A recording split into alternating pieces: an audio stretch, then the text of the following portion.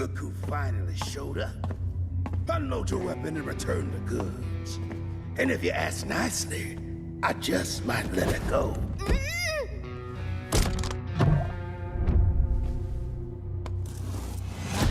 Who said I was returning it? You little... We had a deal! I just came here to test my new toys.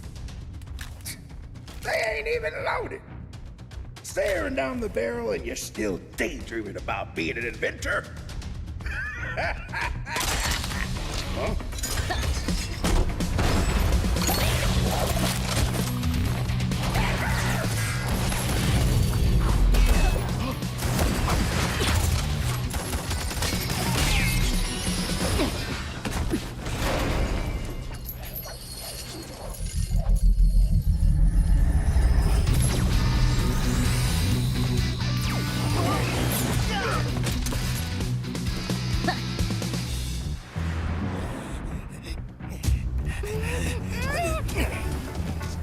Once he gets it, then you'll have to answer to Erudicio.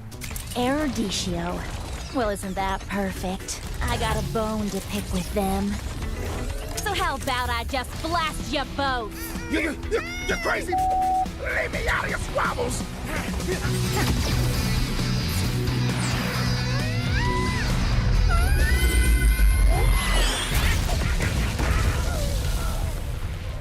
That was dirty. Haven't you heard? I do things my way. I really don't like being used as bait, you know. Anyway, let's return that to Erudicio. Oh, I have something special in store for them down the road. So I'll take this as payment.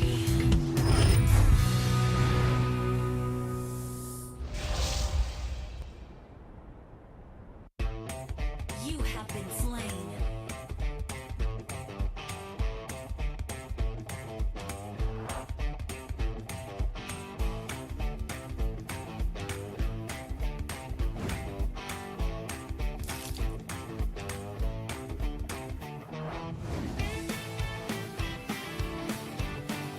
An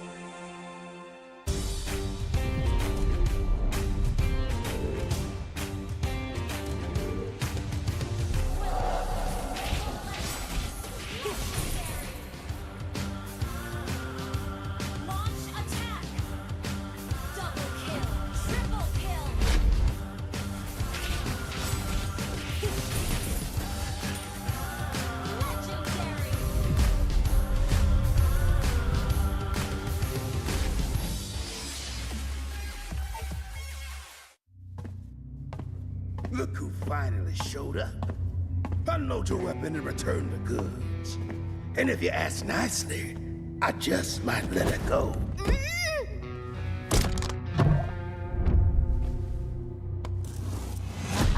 Who said I was returning it? You little... We had a deal! I just came here to test my new toys. They ain't even loaded. Staring down the barrel and you're still daydreaming about being an inventor? Huh?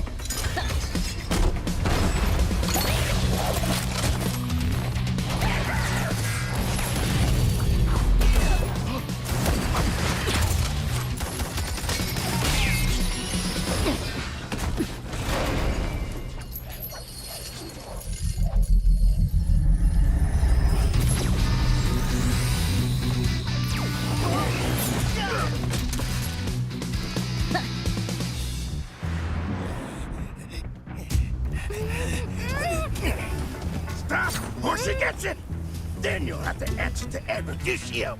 Erudicio? Well, isn't that perfect? I got a bone to pick with them. So how about I just blast you both? You're crazy! Leave me out of your squabbles!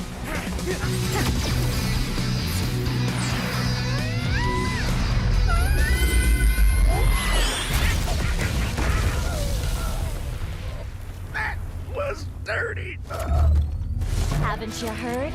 I do things my way. I really don't like being used as bait, you know.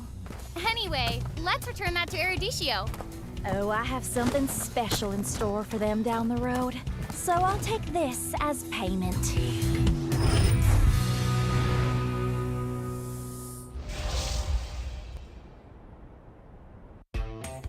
You have been slain.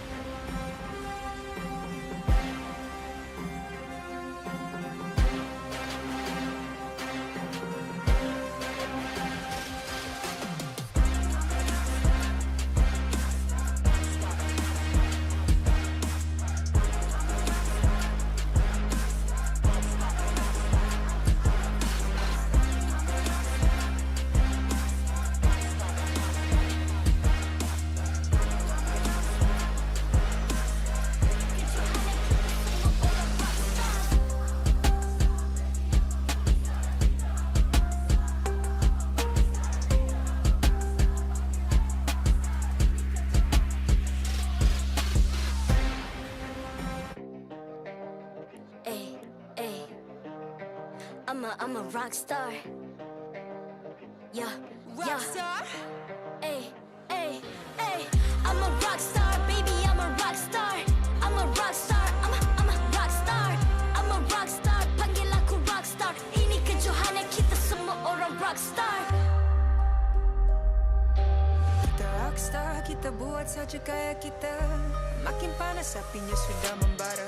Macam mana pun kau menempuh segala. Demi negara kau buat semua bangga.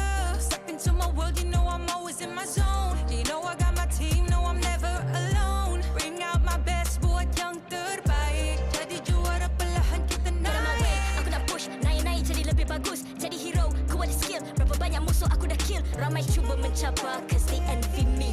Tiap game aku pasti jadi MVP. Easy.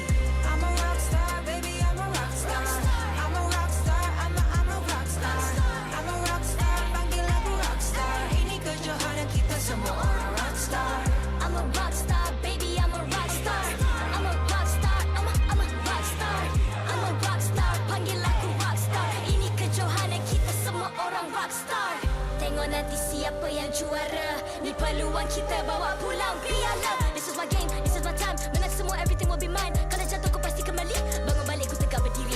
Kuatkanlah tenaga, ganjaran diperoleh. Ni kejohanan kita, Malaysia memang boleh. Rise up to the top, kita buat bersama. Semangat kita kuat di bawah satu bendera. Ay.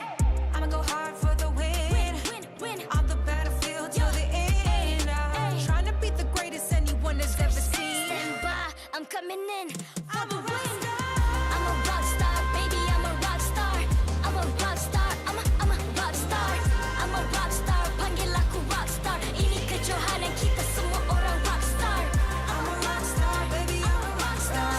I'm a rockstar, I'm a rockstar. I'm a rockstar, panggil aku rockstar. Ini kejohanan kita semua orang rockstar.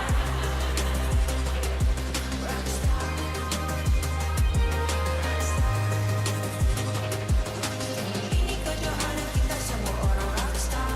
I'm a rockstar, baby, I'm a rockstar. I'm a rockstar, I'm a rockstar. I'm a rockstar, panggil aku rockstar. Ini kejohanan kita semua orang rockstar.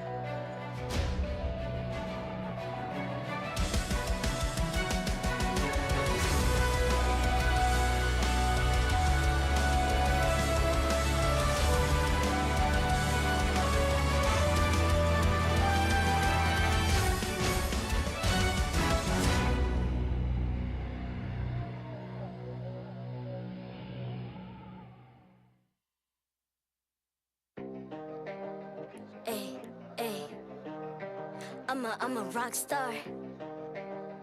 Yeah. Rock star. Ay. I'm a rock star, baby, I'm a rock star. I'm a rock star, I'm a rock star. I'm a rock star, panggil aku rock star. Ini kejohanan kita semua orang rock star. Kita rockstar, kita buat saja gaya kita. Makin panas apinya sudah membara. Macam mana pun kau menempuh segala. Demi negara kau buat semua bangga. Step into my world, you know I'm always in my zone. You know I got my team, no I'm never alone. Bring out my best, buat yang terbaik. Jadi juara perlahan kita Get on my way, naik. aku nak push. Naik-naik aku dah kill. Ramai cuba mencabar cause they envy me. Tiap game aku pasti jadi MVP. Easy. I'm a rockstar, baby, I'm a rockstar. I'm a rockstar, I'm a rockstar. I'm a rockstar, panggil aku rockstar. Ini kejohanan kita semua orang rockstar. I'm a rockstar, baby, I'm a rockstar. I'm a rockstar, I'm a rockstar. I'm a rockstar, panggil aku rockstar. Ini kejohanan kita semua orang rockstar. Tengok nanti siapa yang juara. Ni peluang kita bawa pulang piala. This is my game, this is my time. Menang semua, everything will be mine. Kalau jatuh kau pasti kembali. Bangun balik ku tegak berdiri. Kuatkanlah tenaga, ganjaran diperoleh. Ni kejohanan kita, Malaysia memang boleh. Rise up to the top, kita buat bersama. Semangat kita kuat di bawah satu bendera. I'ma go hard for the win. Win. On the battlefield till the end. I'm trying to beat the greatest anyone has ever seen. Stand by, I'm coming in for the win. I'm a rockstar, baby, I'm a rockstar. I'm a rockstar, I'm a rockstar. I'm a rockstar, panggil aku rockstar. Ini kejohanan kita semua orang rockstar. I'm a rockstar, baby, I'm a rockstar. I'm a rockstar, I'm a rockstar. I'm a rockstar, panggil aku rockstar. Ini kejohanan kita semua orang rockstar.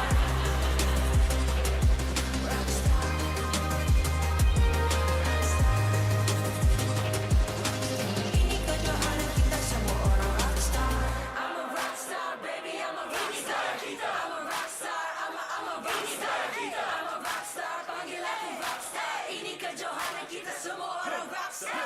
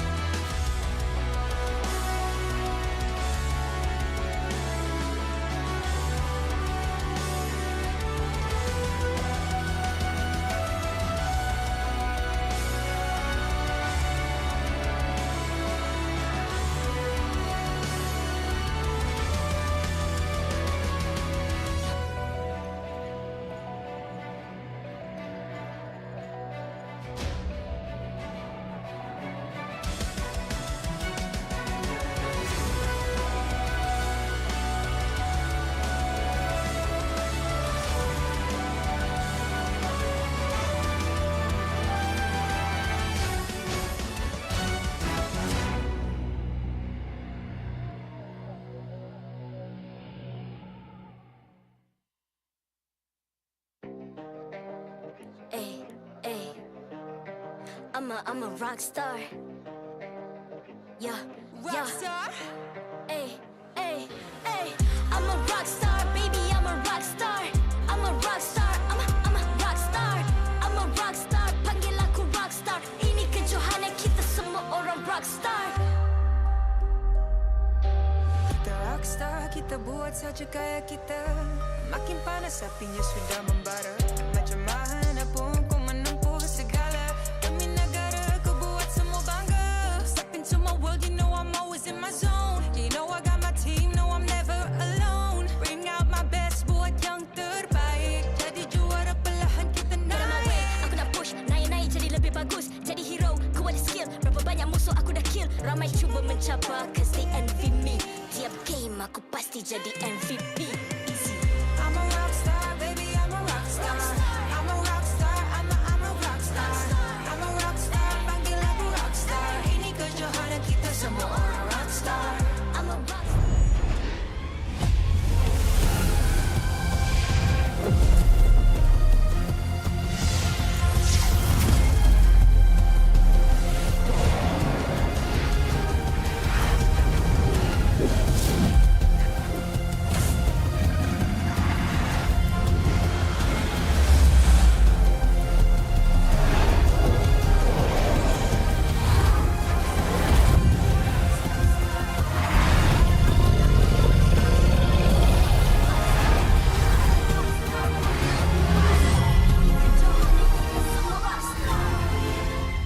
MPL Malaysia Season 12 is powered by Munton, official mobile internet Hotlink.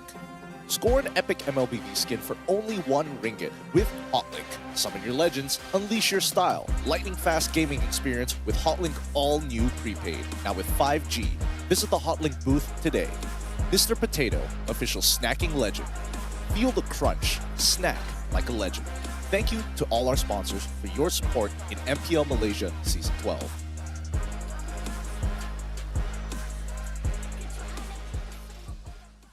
Selamat datang ke MPL Malaysia musim ke-12, persiaran langsung dari Dewan Sri Putra Bukit Jalil. Anda bersama dengan saya, Rose, host anda sepanjang musim ini. Dan hari ini adalah SERU Saturday. Untuk semua orang yang tak tahu, SERU Saturday adalah satu hari yang matches adalah sangat-sangat intense. So, dua match adalah revenge match daripada last season where Todak and Red Esports. Lepas tu kita ada Homebois dan juga SMG. And of course untuk last match kita ada a battle of dua negeri. So guys, sebelum I cakap pasal schedule, I nak tahu sebab ramainya yang datang hari ni. Tapi I nak tahu kalau diorang ready ke tak. So, Dewan Sri Putra, are you ready? Alright, nampaknya semua dah ready. So, mari kita tengok jadual kita untuk hari ini. Untuk match pembukaan kita hari ini, kita akan saksikan perlawanan Todak dengan Red Esports. So, adakah Todak akan membalas dendam kepada Red Esports sebab last season diorang kalah? Untuk match kedua kita untuk hari ini, I rasa semua orang excited nak tengok ni. It's Homebois dan juga Team SMG. Another revenge match. Last season, match diorang ialah sangat-sangat panas. So, is it going to be as panas today? And untuk match ketiga, kita akan saksikan Selangor Red Giants yang akan menentang MPNC. A battle of two states. Which one will be better? Alright, so mari kita fokus pada match pertama kita. Ialah tu Todak versus Red Esports. So, adakah Todak akan dapat 3 mata penuh ataupun Red Esports akan dapat kemenangan pertama dorang untuk musim ini? So, Dewan Sri Putra, what do you think? Alright, so marilah kita jemput Todak ke atas pentas MPL Malaysia. Ingin membuktikan mereka layak mewakili Malaysia ke M5 dan menjadi satu pasukan yang hadir di semua M Series. Pasukan Todak berjaya menunjukkan mereka masih kuat walaupun tanpa pemain import. Adakah Coach Kuja dan analis Ajib bersama pemain-pemain Todak akan mempersembahkan game plan unik untuk memperoleh 3 mata penuh hari ini? Sama-sama kita saksikan.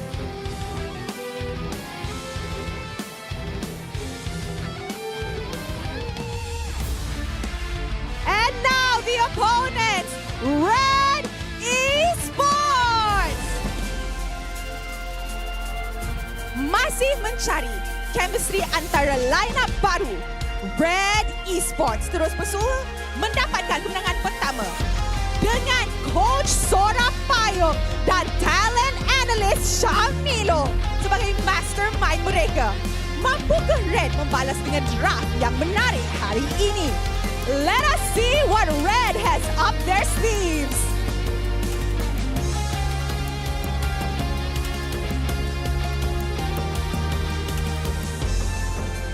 Sekarang marilah kita menjemput barisan marshal kita yang akan menggalas tugas untuk memastikan perlawanan sentiasa berjalan dengan adil dan lancar. Mari kita teruskan dengan fist bump di antara pasukan sebagai tanda profesionalism.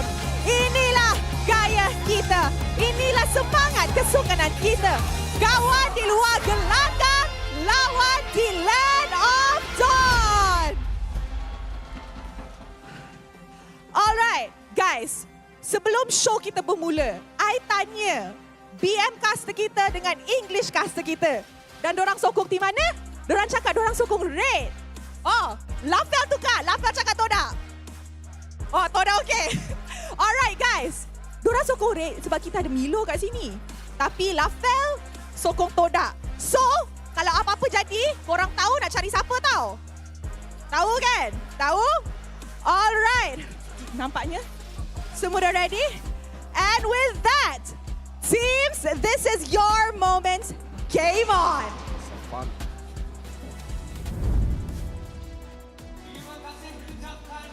Magic and mayhem shall clash in an immaculate symphony of colors, signifying the continuation of competition here on the MPL MY stage. It is the second day of week 2, and we've got a host of amazing competition for you today. My name is Stafa, and joining me on the desk is going to be Adine as well as Gideon. Yep, good afternoon to everybody out there. SERU Saturdays are exciting Saturdays here at the MPL MYs. We've got a bunch of games, which, again, plenty of history between all of the teams. Plenty of history, a lot of stakes on the line as well. But our opening match is going to be Todak versus Red on hand right now. Let's just dive onto it right now.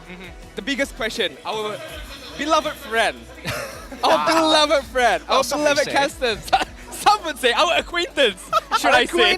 Our acquaintance. The level is just dropping. It's dropping right now. Until he gets his first win. Then we level it up. Absolutely here. Because last week we did see Coach Arcadia kind of outplay him with the double flex pick the last time. You know, that was the very first showing of Milo up on stage as analyst.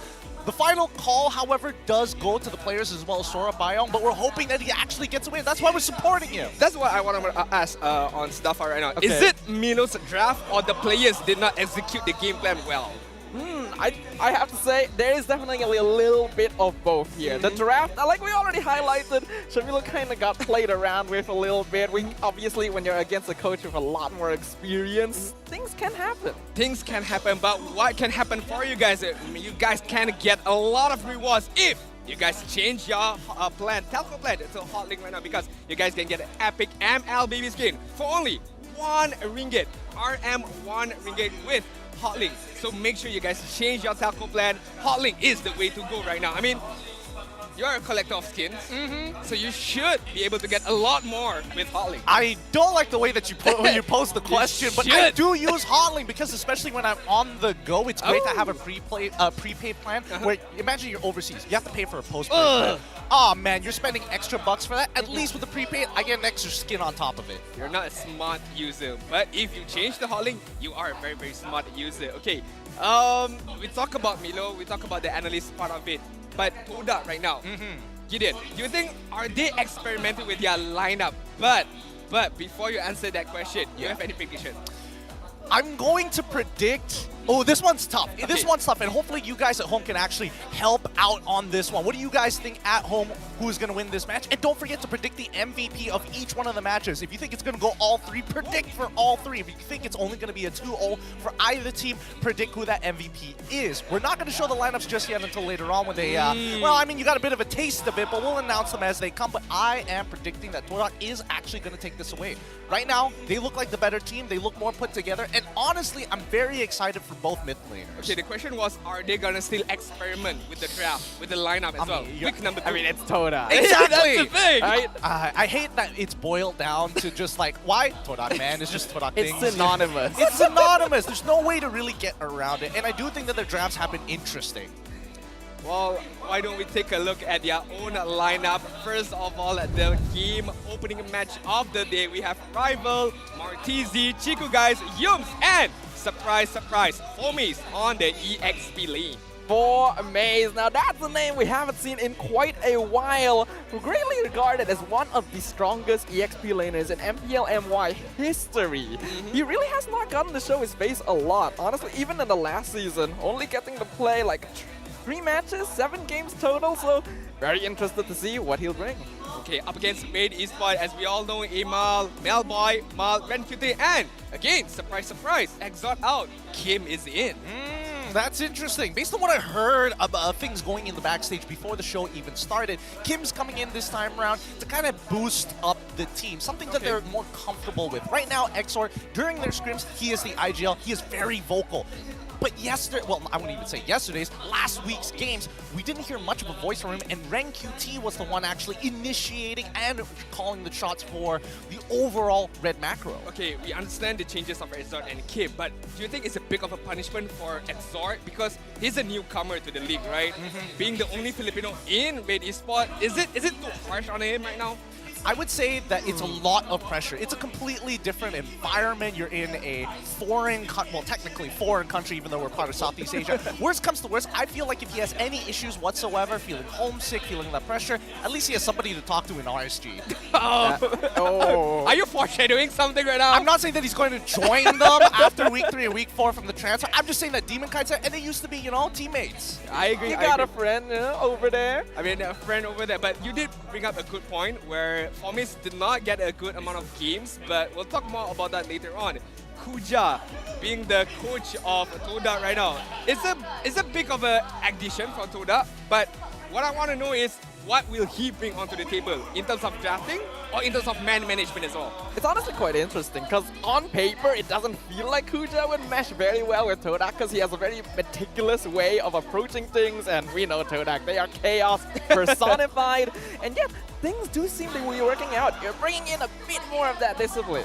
Well, I don't think it's just the discipline that he's bringing. I think he's setting protocols for Todak so that they can be flexible. In comparison to Sora Prayong, who's very attuned to the players. He is deciding who do you want to play around. Select one guy. I'm going to make sure that I draft around him. I'm going to make sure our entire game plan revolves around him.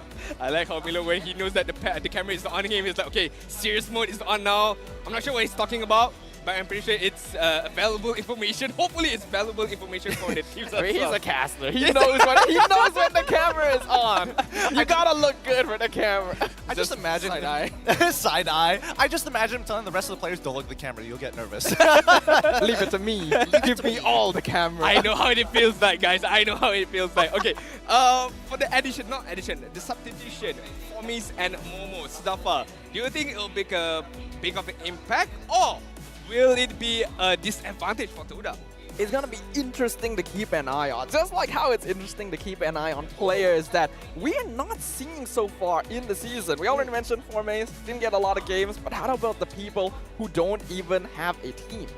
That's a good point here because we're looking at the top, we're talking about previous top players, rookies of the season even. Zayed being number one on that list.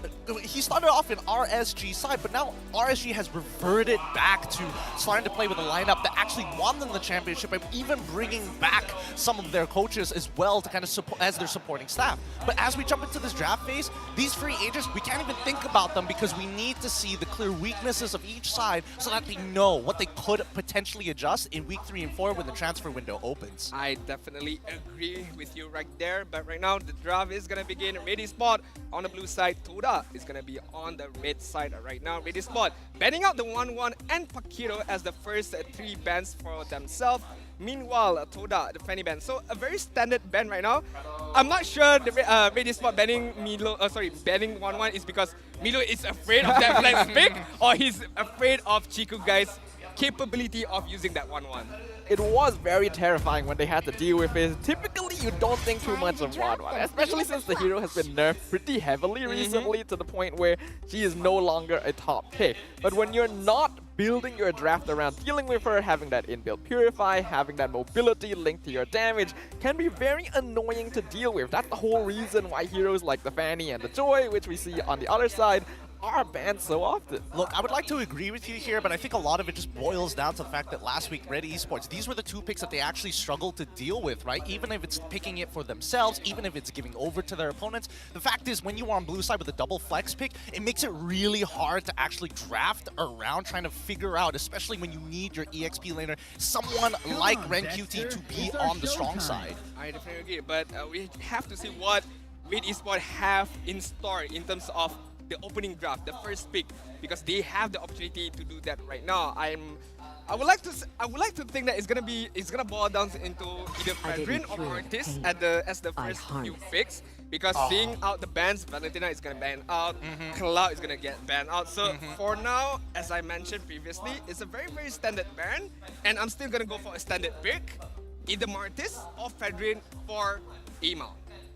I do think Mortis is more likely. Besides that, if they want to play it safe, Terizla's still open, but we've already seen the massive export counters to the hero recently, so revealing it too early, probably not that safe. And a lot of teams are also going for roams pretty early on too, things like the Kaja, which we see instantly locked in by Red Esports. Here are the lines of play that they could go for when you're on blue side. I was thinking maybe they could lean in towards Yi because Kim is coming back and that's one of his top performing heroes overall. It's something that he's comfortable with, and especially on his, well, quote-unquote debut here in Season 12, you want him to kind of be in the best position possible to carry the game. The biggest problem is Kaja and Franco. Both of them have the suppressions that nobody likes to deal with, and since Valentina has already been taken off, one of the top performers here in MPL MY in stat-wise, then we throw it over to Todak as they respond. They're looking for the Fredrin, they're looking for the Angela. Now, Angela is something that I wanted to bring up because it has been, well, I think it's very, very popular in other regions as well. People are really starting to abuse the early game more than they are thinking about scaling. I mean, even RSG brought in Angela used on mid by Izanami as well, but the playstyle was so different because we know that Izanami likes to go in, you know, all in your face kind of style, but when he uses Angela, he has to be a bit more preserved on the back line, just wait it out and seeing the opportunity to use the hard guard. So I'm quite interested to see how Todak is going to play around with this Angela. Is it going to be an aggressive kind of quote-unquote Angela, or is it going to be that preserve, wait on the back lines kind of Angela? And whether or not it's going to be a Martisi or a Beams Angela as well, since there is some flexibility there. Not to mention, hard guard on Fredrin, he was already unkillable before. So Red Esports now has to pay attention to, you mentioned RSG, the Angela Irritel combo completely destroy the Land of Dawn we saw previously, so they have to be wary of that. That's not the only out that they have from Todak's side, right? If the gold lane is going to be heavily prioritized, they could still pass it over to Rival, put him on something like Ling and put Fredrin into the EXP lane. That's what he's good for, right? That flexibility. And I think Red Esports is responding very nicely to it. It's like, yeah, you got Heart Guard. I could look to one-shot you and force the Heart Guard out. I have the X-Borg in case you want to flex this Fredrin into the EXP. I like it, the pick coming out from Red Esports. They have good answers to the question that being opposed by Todak right now, especially the X-Borg pick, because from many games I've seen so far, X-Borg is a very natural frontliner with the Firaga armor, with the with the immortality as well. It's a very annoying hero to deal with, especially he has this second life, third life on his under his own belt. Yep. That is honestly why X-Borg gets picked up so often now, because of how much burst damage was prevalent with the changes in emblems. You see how much DPS. Having that second life, pretty big overall. Todak gonna be falling back to something reliable here. They got that carry. I think we all remember what happened when Chiku got his hands on carry during the grand finals last season. Absolute destruction, which begs the question, Melboy, now that Claude's out of the pool, as well as Beatrix, two of his top performing heroes last season, what else is he gonna play? No. I was about to say the same thing until I remembered, oh yeah, Irithel is still available. Let's not forget about that. If he does want to get a little crazy with it, I feel that if Todak reveal more of that draft and they don't have hard dive, he could potentially play something like Clint. Oh, maybe even Leslie would not be a bad idea in this situation. True damage, breaks through the shield, breaks through Fredrin, doesn't get hampered by defenses all too often. So I don't think Melboy will have too much problem with picks as of right now. But I do kind of worry for Red Esports when they have a Kaja and a Kadita. It kind of puts a lot of pressure on them to really make things happen early on. Else they'll have to deal with their damage falling off quite quickly. I like to see Todak picking up. I like this Fredrin to go onto the jungle and picking up a very damage-oriented EXP laner, especially what do you call that?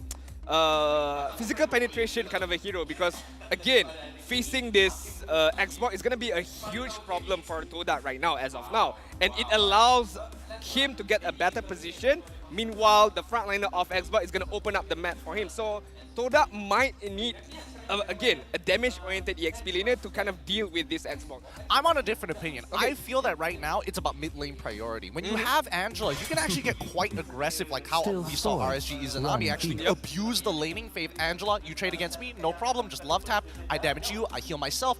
The trades end up net positive for whoever's playing the Angela. And I think, Todak recognized that. They need to make sure that whatever support that they get needs to be able to actually affect the lanes. I'm thinking along the lines of like Grok maybe, I would argue Kufra as well, but that's not enough pushing power. Edith as well is a good shout. We haven't seen Edith here yet. Doesn't quite match up well against the Export and the Kaja though, so there's a chance that Todak is thinking about that. And we still don't know whether this is Angela Rome or Angela Mid, so we still have to keep that in mind. If you ask me personally though, like the question you posed with the EXP lane, all I want to see is Formace Benedetta again. That's it. Like, Regardless of whatever happens. Ulterior motive, I just want to see that hero in his hands. Unfortunately, it's going to be a Trellis. Still, a very, very good pickup. Somewhat of a good frontliner as well, who can initiate the team fight with the penalty zone and combination of flicker as well, and the hard guard as well. So we shall see hopefully a very aggressive Terizla by Formace. Agreed, and I think that at this point, locking in the Terizla for Todak has confirmed all of my suspicions, right? The fact is that carry isn't exactly a priority pick for the side of Todak. They just want to deny it away from Red Esports because they wanted a tanky front line. And with a tanky front line, true damage is always going to be your biggest problem. Now, we cut back over towards Red Esports. Even if they do get the Leslie, this is a lot of people. Like, yes, the Leslie will be able to 1v1 carry, no problem, but it's going to be tough. So instead, they go for Bruno as well as Yuzong, so they wait to jump into that back line and actually start peeling away a lot of core members, throwing X-Morg into the jungle to support the marksman. I like the pickup of Yuzong. It's just that I hope RenQT polish his gameplay from week number 1. A lot of times he went offside, off position, and went in with the Black Dragon farm without any kind of objective, I would say. The follow-up was quite late, so hopefully, again, the hero pick is nice. The player himself got to polish the gameplay of the Yuzong. Cut back to Wise just going at Black Dragon. There's no Black Dragon forming around these turtles. Don't go for them. I do kind of have an opposite feeling about this though, because Yuzong is RenQT's signature hero. It's probably one of his most comfortable picks. I actually personally think it wasn't a RenQT issue when we saw him going in too early. Is that he's so comfortable with the hero that he's expecting to be able to start these engages before his team can catch up. So hopefully the communication is a bit more better, that the team fight is more fluid, more smooth. But as you can see, the last pick by Todak was indeed the Farsa, a very comfortable hero for Martizi. So hopefully he does well on this matchup as well. Yep, with the secondary scaling hero to help you with high ground defenses, or at the very least what we've been seeing very often here in the first 2 weeks of the MPL MY. The idea is you engage as hard as you can, but if anything goes wrong, Farsa can get us out of there. Not to mention the debut of Bruno here in MPL MY Season 12. Ladies and gentlemen, prepare yourselves, because I get the feeling we're going to be witnessing a bloody battle between Red Esports and Todak, both teams vying for supremacy upon the land of Dawn. Alright, ladies and gents, hold on to your seat. It's gonna be a bloodbath of a match. Amal and Rival. Two somewhat, I would say, uprising jungler using two different playing style of the hero. One is Xbox and the other one is gonna use the Fredrin. Both are frontliners, but as we talk about the emblem, Gideon, anything to say about this emblem setup right now? Alright, in terms of emblem setups, nothing too out of the ordinary here. Pull yourself together, coming in from Kadita, very standard. Bruno wants to have some attack speed, agility for the Kaja, and as well as the Angela. So overall, nothing too out of the ordinary. The only big giveaway right now is the fact that RenQT, he's not looking to win his lane. Ideally, he wants to affect the team fights, plus taking Brave Smite. Yeah, I feel like a bit of the stabilizer, I would say right now, would be the gameplay for RenQT, but we shall see how it fares out up against Terizla used by a Formace, because I feel like both EX mainers have to clear out the waves fast in order for them to rotate out before the first turtles arise. You're totally correct there. And Formace, he's always going to win that battle, unfortunately, in the earlier stages of the game. So unless RenQT figures out a way to kind of like punish Formace, get a flicker out of him ideally, then there is a possibility.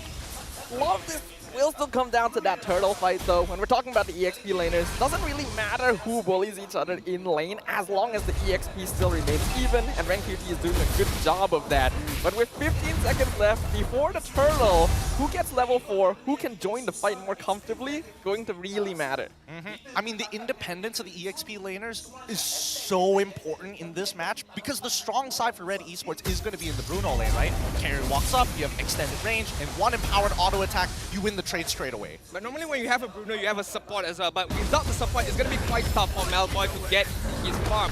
up against Carrie, up against Angela as well. But the turtle dance right now is going to begin. Black Dragon form in the back line. We get a nice penalty zone onto 3 members. The Petrify comes in. Amal gonna secure the turtle away from the side of Todak, but now Kitty and Kim stuck inside. First blood, Rival with a smash, gonna be able to pick up one with the Braces Ramp. And now Cutie left by his lonesome. The double kill for Rival. It started out so well for Red Esports, right? But now they instant invade down by that purple to put Emal behind as far as they can.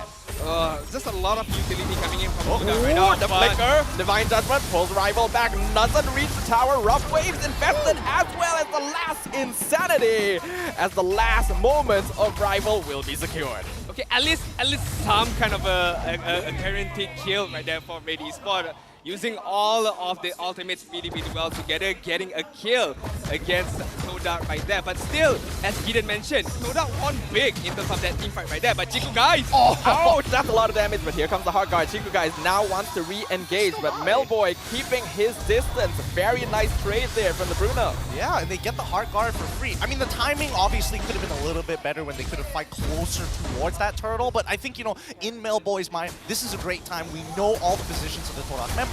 So even if I do get the hard guard out, maybe somewhere along the lines of these next 40 seconds, Red Esports could look to make a play in the enemy jungle. Okay, Gideon, back to you right now. Bruno, Carrie, late game potential. My guess would be Bruno. Maybe a biasness a bit over there, but what do you think? I think the matchup starts to even out the longer it goes. Because if Cikugais is able to close that distance, I think even Melboy might struggle to try and one-shot him, because it's all about who pops that Winds of Natures first, who actually gets that raw damage to go through. But let's also not forget, Melboy, it kind of depends on his build. And I'm guessing it's crit.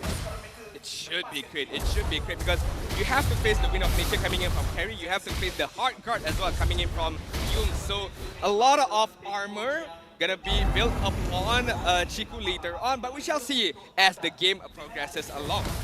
Now this turtle situation can be extremely dangerous. We're getting all 4 members! Petrify gonna find one, hard guard gonna keep Hormaze alive, but not long enough as Teresa falls. Turtle dropping 20%, Black Dragon form, Rancuti zoning things out, Divine Judgment pulls Rival away, but he still gets the turtle anyway!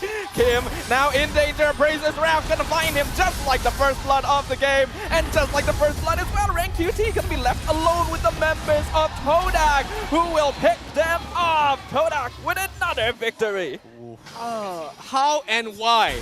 How did Rival manage to get that turtle even when he was tied with the Divine Judgment? First question. And why Red Esports started off that fight really well. Formis was taken down. It was a 4 versus 5 kind of a situation right there for Red Esports. But in the end, Todak still managed to arise the victory.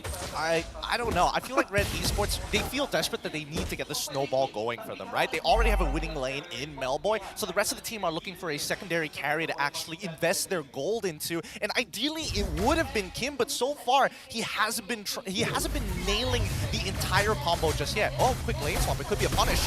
Here, gonna find a Petrify, Rough Waves. Cikugais removed from the face of the map. Beautiful. Beautifully played. Even with the Purify, it wasn't enough. I mean, you had double, I would say, initiation right there. But Re-engagement, penalty zone, gonna find one, but Divine Judgment, hard guard, keeping him alive. Will he be able to survive? 1v3 under the tower. He's still life stealing everything, but last Insanity finishes him off. Humes forced the flicker out as the feathered airstrike, zoning at Red Esports and picking up Maul as a consolation prize for Todak. Hey, Gideon, why? Hey, what was that? Look. The first, the flicker coming in from Melboy, frame perfect. And then there's Mao, who's just like, I'm not the priority target. I'm going to linger around this Farsa a little bit longer. And I would argue that there was different, you know how magnets of different polar opposites are attracted to each other? That was exactly it right there. He was moving closer and closer like, hey man, just touch my fingers. Just to let you know I'm here. They're both birds.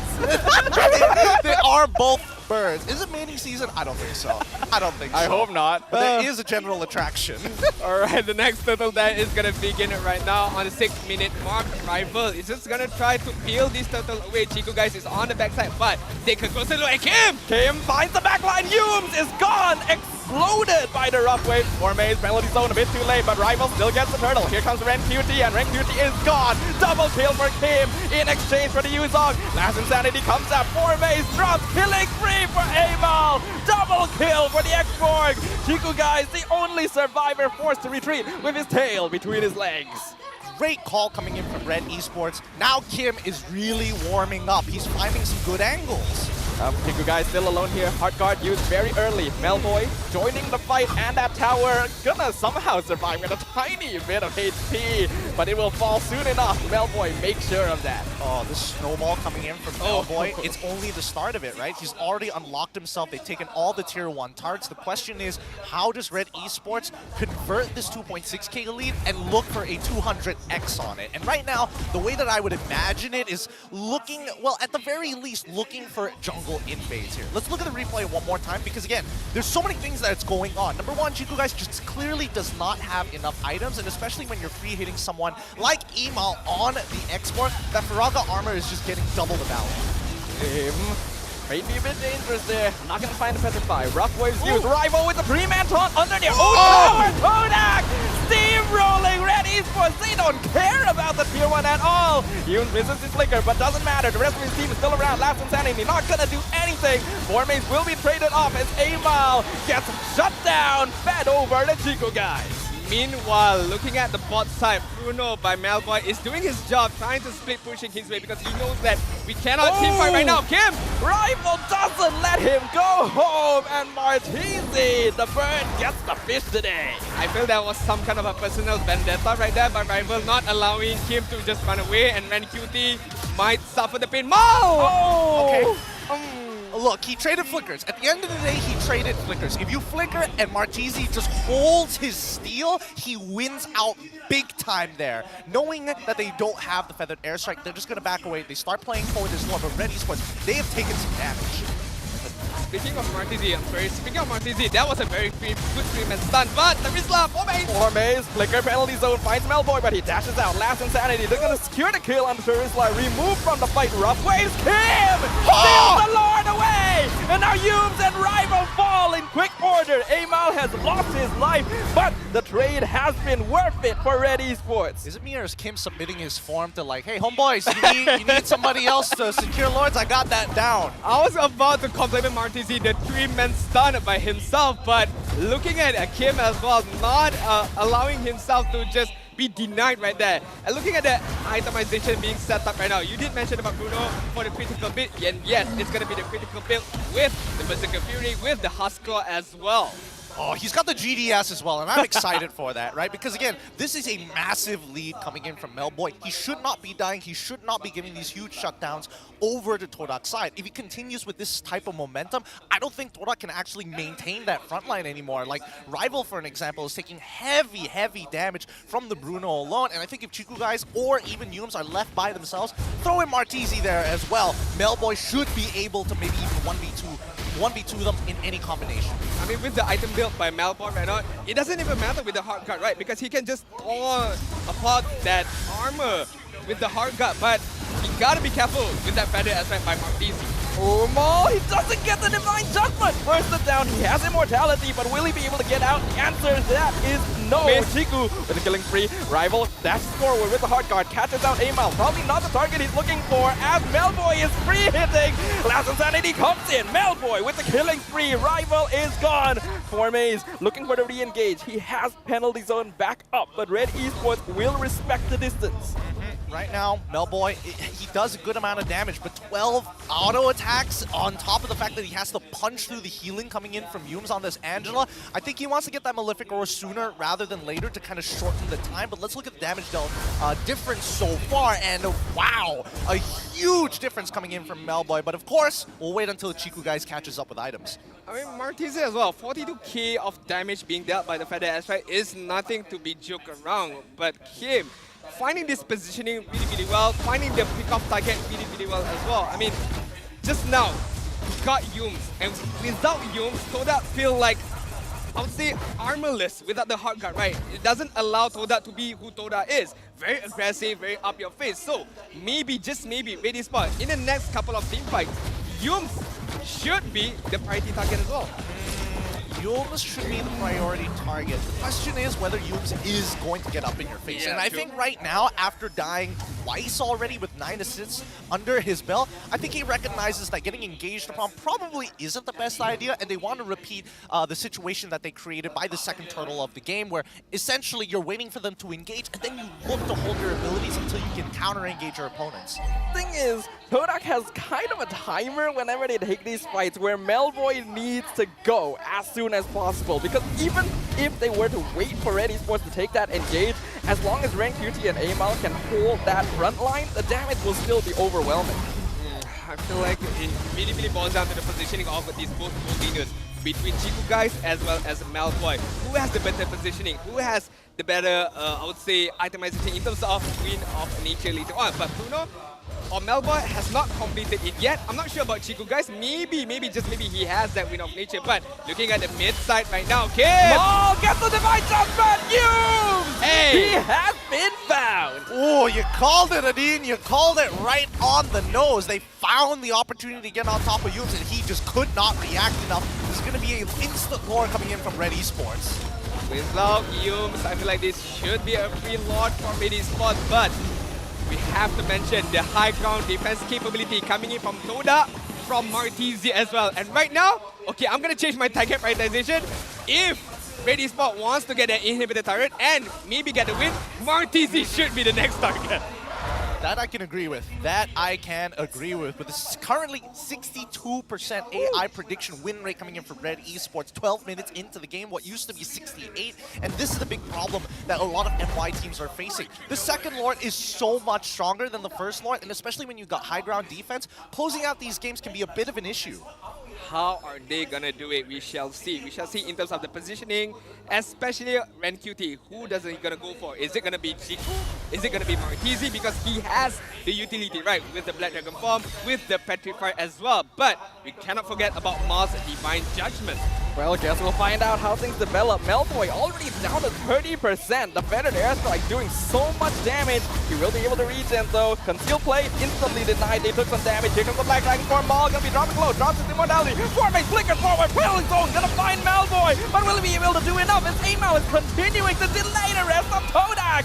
Melboy gets that mega kill. 4 maze taken off the table. Only 4 members of Todak surviving, but the same for Red. Feathered Airstrike gonna zone them out once more. Their health is not high enough to continue this fight. Melboy is so strong, but if he's put down to 10% HP by 4 mace alone by himself, that's a huge problem. And I think that Todak has just identified what the win con is starting to look like as we get into the later stages of the game.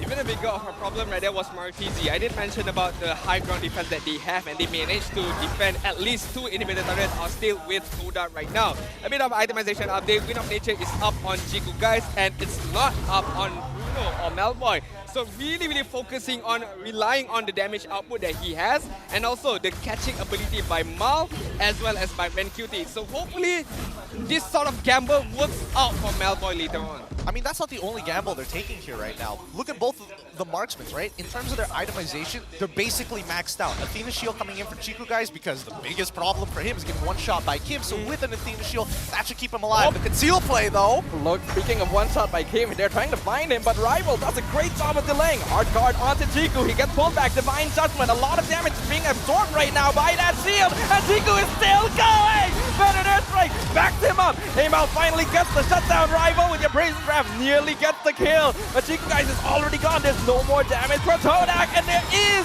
for Red. Oh boy! Flickers forward. That's a triple kill for the Bruno. Somehow they don't find 4 maze in that brush.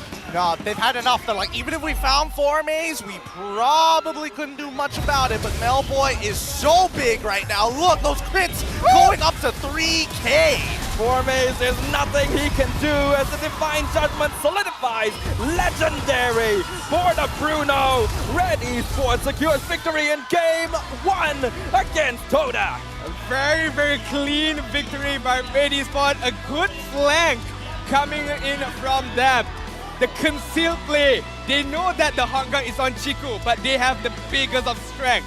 coming in from Bruno, coming in from Melboy. The crits, man, it's just the crits. It's so big, and again, it was such a big gamble because he could have opted to switch out one of his items for immortality afterwards, but no, Winds of Nature, juggle the items, maximize each and every one of these cooldowns. There seems to be a lot of faith there to make sure that he's not going for defensive equipment. He did have a Wind of Nature at the end, but he believed that his team would have his back.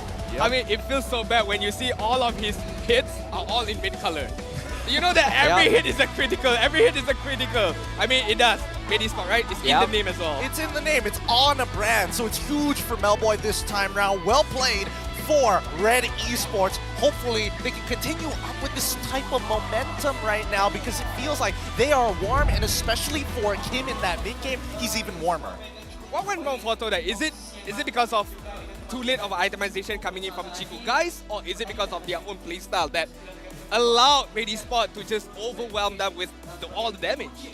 I think a lot of it boiled down to how disrespectful did they want to get, right? They need to incite something, they need a response coming in from Red Esports, and they knew Cikugais was pushed up really far in front on purpose to try to bait something out, with the majority of their members hovering around that gold side of the map to hopefully hit somebody. Alright, right now we gotta take a look at our MVP. It should be Melboy. Yep, it is gonna be Melboy by the Bruno gameplay, but I would like to give a little bit shout out to Kim. His Kadita was on point as well. A great debut by Kim on the Season 12 stage here, and you can see why Red Esports decided to bring the man back in. The synergy was there, the communication seemed clean.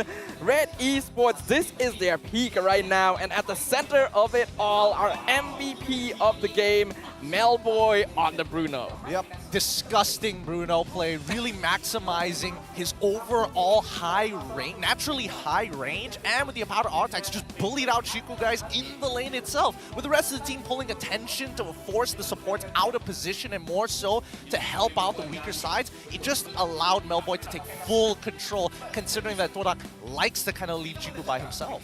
Do you think it's because of Todak not having much of a catching potential, allow Melboy to just roam freely, you know, hitting on the backside? No one was be able to catch him except for maybe Formate's penalty zone. But apart from that, there was nothing to be able to ensure Melboy is captured. Yes, no, there really isn't much well, there is a couple, right? Number one, Formace for an example. Sebab kat situ kan tak ada cikun. Kalau nampak dia tak ada baru kan. So let's go. Bismillah. Okay, memudahkan segala drafting kita. Kalau main bising 800. Main bising menang. Mantap gila. Wow. Mana woi? Mantap. Nice.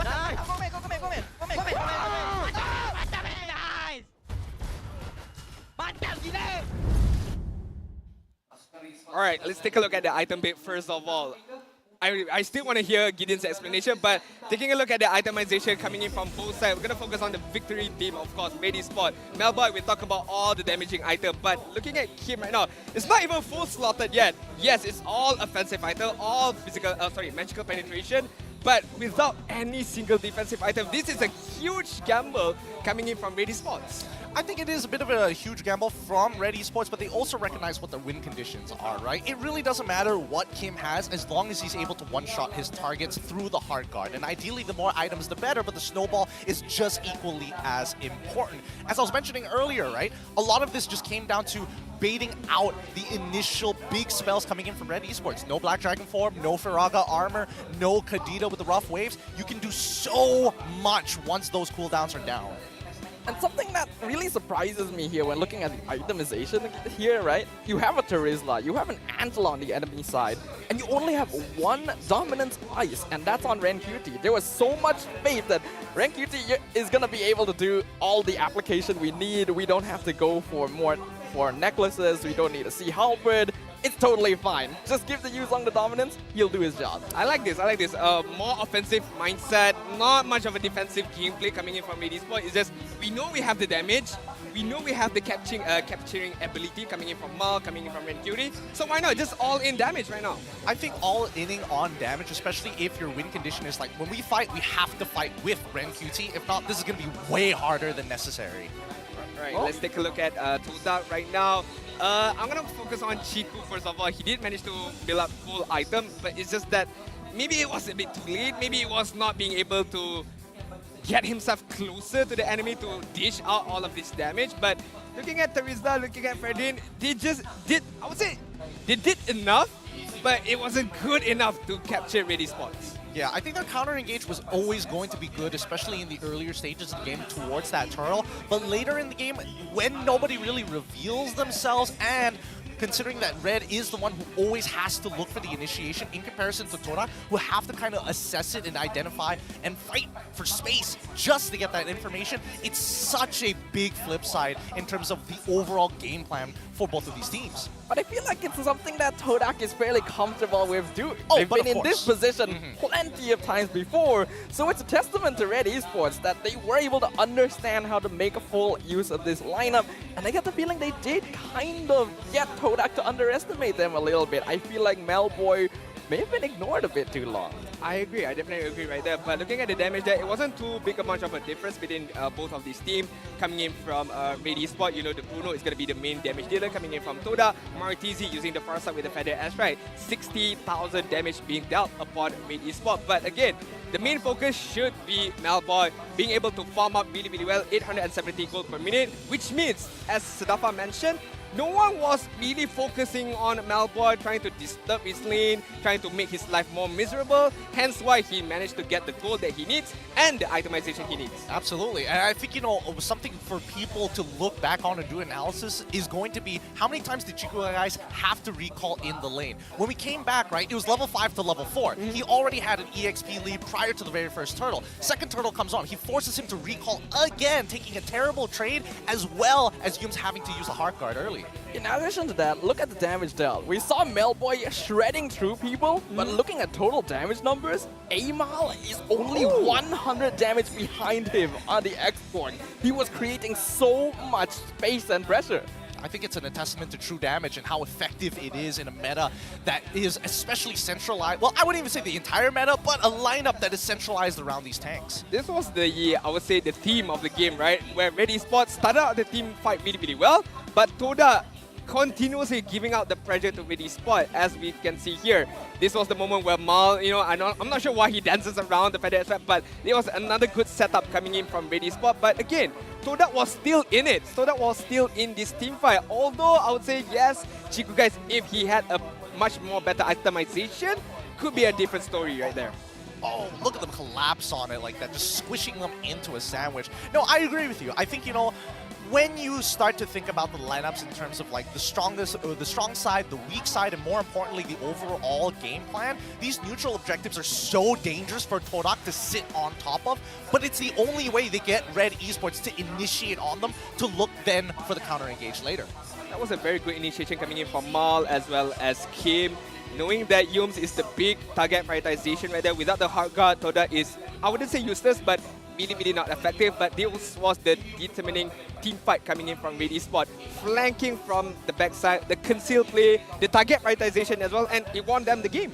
It was damage consistency in the end. At first, it looked like Cikugais could take that fight, but because Amal was still alive, Melboy was still alive, they still had more than enough resources to take them down. And this was just really smart gameplay by Red Esports. I feel like one thing to note, Melboy was not part of any of the first like 2 or 3 turtle fights. That's how he got so much base. He was just meeting Cikugais, taking his lunch money away, and then walking back into lane. It's like, hey, what's up, everybody? It's me. With It's the your gold boy. chin and all.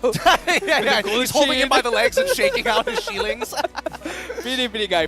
But a very good gameplay coming in from Melboy and our boy as well, Milo. Hey, yes, Yeah. no, that's honestly, to his testament, I think his drafting was actually looking good. But then, I don't know whether we're going to see this Bruno again, considering everything that's going on. It's okay, guys. One thing's for sure is you guys make sure to join in the MLBB to celebrate our Independence Day from 24th up until the 6th of September. Make sure you guys log into the game and get a special Hari Merdeka emote that was voiced by 3 MLBB players. Ooh, 3 players from our very own MPL MY. That's interesting. Like, do you guys know who were the ones voicing it? It was Chiku. It was Rippo. The other one was I want to say it was Zorn, if I'm not mistaken. Ooh. If I am not mistaken. Oh, yeah. You're right. Wow. It is Zorn. I was thinking about the solos one. That's different. Sorry. I'm still in the past. Come on. Let's get back to the present right now. And Alright. if you guys seen the video or the IG reels, the Merdeka emote, there was a special teaser at the end. Someone made a kissing sound. Yeah. But I'm not sure who was it. I can't. Out of the 3, Yeah, I'm not sure Out who. of the 3. Who you guess? Rippo, Zorn, or Chiku? it's gotta be Ripple, It has right? to be, right? Or To maybe be- maybe they pull one over us because Rippo is the most obvious. Chiku's the one who's and doing it. I can't imagine Chiku doing it. I feel like somebody goaded him into doing it rather than him making it by himself. It could be. Maybe. I hope to get the answer soon so that we can share to you guys, but it's okay. Now, game number 2 is on the line. Red Esports managed to get the win with a good draft, with a good gameplay as well. But Sudafa, what can Todak do different for game number 2? So in game 1, I could see what the game plan was. Kichiku is obviously terrifying on the carry. You give him a really strong front line, bolstered by the hard guard on Terizla, on Fredrin. On paper, there's no way anyone is getting past that. But then they kind of underestimated Melboy. They thought they were taking really good fights, getting kills on Kim, getting kills on Ren Cutie. And I think it kind of fell into a rhythm where they weren't ready for the sudden power spike that Bruno presented. So you're saying that Todak was a bit surprised by the power spike little coming in bit, from Red actually. Esports, right? So I can agree with that. And Gideon, I want to put you on the Red Esports shoes right now. They did really well, game number 1, good draft, good initiation, good team fight. Should they replicate the draft, everything from game number 1 for game number 2, or change it, tweak it a bit? I think for Red Esports, they had a solid game plan, right? I think the mistake really just came from Todak's side in the drafting phase because it was all about counter-drafting their opponent. But it looks like we have a bigger issue to address, the fact that the EXP laners have switched up. It's going to be Momo coming in instead of Formaze. Big Sag. Is this a panic button? Or is it? I really hope not. It's time to bring Weapon X. Momo starts walking out. Honestly, I feel like Formaze deserves more respect than that. It feels sad to see him on the stage and not get to see him on some of his signature heroes before he's suddenly thrown back onto the bench again. We all love Momo. He, like you say, is kind of a secret weapon for Todak after all this time. So we'll see. I think it's a good adjustment, unfortunately, for Formaze, even though I love him as a player. You want to know what is a bigger curveball? Yeah. Chiku on the EXP, Momo is going to be on the goal. I was Oh, man. thinking about that. I looked at Adin and I'm like, I know what he's gonna go with. I know where this is going. Because both players are very, very flexible, especially Chiku. You can put him anywhere, literally anywhere. Oh my god, this reminds me, Yuzong mid the last time, so might as well throw him into the actual lane Yuzong was designed for. On the mid! Yeah, On the mid! Was he? He was! He was. I can't remember season what, I but think he it was was. like season 9. Season 9 or season 10, one or the other. I think it was season 10 to be fair. Hey, if you think about it, clear the lanes and then just rotate. And if he rotates onto the guess that's if he rotates onto the wrong lane, use the Black Dragon Form to get to the right lane as well. Hey man, Milo is getting real popular. How many people get shout out by Rose Gaming? Oh my god, I want to know how much he pays Rose. That's the big question. That's true. I didn't think of it that way. I saw him walk out, talk to Rose a bit. Maybe talk about, hey, why don't you show a bit of my picture on stage, you know? So that's why he had the QR code. How much is being exchanged hands, huh? Whether it's whether the amount is semi low or semi high. Fair enough. We shall see. Can Milo keep the winning streak going on for Red Esports, or Todak, is this going to be a comeback from that? As we all know, Todak always come back from any kind of situation. Red Esports right now, opening up with the bans similar to game number 1, 1-1 as well as Paquito. Meanwhile, Todak Fanny and Joy. Gideon, what do you think about this ban as of now? I think, Red Esports, they're going to commit to what's already working. And again, these two picks have been giving you, the overall team lineup, especially when they are on the blue side of draft. Too much to think about, especially when it comes down to flex picks. And they're also making sure that, Chico is a little targeted at the same time. So I think it's great. No adjustments need to be made. We do need to see how Todak wants to respond, because if they get rid of Kadira, Valentina is going to be the first pick here. What was the Red Esports first pick? Game 1? It was the Kaja. Yes. The Kaja. Could be similar, could be different. I hope to see different because I get bored easily, Sudafa. I don't want to see the same kind of draft again. I agree with you. Come I on. also get bored. I want to see different heroes, but this does create a problem. If Red Esports goes for Kaja first again, Valentina can be taken to steal the Divine Judgment. If Red goes for it, then they have that same kind of counterplay, but it does leave things more up in the air. If a winning streak, I was gonna say if a high win rate hero is on the line, you should pick it. Because Milo is a stats guy, but then again, I mean Kaja is gonna be picked up as the first pick for Red Esports. Wow, predicting the draft of Todak, that's a big ass. Yeah, it really is a big ass, but I think Todak are adjusting much better, taking away the export as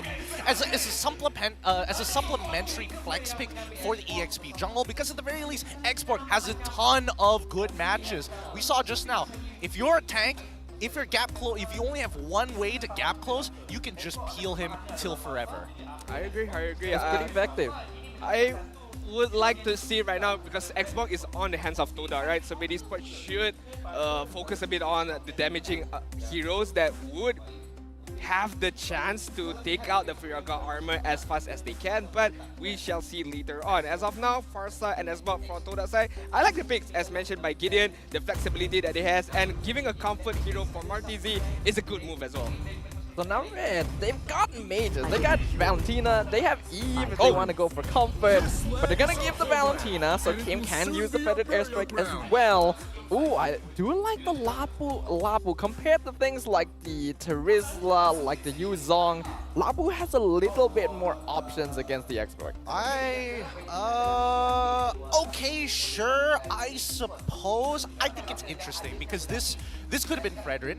This could have literally been anything, but I feel like Red Esports are highly prioritizing this gold and as well as this overall jungle pick and saving it to the very end just to get one of those matches in a winning lane. Todak, on the other hand, the fact is, I feel like Farsa is very volatile. She is good, don't get me wrong, very, very good, but very volatile at the same time. There's so many things that can actually disrupt and actually break your combinations and stop your feathered airstrike from getting effective shots, and more importantly, so Todak now playing for Chiku, they're like, we don't need a counter draft anymore, let's play to our strengths. We're gonna make sure that gold lane has priority. And speaking of Chiku, looking at the information that we have, epic meta trauma in MPL Season 7, Cikugais brought both Mia and Layla in the same match against Red Esports. He was the MVP in those two games as well, so should have picked up one of those heroes, not the Beatrix right now.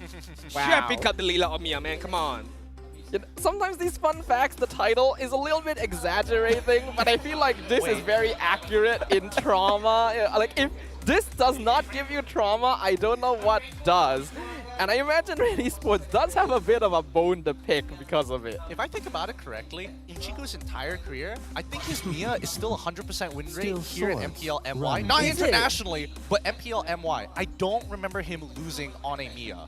I mean, even when Momo was playing it, they didn't lose. I think so. I think Maybe. so. You should be right on those stats. You should be right on those stats. But right now, Todak gonna ban out the Link. Meanwhile, Red Esports taking out another suppressed skill hero by the name of Franco. One more ban before we see the pickup from themselves right now. Should be the Roamer as well right now. Kufra maybe? Ways to disrupt your opponent, ways to kind of look for...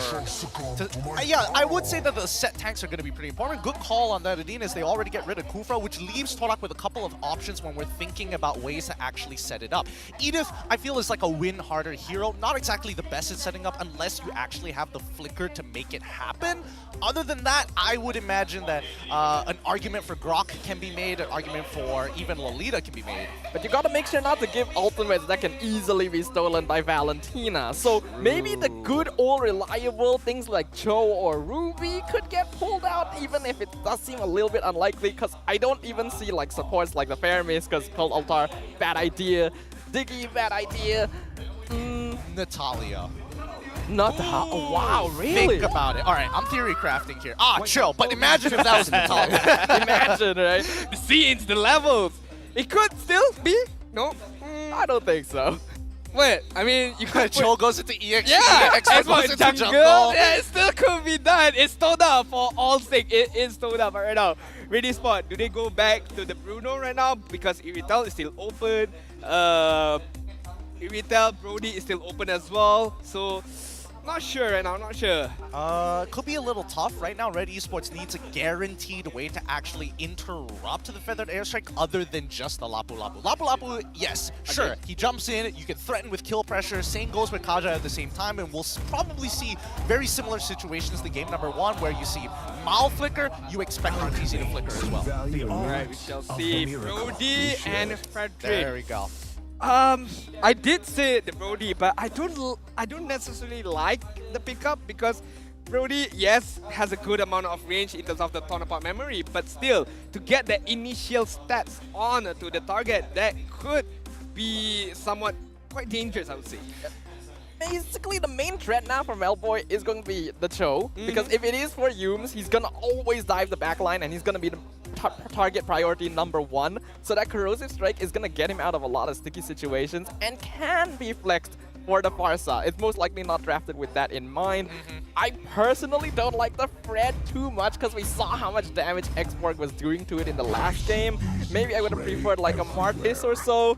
But we do see Todak taking a page out of Red's book. Sudafa is just sugarcoating. He doesn't like the Fred because he can't use it.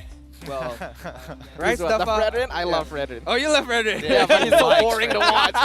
Yeah, I agree. I'm not like Terrence in this particular case, but I think that, you know, playmaking capabilities are so important in this meta because you can drag it out, especially if you've got really solid foundations with high ground defense.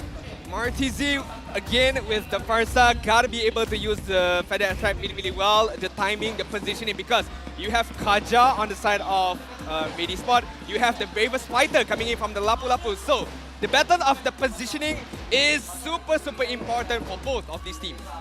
Both of these teams eager to vie for victory as they clash once more in game number 2. Red Esports, 1 game away from securing the series for their first win here in Season 12, whereas Todak wants to live up to this age-old rivalry and pull this into a final matchup.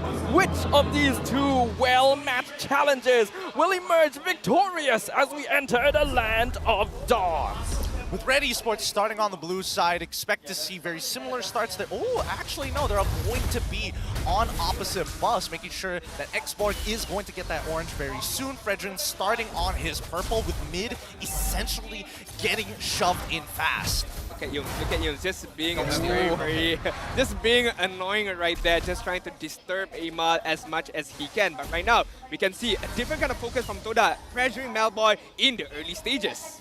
Looking at the emblems, nothing too out of the ordinary based on what I am seeing. I'm just going to double check to make sure, do my due diligence, and yes, pretty standard across the board. I do think it's interesting that, especially for Rank QT, he didn't want to get agility. He made sure that he has tenacity as well as adaptive penetration, just so that when he jumps in, he hurts more in comparison to Lapu Lapu, who kind of wants to stick to you like tape. He wants to win out that EXP lane. I think both these teams have realized the importance of securing a good lead in the start and being able to unlock themselves for the EXP lane. I do like the adjustments that we're seeing though from Todak. Instantly the change, a bit more attention towards Cikugais because Melboy is playing on another snowball carry. Yeah, something very small by Melboy. What he did there, just squeezed out the lane, allowing Chico to get closer to himself so that Melboy could clear the lane as well as damaging Cikugais a bit. But looking at the positioning by Cikugais, just staying in the bush, hiding himself up right now. Melboy found him. He's basically, if Melboy was level 4, that is a dead Cikugais. But he's already done his job, being able to send the Beatrix back when the turtle is gonna be coming up soon. No, I think it's even more damaging than what people would imagine, right? Because he's freezing he wants to freeze that lane. Unfortunately, Chiku was able to disrupt it and put it low enough so it doesn't lodge itself too deep into enemy territory, because he doesn't want to participate for this turtle anyways. Momo not gonna use the Petrify too early on. Feather no. Strike doing a lot of damage. Here comes Rank QT. Double Backseeker right into Kim! Momo drops his first blood and Yumes follows right afterwards. Rival does secure the turtle, but it's gonna cost 2 of his teammates' lives. That was clean. That was super clean by Red Esports. Yes, Todak managed to get the turtle, but the double kill coming in from Red Esports just outweighs the turtle's advantage right there. Absolutely, and you can see Melboy is having the time of his life, right? Chiku is going to take the space, and whenever the turtle is down, the rest of his team comes right back to the top side of that to make sure that he's able to either go even or break even. Oh, they got it. Big Sag. Big Sag.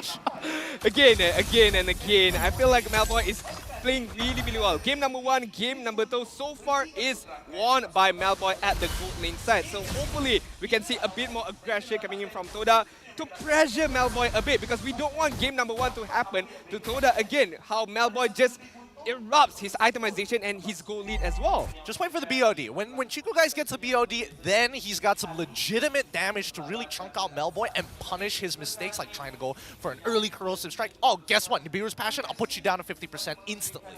But I also imagine that Melboy has to be feeling really good about this right now. He's feeling himself.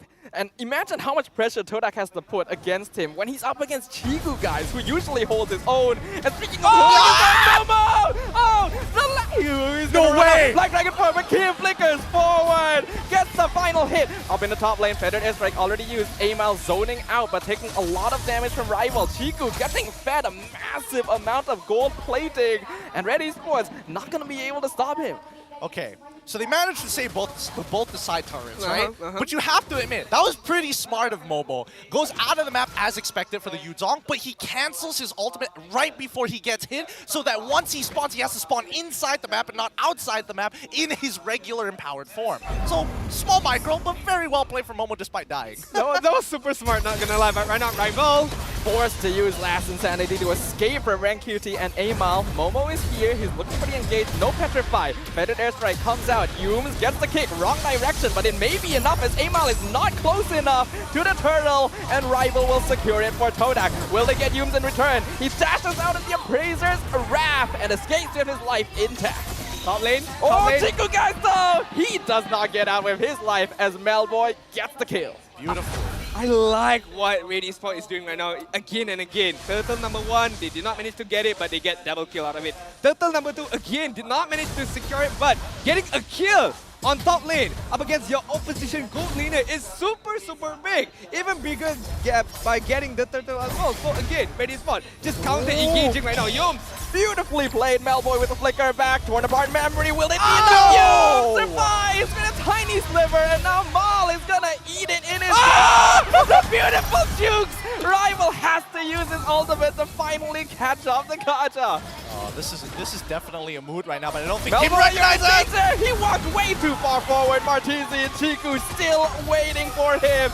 And Melboy finally gets picked off, but Rival gonna bite the bullet in his stead as Kim gets the killing spree. This is such a mess. It's such a mess. When you think they're completely done, they're like, okay, this is when we call it quits. They just go for more. But at the end of the day, who is really winning out? And personally for me, I think Todak is actually winning this out ever so slightly, only because they're able to get pressure down by the bot side. They're able to kind of set things up, especially breaking even forward. Cikugais currently is only 800 gold behind, but notice on the opposite end, closing the gap between the Lapu Lapu as well as the Yuzong is going to help a lot. I like the matchup between the Brody and the Beatrix right now, having the BOD on Beatrix, allowing himself to deal a lot more damage and be more aggressive, but Brody with the Blade of Heptasis having that penetration as well and allowing him to just get a bit more stacks, and the Taunt Apart Memory will hurt a lot. Momo with the engage, gets the Petrify, they kick Amal into the Feathered Airstrike, and Fredrin is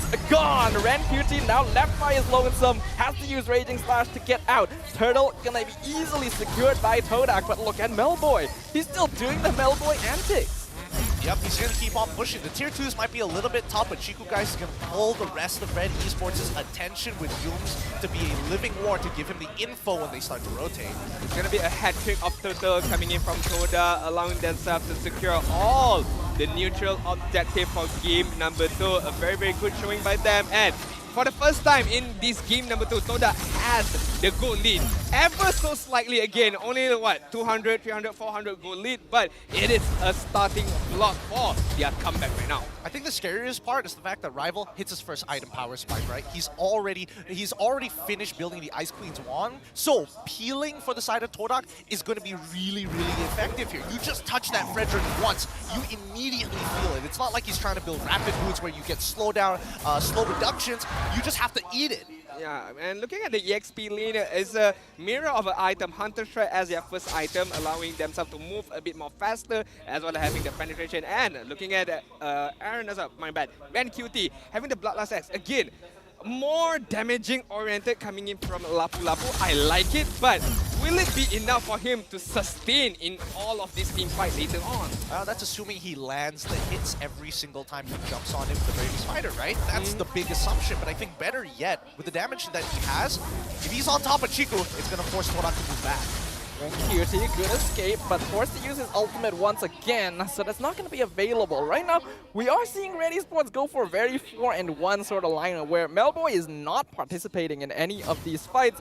Todak has adjusted. They're not going to give him easy 1v1s that he can snowball off of, so that makes sure that he gets his farm a little bit slower than before. Oh man, RenQT, if he has his ult, he needs to clear this way. Oh! RenQT jumps forward onto Cikugais, just so much damage! Oh! Flicker forward! The final hit of Raging Slash! RenQT gets Cikugais. Rival with the last insanity will finish him off, but look at Maul, he pulls Martisi into their own bedded airstrike. Rival will lose his life as Farsa just barely walks out. Yums, he sees Amal, but there's nothing he can do in this position. That was super, super smart coming in from Red Esports. Again, very good initiation, and as Gideon mentioned, landing the Ravers Fighter, landing the Flicker as well. Van QT getting a solo kill on Cikugais, allowing Red Esports to just dominate against Todak on that team fight just now. Guys are just playing very disrespectfully, but let's see how the lore goes. Momo jumps in, petrified, Black Dragon form. He's on top of Melboy. Cikugais gets the Lord for Todak as Amal is kicked out of the Lord pit, denied from his retribution. It's hard for Red Esports, especially if they have to face Todak on 2 different fronts. They can't do that no more. They have to play the traditional front to back, and if they can't achieve that, I think Red Esports should call it off entirely, because Amal is taking unnecessary deaths because the rest of his team aren't able to kind of back him up in the same direction. My compliments was backfired by the pressure coming in from Todak right there, just knowing what to do at that situation. But right now, Yums! Ooh, Flickers, he misses though, doesn't get the angle he needs, but that could be enough disruption. Feathered Airstrike zoning out Red Esports, corner point memory too. Todak will get that mid-tier 1 for free. How much more will they claim? Surprisingly, RenQT did not use the Bravest Fighter to clear the minion wave on mid and just allowing Todak to get that mid turret very, very easily. Some would say very free as well, but looking at this bot side, can Todak do a lot more because rival Cikugais all on the backside right now. They got plenty of damage from Melboy at the very least, right? But it's about the coverage. They're trying to make sure that there's not enough space for Todak to actually get into the middle of the composition and force Melboy out. But the Feather Airstrike. Yeah, speaking of forcing him out, instantly he's forced back to base. Renner's Apathy threatening him. No casualties on Red Esports, but Todak is now taking buildings and control of the map. Why Red Esports are just like watching, just waiting Todak to just take every single turret on their own side. I wish Red Esports would adjust and would answer back this aggression coming in from Todak right now. But how annoying Rival is being. RenQT dropped to 50% just like that.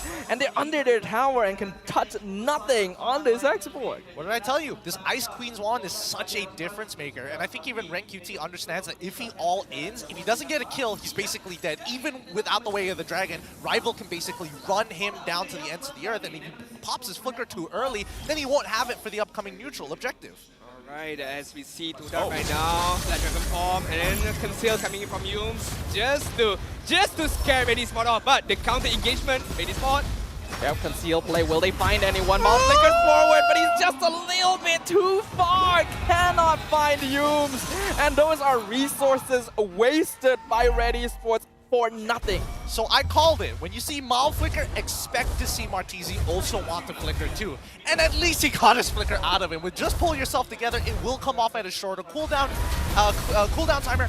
But at the very least, they've pretty much secured bottom tier 1 at this stage. This turtle fight is going to be all or not. Sorry, this Lord fight is going to be all or nothing for both sides. Alright, Rival starting things off, just using that flamethrower right now. Pretty annoying, but Rival, gotta be careful. He loses his Spiraga armor. Finally, Red Esports thinks that's gonna be no less insanity until his immortality gets popped. But unless they try to force something, there will be a lot of time for Rival to recall and get that build back up. The longer this dance goes, the more gold Chiku is able to accumulate on the opposite side of the map. And that's what Todak wants to do. Give him the time necessary to scale up as quickly as possible and really take advantage of the weapons map. Looking at the flicker timer, Mal is still having a no flicker. Gotta be careful right now. No flicker divine judgment can be used right now, but Todak is in a prime position to engage. Look at Yums. He misses, but he does get him inside the Feather Airstrike. Forces the flicker out from rank QT. He is out of the fight already, as now Momo jumps in. Petrify onto Amal, dropping low, and he is dead. Mal pops his immortality as well. Todak running them down. The Kaja is gone. Melboy forced the flicker away from the clutches of Todak as they run Red Esports back home. A couple of things went wrong there. Number one, the fact that Mal ended up dying like that, very unfortunate, because Kim already had the feathered airstrike ready to go, already stolen, but he was way too close to Todak's composition to get effective shots off without putting himself in danger. Worst of all, we saw so many ultimates come out from Todak's side. That's no excuse for Red Esports to actually lose the engagement. That's the thing. I feel like Red Esports is very passive in that team fight right there, especially in game number 2, because they have the initiation counter potential as well, but they did not use it very well. In terms of in-game equipment as well, we know that Cikugais is gonna snowball with the itemization on hand, BOD, with the Malefic Roar, with the Husk Claw, and Wind of Nature to just save his own life. But will it save this game for Red Esports? Lord colliding Momo, he sees rank QT, zoning out with the Black Dragon form, feathered airstrike as well. That's a lot of resources used by Todak, but they will get 2 inhibitors in exchange. So all in all, pretty worthy trade. I respect that. You know, a lot of teams struggle to close out these games, and Todak recognizes that Red Esports, they've got damage. The problem is they're not getting it onto the right targets. So as long as... Oh, Mal gets revealed here. Oh no! Chiku, he sees it. Mal flickers forward. Divine Judgment, but his team is too far away, and Rival is cutting them off. Cikugais now charging forward. Humes looking for the cutoff. Will he find anyone? He's not going to be able to get the kick in time. A nice disruption, but Martizi with the shutdown from the back line. Red Esports 3-man versus 5 strong from Todak. Their only consolation, no minion wave, but one gonna be coming up from the bottom side. Will they be able to defend this? I don't think they will. The inhibitor is already going to go down, and now they're going to start chipping away at the crystal for as long as they can, assuming that Red Esports doesn't look for an engage. Crystal is exposed, Red Esports comes out, last insanity as well. Rank Beauty flickering into the backline, not gonna find anyone, but he may buy some time here with the cost of his life. He's still surviving against all odds right there, and will draw Todak away, allowing Red Esports to survive the push. Why didn't we see movements like that during the tier 2s, during the bot tier 1s as well? This ultimate is so good. Lapu's bravest fighter is nasty with such a short cooldown as well. He should be popping it off of cooldown to save his team from situations. If you have to die, just die, because you are the least important member compared to people like Melboy or even Mal. Yeah, I agree. And the same question I pose to myself as well, especially on the tier 1 mid turret, the tier 2 on the bot side as well. He should have used that move again and again to save his own assets right there. But okay, it's fine. Things have changed. It was history, and we have to focus on the present right now, which is Todak is leading almost 10k gold lead. As we take a look at the damage dealt difference, Momo 14,000, Rival 39, Martizi 58. The biggest damage of all, and should be the main target by Red Esports. Should be able to use Mal's Divine Judgment, and if Kim has the Feather Airstrike stolen as well, they need to combo these 2 ultimates in order to get Martizi, so that there is no feather airstrike. It's gonna disturb Red Esports later on. But the peel coming in from this X-Borg alone is a problem in and of itself, right? Like, look at Rival. He's sitting right in front of Amal. It's like, come closer. Come on, try it again. Oh, break my Faraga armor. Oh, terrify me. Nothing. I can keep taking shots forever. Break it. You still haven't done that. It's so annoying. Rival already got the Lord. Feather airstrike comes out. It's an absolute mess in the backline. Kim doing a lot of damage. Martisi gets the mega kill onto Amal, but Cikugais has been picked off by the Valentina. Momo, though, keeping a tight grasp on the backline, killing spree on top of Melboy. 3 members down on Red Esports, 2 down on Todak. Malzo has no damage. He needs Ren QT here to defend the base, but he's being delayed in the backline. He's still taking the duel against Rival, and now he's being so down 1v2. On the ultimate, tries to get out, but he's being crushed by the pressure of 1,000 men. Momo with the mega kill, and as the Lord collides with the crystal, ladies and gentlemen, we will be witnessing game number 3 between Todak and Red Esports. GG, well played. And Todak once again breaking down the composition very well and hurting and hitting Red Esports where it hurts the most. Wow, and again, Momo, what a monster on that Yuzong right there. Allowing himself to catch on Melboy, and not only that, by taking down Melboy as well, was the determining factor for Todak to be able to come back and pushes us to game number 3. Ooh, what a game we just saw right there. And now I am very worried, honestly, for the momentum of Red Esports. Todak, traditionally known as the kings of 2-1, they've adapted. They figured out what they did wrong in the previous match. Going into game number 3, this is home ground for them. I was just one question right there at the last moment. Ren QT did pop the Bravest Fighter. He used the flicker, but I was hoping he used flicker towards his own home base right there. But he flickered for what? 5mm of a distance? Look, he was hoping to get over the wall, man. He was hoping that that final jump will cover just enough distance before you flicker over it, and then you have some space to work with. But unfortunately, sometimes you mistime it. You know, I can't blame the guy. He mistimed it, and I think overall he was one of the better performers on the team because so far they couldn't break through the Faraga armor to deal with. And I think that Emal with this Fredrin pick, when you're up against such a devastating matchup in this X-Borg, I think he was capped. Unfortunately for him, he was basically non-existent in this game. He can't do anything. As you mentioned, he walks up front, gets hit by the flamethrower, gets hit by the Ice Queen 1, and just did not allow him to go even much more further. But why don't we take a look at our MVP for this match? I'm not too sure. It should be Momo, but is it gonna be Momo? Oh!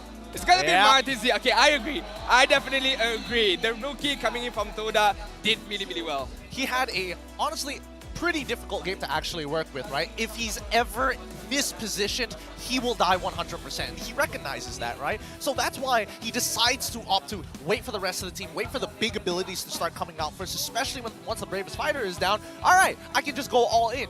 And he uses his Feathered Airstrike a little bit more aggressively just to start off the fight and then Lord Dance until he has his ultimate back up.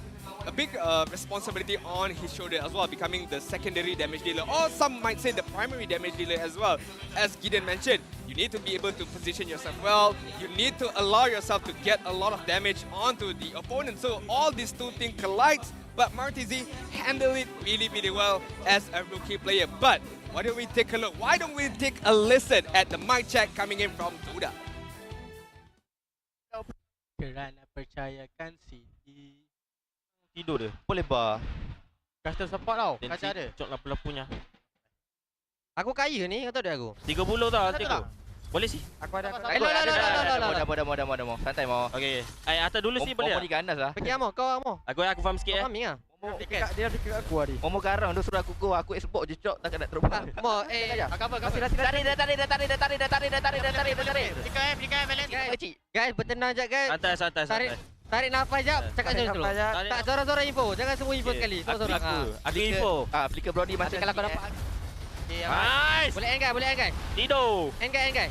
Di mana Eren? Di mana? Flicker lagi.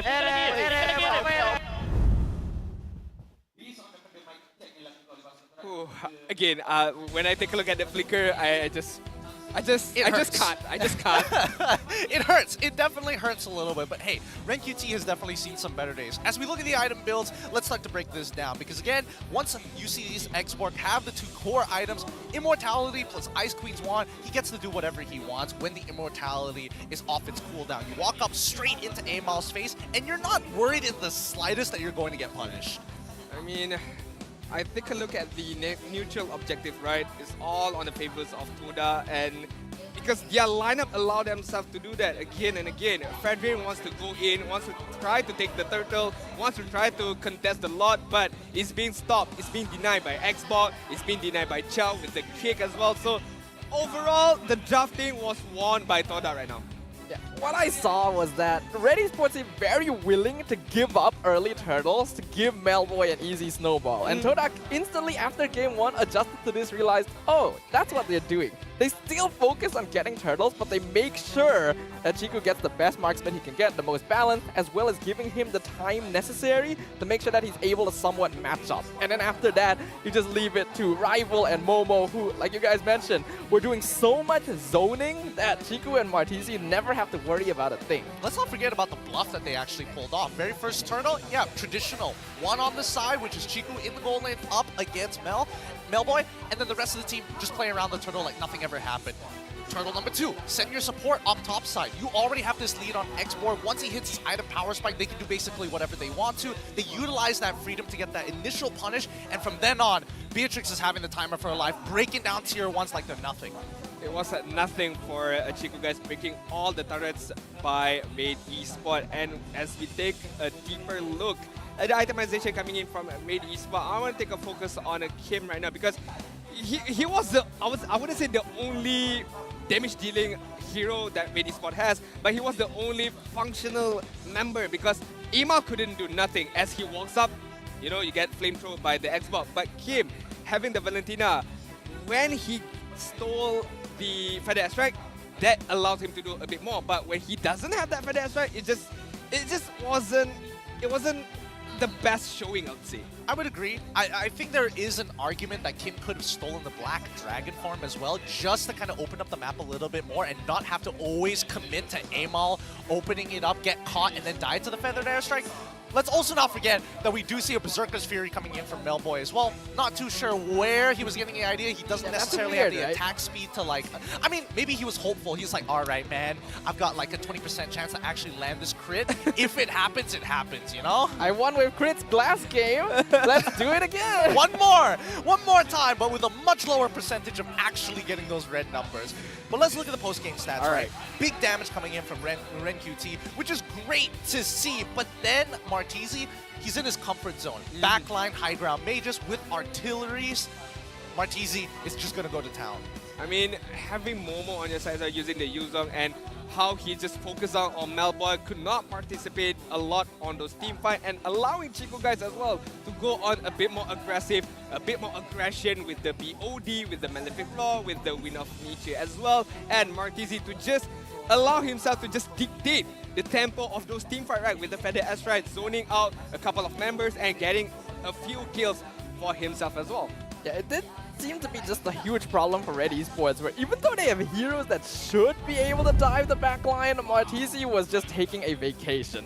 And you can see from the gold graph here just how quickly things swung in Todak's favor. I feel like the 7-minute mark is the minute mark of Xbox Ice Queen 1 itemization. When he gets that Ice Queen 1, as Gideon mentioned, everything just went in the favors of Todak, right? Because Amal could not participate in anything, could not contest all the neutral objectives. And again, if Amal, as strong, as big, as buff as that Frederick, could not be able to withstand the Ice Queen 1, what more could Kaja do? What more could Brody do? What more could Lapu Lapu do as well? So again, Todak just playing with the power spike and playing it really, really well. Yeah, I think X-Borg is quite an issue here in the meta because, again, there's not too many good matchups against it. He always kind of sandbags you, and he does particularly well against tanks now that you actually have emblem setups that work for you.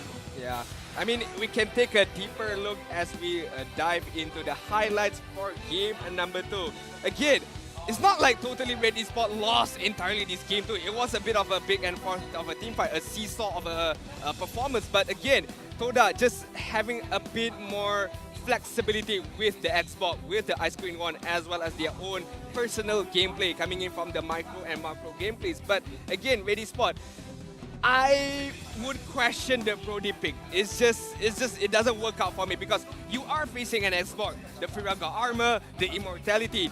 I would prefer they pick up maybe the Bruno again, maybe an Iritel, somewhat of a consistent critical hit upon critical hit would be better for this match. I do think it's a bit of a pick your poison situation, right? No matter what marksman you have, you need some kind of evasive ability because there's 3 strong divers for the side of Todak. The Cho, the Momo who's currently playing the Yuzong, as well as Rival if he does jump in with the last Insanity. He just needs one tick of that Ice Queen's wand to make it easier for people like Yums and Momo to start the initial catch on that back line. Yeah, I personally like the Brody here. I think it's just one of the better options that Red Esports had left in their pool. What I don't like is the Brethren. I already expressed this during the draft. I don't think it was a good choice. You put that up against the X-Borg. You saw exactly how terrifying it was in the matchup in Game 1 on the other side. Should have picked Nana, man. Yeah, that was their problem. They didn't pick Nana. I mean, imagine Nana. I mean, if Xbox walks up, you get turned into Molina. And then use Molina Blitz, and then, you know, Xbox no more problem, right? So Nana is always the answer to every single question in your life. True. You can't have armor if you're a plush toy. Basically, you're useless. Dude, if they make that change that if you get turned, if Molina touches you and then people just do true damage, Nana is going to come into meta and I will be very upset. I'll be extremely upset. I'm not gonna lie. But game number 3 does require some adjustments from the side of Red Esports, right? They tried to play the same strategy again. We did see Todak actually adjust very, very well, turning gold lane into the strong side. And now, I guess the bigger question is now, who do they focus on? Is it still going to be on Melboy, or do they even up the matchup a little bit more for Red QT again? Try to get him back into that Lapu Lapu VU zone. I think a lot of it does come down to, in the end, Cikugais, he is the star player for Todak. There was a lot of pressure from Red Esports to make sure Melboy won his lane against him. They ban out heroes like the Wanwan and the Claude because they know Todak likes to play the 4-and-1 themselves. Let Chiku win his lane, let him farm, let him not be interactive. So what we saw of Melboy's gameplay in Game 1 is actually very similar to how Chiku normally plays. So I think the draft does play a big role. Draft will determine how did they play and who are they going to pressure, right? If the draft is more relying on the jungle, maybe Melboy should not be the focus. But if the draft focusing more on Chiku's farming, allowing Chiku to be able to get his own power spike early on, maybe the focus should be on Melboy. But all of this question will be answered later on as we take a little break for us to take a breather, for the players to take a breather. So see you guys soon on MPL Malaysia Season 12, week number 2, game number 3.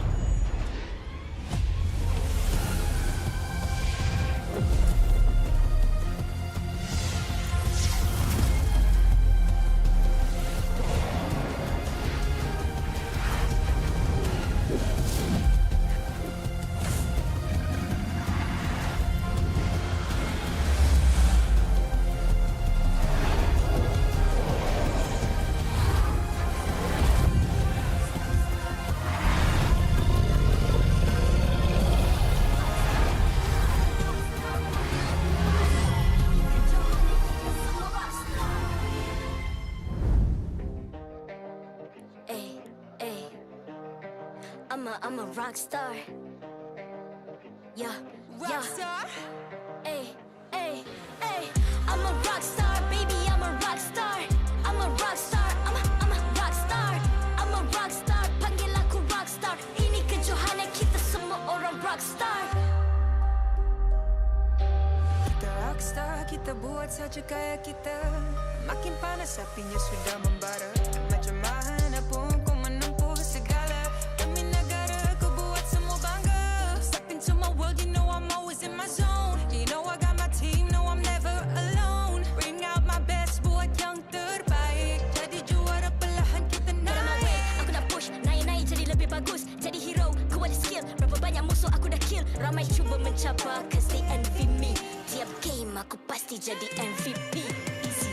I'm a rock star, baby, I'm a rock star. I'm a rock star, I'm a rock star. I'm a rock star, panggil aku rock star. Ini kejohanan kita semua orang rock star. I'm a rock star, baby, I'm a rock star. I'm a rock star, I'm a rock star. I'm a rock star, panggil aku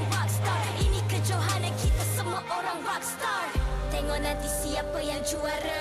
Ni peluang kita bawa pulang piala. This is my game, this is my time. Menang semua, everything will be mine. Kalau jatuh kau pasti kembali. Bangun balik ku tegak berdiri. Kuatkanlah tenaga, ganjaran diperoleh. Ni kejohanan kita, Malaysia memang boleh. Rise up to the top, kita buat bersama. Semangat kita kuat di bawah satu bendera. I'ma go hard for the win. On the battlefield till the end. Trying to beat the greatest anyone has ever seen. Stand by, I'm coming in for the win. I'm a rock star, baby, I'm a rock star. I'm a rock star, I'm a rock star. I'm a rock star, panggil aku rock star. Ini kejohanan kita semua orang rock star. I'm a rock star, baby, I'm a rock star. I'm a rock star, I'm a rock star. I'm a rock star, panggil aku rock star. Ini kejohanan kita semua orang rock star.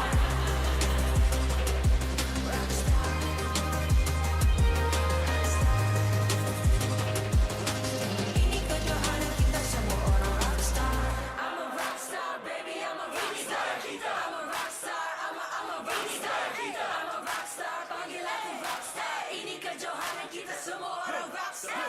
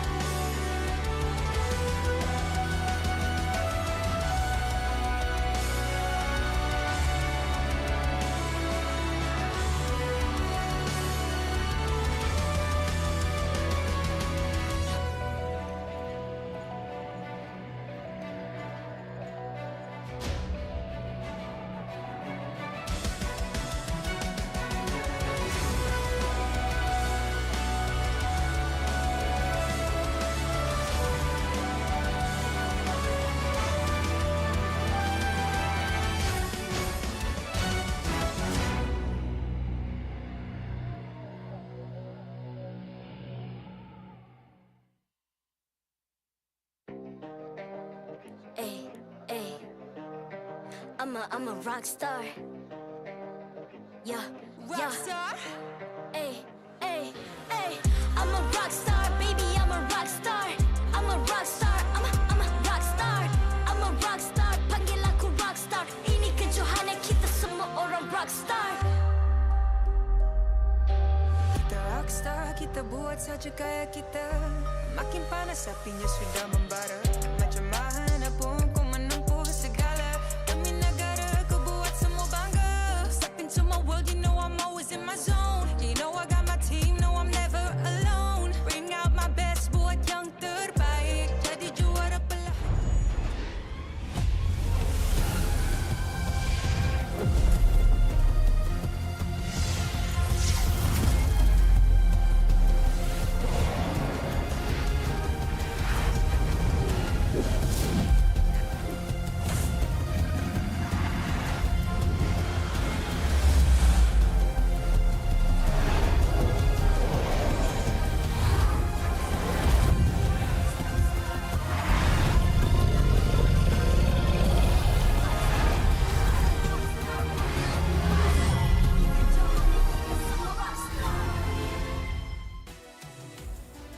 The kings of comebacks here in MPL MYs were able to show their opponents that their gameplay was red. And it turned out to not quite work out for them.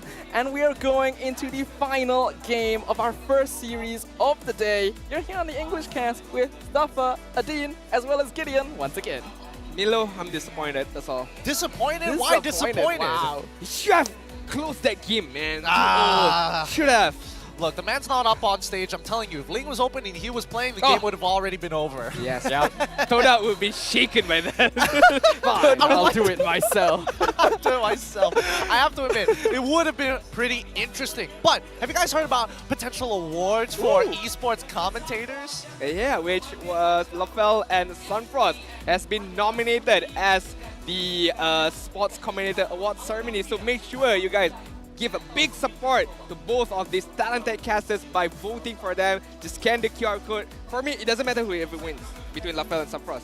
I want one of them to win because it will put MLBB at the highest of high stage. Exactly, and there's multiple awards to be won, so make sure, go and scan that QR code and show your support for the MLBB community as well as our two standout casters. But coming back in towards game number 3, right? Adjustments being made by Todak in game number 2. They win it out, bringing the score to 1-1. Red Esports, do they still take blue side and do they still commit to those bans? Because I feel like the Paquito ban is going to change. For me, I feel like they should stick with the blue side, and the banning as well should be able, should be the same as well, because I feel like what they have done so far is pretty good, but it's just in terms of gameplay wise was a bit iffy for game number 2, but that's just, again, my personal opinion. Would you say Xborg needs to go, though? It either needs to be taken or it needs to go. Yeah, I like, because Xborg was such a big problem both games, and really, I feel like it may have been. Yes? Okay, sorry. Was it a problem because it was facing Fredrin, or was this a natural problem? I was actually gonna bring that up. I was like, it was Xborg that strong because for some reason both teams picked Fredrin into it both times, even though it's just not a good idea. I feel like that definitely played into it somewhat. But even if we take Fredrin out of the equation, there was just not enough damage to deal with this hero. Another curveball that I want to throw out right here, maybe to Gideon, the Martizi comfort hero right now, the Farsa. Should be banned or still give the guy the Farsa again? Absolutely not. I think that Farsa shouldn't be of concern because it's a very volatile hero. It's a hero that can easily be punished. I mean, let's change out. Oh, hey, Kaja, switch it to Grok. Feathered Airstrike, Nature's Barrier, instantly cancels, Wild Charge as well. There's so many ways to actually manage the Farsa, and the fact that they didn't have any suppresses, even more surprising that they got away with what they did. A lot of it was just peel, oh, you're slowed, instantly engage, Feathered Airstrike, get a pick, reset, do it all over again. I agree right there, because as you mentioned, a lot of heroes can counter the Feathered Airstrike, can cancel out the Feathered Airstrike. But as we take a look at game number 3, the draft has begun. Toda is gonna have the blue side right now. Fanny, Joy, and Farsa is going to be banned out by themselves right now. So we can see a different kind of hero coming in from Martizi. Meanwhile, Red Esports still banning out the 1-1 Cloud, and surprise, the last ban should be the Paquito or the Xbox right now, Stefa. Ooh, that's a tricky question. I think Xbox should go here, but then you have to deal with Momo, Paquito, which is also very scary. Though no, there are heroes worth contesting right now. You do see the Valentina is still open, so I think it's an option. You still have Kaja, it was picked up pretty often by Red Esports, so I don't think Paquito is a sure pick, but man, if I was in Todak's position, that would be my answer. Oh yeah, no, I totally agree with you here. I think, you know, the mindset of where Red Esports is placing their priorities in terms of hero picks and bans, so far so good in terms of bans. We'll see with the picks later on, because the question really boils down to Todak. What kind of composition do they want to play? I think Paquito is a good shout, but keep in mind there are a lot of counter picks to Paquito as well. Ufra, there's even the Melissa as well, if it comes down to it. We'll see where the supports, which is going to be the biggest indicator of how they want to actually manage the fights, or better yet, manage the map. Yeah, to just counter argument to that, it's going to be Momo Paquito, so no matter what counters you bring upon Momo, he's still going to rise on top on that EXP lane. So we shall see how Red Esports deals with the Paquito. I mean, Edith is still playable right now to be able to at least disturb a bit of the laning phase from Paquito, but we shall see, will that be in the heads of a Shamilo right now, as well as Sorapayo. The first two picks, Kaja still open, Fedrin again still open. Martis is still open. Are they gonna go on the normal expected route, or are they gonna throw a curveball right now? Kaja again, one suppress hero down, and Kadida. So foreshadowing that gonna go back onto that game number 1 gameplay right now. Yeah, personally for me, I was a little. Oh wait, hold on. Are those two professional players sitting up in the second floor of our stands here at Day 1 Street Putra? The biggest question is, it's Anip and Zion Senpai, which means Anip going to Todak or Zion Senpai going to Homebois? I can't imagine. Both of them free agents? wait. I don't think Anip is a free agent though. This is just going further and further away from reality. Zion Senpai, Onic PH? Question mark? You just have to say keywords and we'll see how many people fall for the bait. Now, coming back to this, right? I felt like the Kaja pick by itself probably would have been a mistake for the side of Red Esports. We've seen that Mal actually performs a lot better on the Franco, but when you pair the Kaja with the Kadida, you have a deadly combo. Now, Todak, on the other hand, locks in the Fredrin as well as Farmis, and I think this is a perfect Melissa setup right now. It's a really good Melissa setup, because if they lock in Melissa here and then they start banning out artillery mages, they've got such a huge advantage. I agree with lesser suppressed skill heroes on the line. What's left is the Franco, if you want to take that down that path, because you have a Farmis already, so it forces Farmis to play on the mid side later on. So we shall see. I like the pickup from or the idea coming in from Gideon. Apart from Melissa, maybe securing Amal's hero could be a good idea here as well. Assassin is still available, the Link is still available right now for the last pick, but Terizla is gonna be the main pickup for most likely Van QT right here. Okay, I think that's totally fine. I think that at least with Terizla, having some hard engage, especially with a composition that wants to stick together, I mean, given they're playing Farmis, you kind of have to stick together for that call altar. It gives a lot of flexibility to themselves in terms of marksmen, because it's not just Melissa that they have to worry about, right? There's plenty of others. I mean, technically, Melboy could still play Bruno if it is a winning matchup early on. What I worry here is that Red Esports has been put in kind of a reactive position because they showed their mid-roam combo so early on. Typically, you don't reveal Faramis in the first phase because there's so many easy ways to counter the hero. Like one of the most obvious being that Valentina, which was still open, but they know there's no way Red Esports is going to grab it now that both mid and roam have already been locked in, so they're comfortable with that. And now it forces Rank QT to Glock in an AoE EXP lane. Terizla's still solid, don't get me wrong, but I feel like they instantly have to shift strategy. Okay, Gideon, a big question right here. Is it a good game for Amal to use this assassin jungle, your Ling, your Lancelots, for this game right now? So here's the interesting thing about, I mean, this has been a continuous ongoing argument since season 10, and that's usually how does Farmis actually fare up against assassins, right? I mean, there has been nerfs to him obviously in that period of time, but a lot of the same sentiments still hold. You get an assassin, you force out the call altar as soon as possible, you back away and then look to re-engage once more. Very similar situation if you play something like Hayabusa, where it takes, well, 1 or 2 auto attacks plus the shuriken to break the temp HP. And that's a lot to work with because the shurikens technically works like an AoE at the same time. It's a micro thing, but it depends on which side of the argument you're on. I'm sorry, before you mention your point, because I feel like if, let's say, Assassin is going to be the main pickup as of now for Amal, I'm quite worried because Franco is still viable for Toda. If, let's say, Hayabusa is pickup, Toda can just immediately reply with a Franco, with a Ruby, maybe to just disturb the movement of a Hayabusa. I get what you're saying here, but I do feel like this is a roam Faramis just because Yums feels more like he would play the Faramis comparatively. But with so many marksmen being banned out, like if they need AoE, Iritel is still on the table. They don't necessarily have to go for the jungler just yet. And since like Chiku will still be looking for gold laners, reducing the pool might not be a bad idea. He goes for the Bruno. They're going to go for the blind pick Bruno here to hopefully dominate the lane. I really felt like they should have gone for the Irithel here just so they know what the full lineup, because they could still get punished, right? As you mentioned, Farmis goes into the support section. They get Yve on their side just to make sure, hey, Red Esports, if you look to engage, if you use your mid combo on anybody else, at least we have a counter response. What do you think about Minsita gold lane right now? I think it's trash. I think I don't like it so here, yeah. Come on! bad. Penalty zone, and then you counter with the King's Calling as well. And then you get bursted by rough waves. Why not? Just throw it everything in there right now. Because Okay, I don't disagree that the King's Calling sounds like a really good idea, but that laning is going to be so rough if you have a less than 50% hit rate on your, Spear of Glory. Ooh. Alright, Akai. Wow. Akai. Wait. Akai? Wait. Akai and Okay, wait. Akai roam, probably. Wait for it. They still have one more pick for the side of Red Esports. Then we'll know for sure. I feel it's most likely gonna go into the jungle. I'm just gonna throw it out there. So Akai jungle, Faramis, and Fedrin mid. No.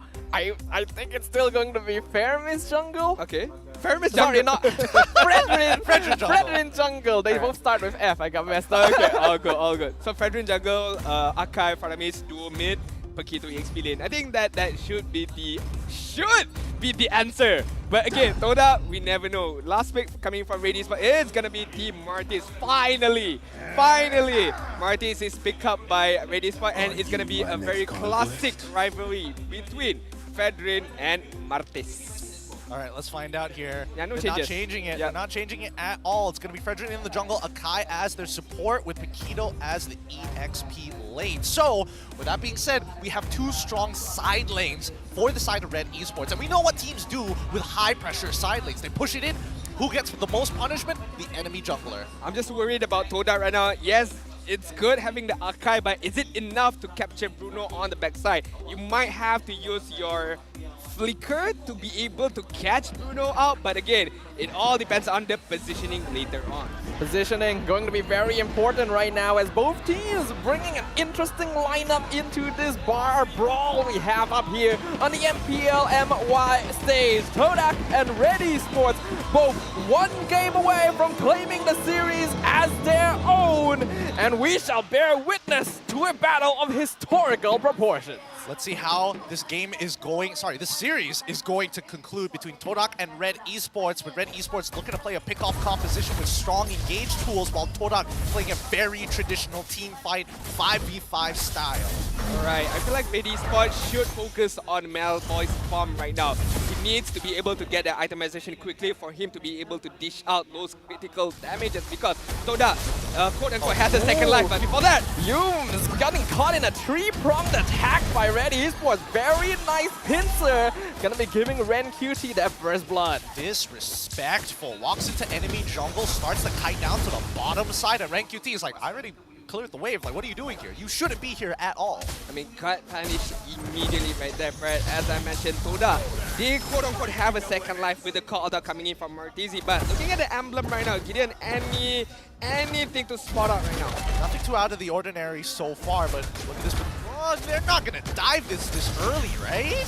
There's 4 members of Red Esports up here. They really want it, but Yumes will be here to deny it. Whereas on the opposite side, Rival and Momo gonna be keeping Ren QT in place, and this is the turtle lane, which is arguably more important right now. I feel like both of the mid laners having the pull yourself together sub-emblem is very, very important, because both ultimates are super duper important. The call ulta as well as the rush wave, but Melboy! Beautiful engagement by Yumes. Melboy forced to flicker away, but now Cikugais gonna get caught out! The decimate from Amal into the double kill! For the Martis, starting things off strong. Martisi a bit too late to the battle, and Momo being played around in the bottom lane. I just realized that Cikugais actually has flicker instead of the sprint. Oh, wow. That's so strange for an Irithel who really abuses movement speed.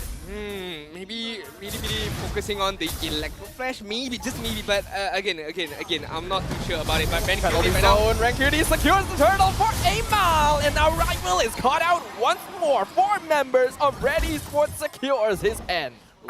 Adine, I think you actually need not Electro Flash, but Quantum Charge.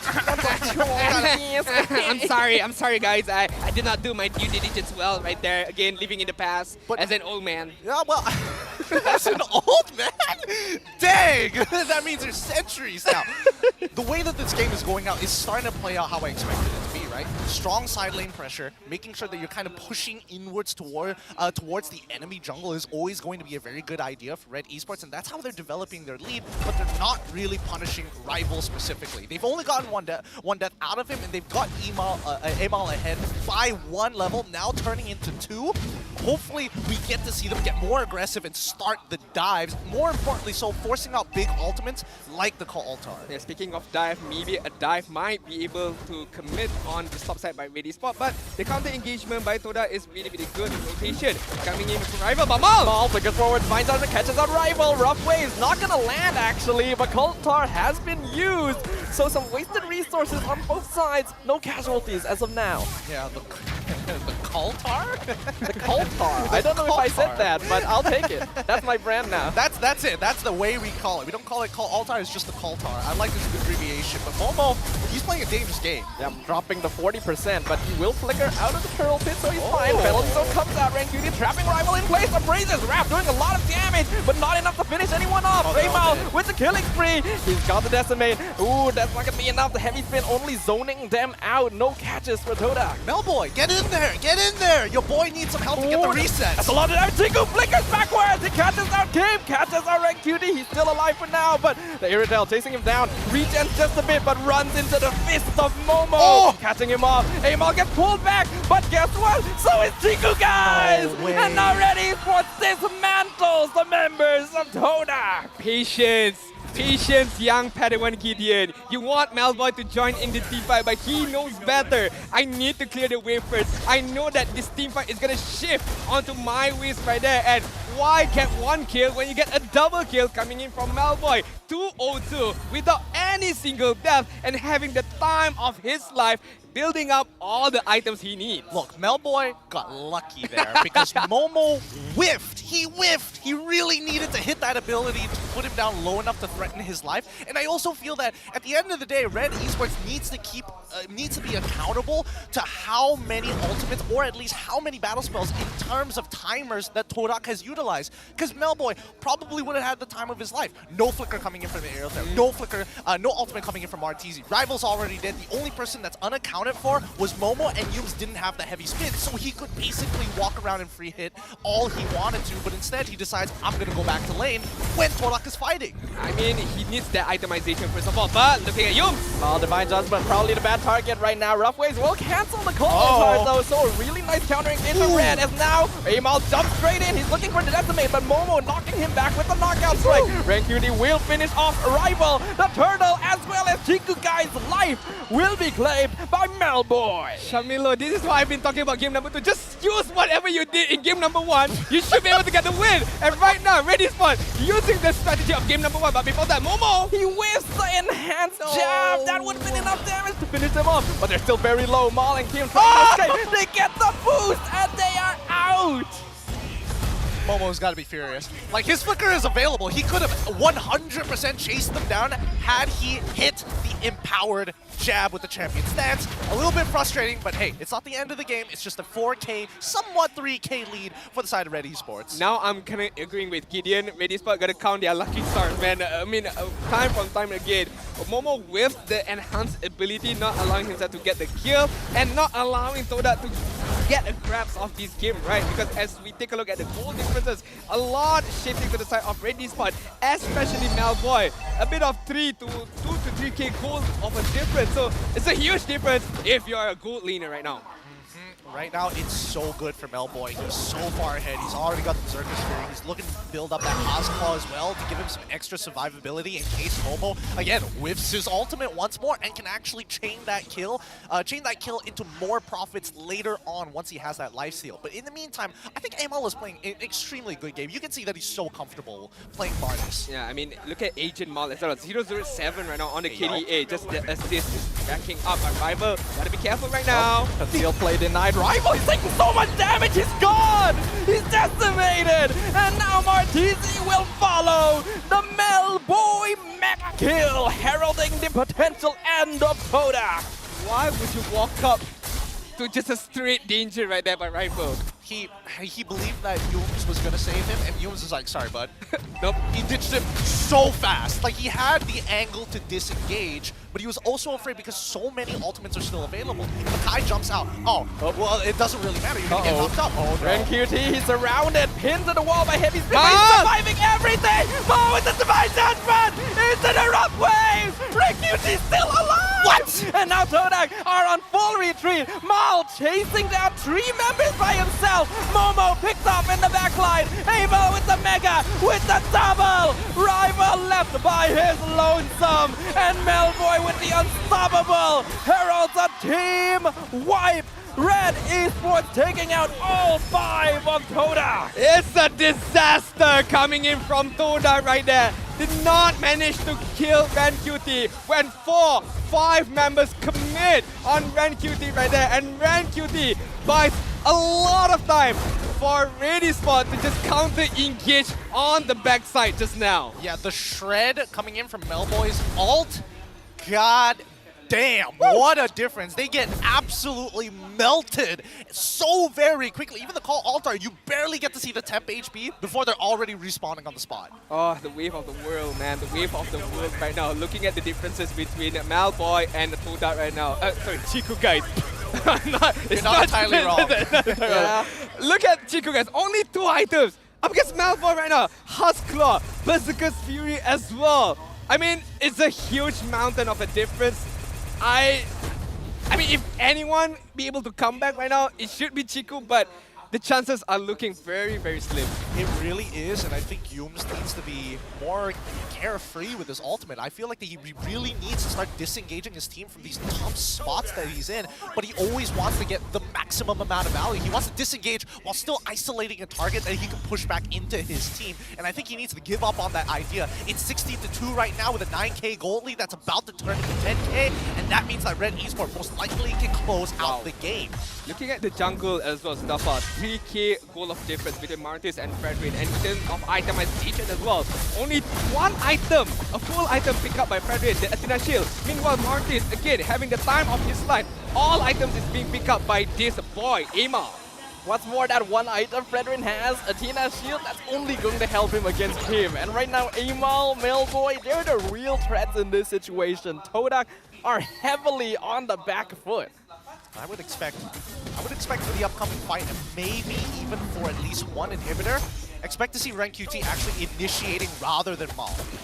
All right. Looking at how the composition of Red Esports right now, the lot has been taken. The lot is going to march on the mid lane, as well as Red Esports just allowing themselves to just play around outside of the base of Todak right now. They need a high ground defense. They need a good defensive capability, but it doesn't look like it's going to happen. Look, Red Esports just staring down that inhibitor turret like it's nothing. Yeah, they don't want to get caught by RenQT if they're too close together. Rather, you can have the inhibitors, right? I'm not really capable of defending it, even if I wanted to try, but it's better to deny them an angle to close out the game entirely rather than sacrificing just as many inhibitors as they want. All right. Systematic destruction here. Red Esports wants to take all the inhibs. Mal has to conceal out. Flickers forward. Misses Martisi. Good disengage. But what does it matter right now? With only a sliver of health left on their final inhibitor, Red Esports is eager to close things out here and then. They could play it safe though. They could wait for the Lord. They already have full control of the map. That might be what they're doing. This was my biggest concern of Todak, right? There's no security in terms of catching ability. Yes, you have Yums using the Akai, but it's not a guaranteed secured, you know? It's not like a Kaja, it's not like a Franco. Meanwhile, Red Esports, they dove under the turret of inhibitor turret on the top side, Red Esports. And that should have been the potential or the moment where Todak could capitalize, but not having a guaranteed kill hero, it's very, very difficult for Todak to engage if ever Red Esports goes offside. Well, that's not the way the comp works, unfortunately. It's all about 5v5 team fighting, right? And I think right now, with the lead that Red Esports has, they can basically disregard it and disrespect them. The call altar is basically nothing to them at this point in time. They've got plenty of AoE to really cut through that temp HP. And honestly, if you just compare it to the Wave of the World and the temp HP coming out from the call altar, I'm pretty sure Melboy by himself can probably I don't know, break 3 health bars at that point of time with just 1 ult. Should be able. And just a little fun fact, it's not Whip of the World anymore. It's such a Gen Z name right now for the ultimate of Bruno. It's Worldy. You're kidding, right? Wait, I'm not even kidding.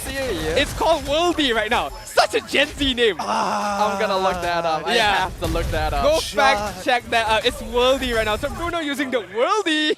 Worldy. Such a Gen Z name. I have to confirm this. This sounds ridiculous. Sounds like and I'm incredible. trolling, right? Sounds like I'm trolling coming in from me, but it's not. It's definitely not. And what's true right now is Red Esports gold lead. 13k gold lead. But then again, we ever seen this so many times in MPL Malaysia where one team has a humongous lead but not managed to close the game up. Is it gonna be another case of that for Red Esports? Okay, I'm gonna call it right now. Red Esports, there is no way they could flunk this. No way. There is a 0% chance that they could whip this, especially with a 12k lead. This is 42k compared to a 30k, not even a 32k lead from the 30k deficit coming in from Todak. I like the confidence, but Sudafa, have you fact checked that? It's actually called Worldy. W-O-R-L-D-I-E. I cannot believe this right now. Just like I can't believe that Todak is in this position. You never see this. And now the Lord is looking to be crashing in. Red Esports, they want to end the game with this. Right now we see a concealed play from Mal. He's looking for Momo. Knockout strike. Really nice disengage there. Kalaltar comes out. Does Red Esports has enough man. Yums, he finds the heavy spin on the Melboy. Momo, he's trying to find him. But the crystal is exposed. It doesn't matter to Red Esports. They get the victory. And Red Esports with their first victory of Season 12, taking down the defending champion. In Shamilo we trust, in Shamilo we believe, but the players is the one that we should be complimenting. They execute the game plan really well to perfection. Yep, we may be biased towards Shamilo, but you have to admit that Red Esports played that well and correctly, in a matter of fact, really punishing Todak for the small things in the game. Irithel not taking a sprint and takes Flicker instead. That can't be. No, that's not allowed. I thought it might work at one moment, but then again, yeah, it doesn't look right. It doesn't look right at all when Irithel doesn't have the sprint. Instead having a Flicker, yes, a good moment from Chiku getting the early kills. But in the later stages, man, he really can't do anything. Even with the Quantum Charge, it's not enough.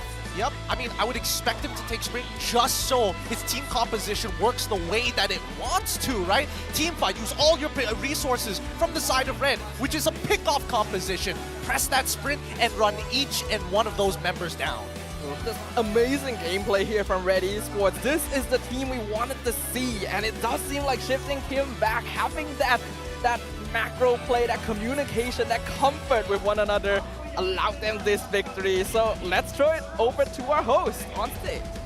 Dan itu dia kemenangan pertama Red Esports untuk musim ini. 2-1 dengan defending champions kita. Oh my. Alright. Okay. Tadi I nak pass mic, semua orang tak nak. So I pilih lah.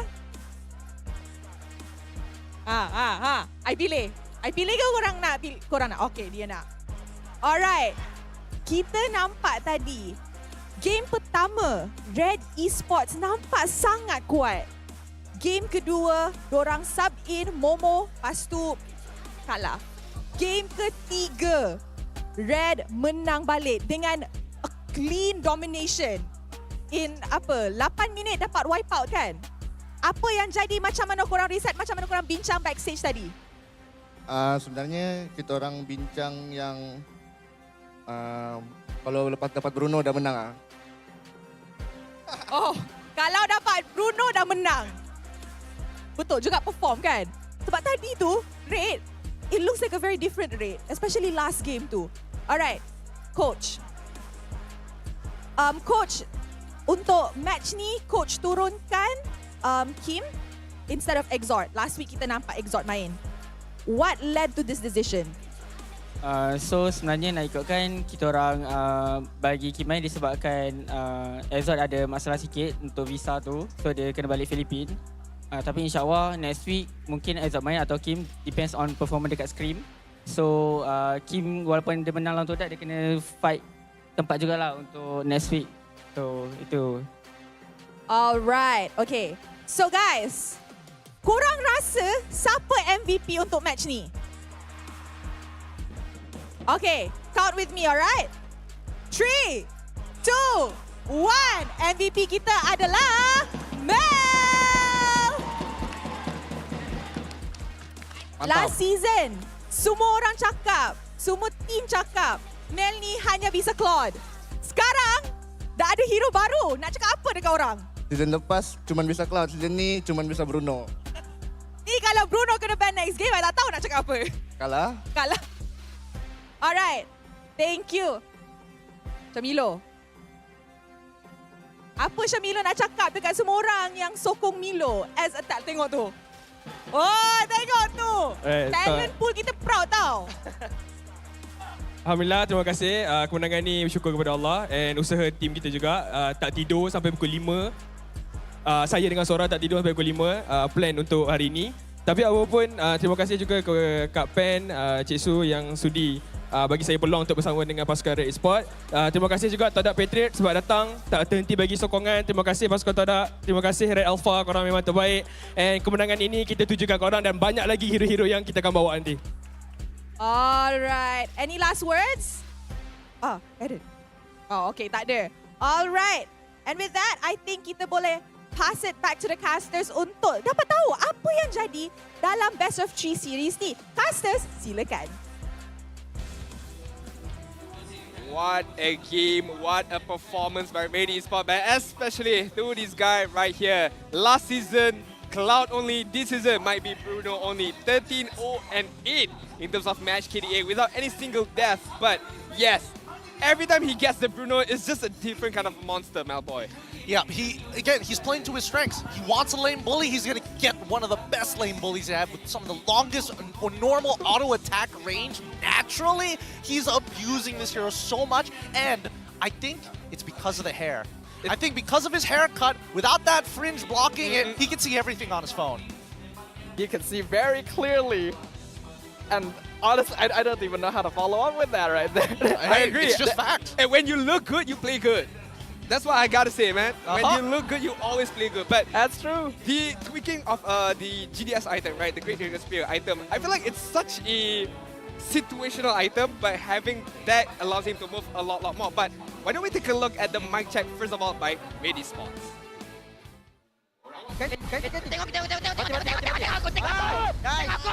Dah, Iman. Kepo Iman. Cocok. Nice. Padahal Rizla aku salah. Tahu dah. Recall aman, semua recall sentak. Tahu. Selalu. Tahu je. Kita tahu enak. Dah enak. Nice. Baik gila Mel. Can I just say something before I pass to Gideon to talk more about the itemization and everything? Yeah, sure. No one was focusing on Malboy in the last moment. He was just preheating the crystal. And then just What do you mean not focusing? He was being pinned against the on! wall. He was getting 2v1 and he was just like, no, stop that one guy. That was literally the only moment Malboy got caught. But there was nothing for him. It's like, guys, I'm getting caught. Guys, please help me. Please end the game before they ruin my KDA. Before I get that #1 right there.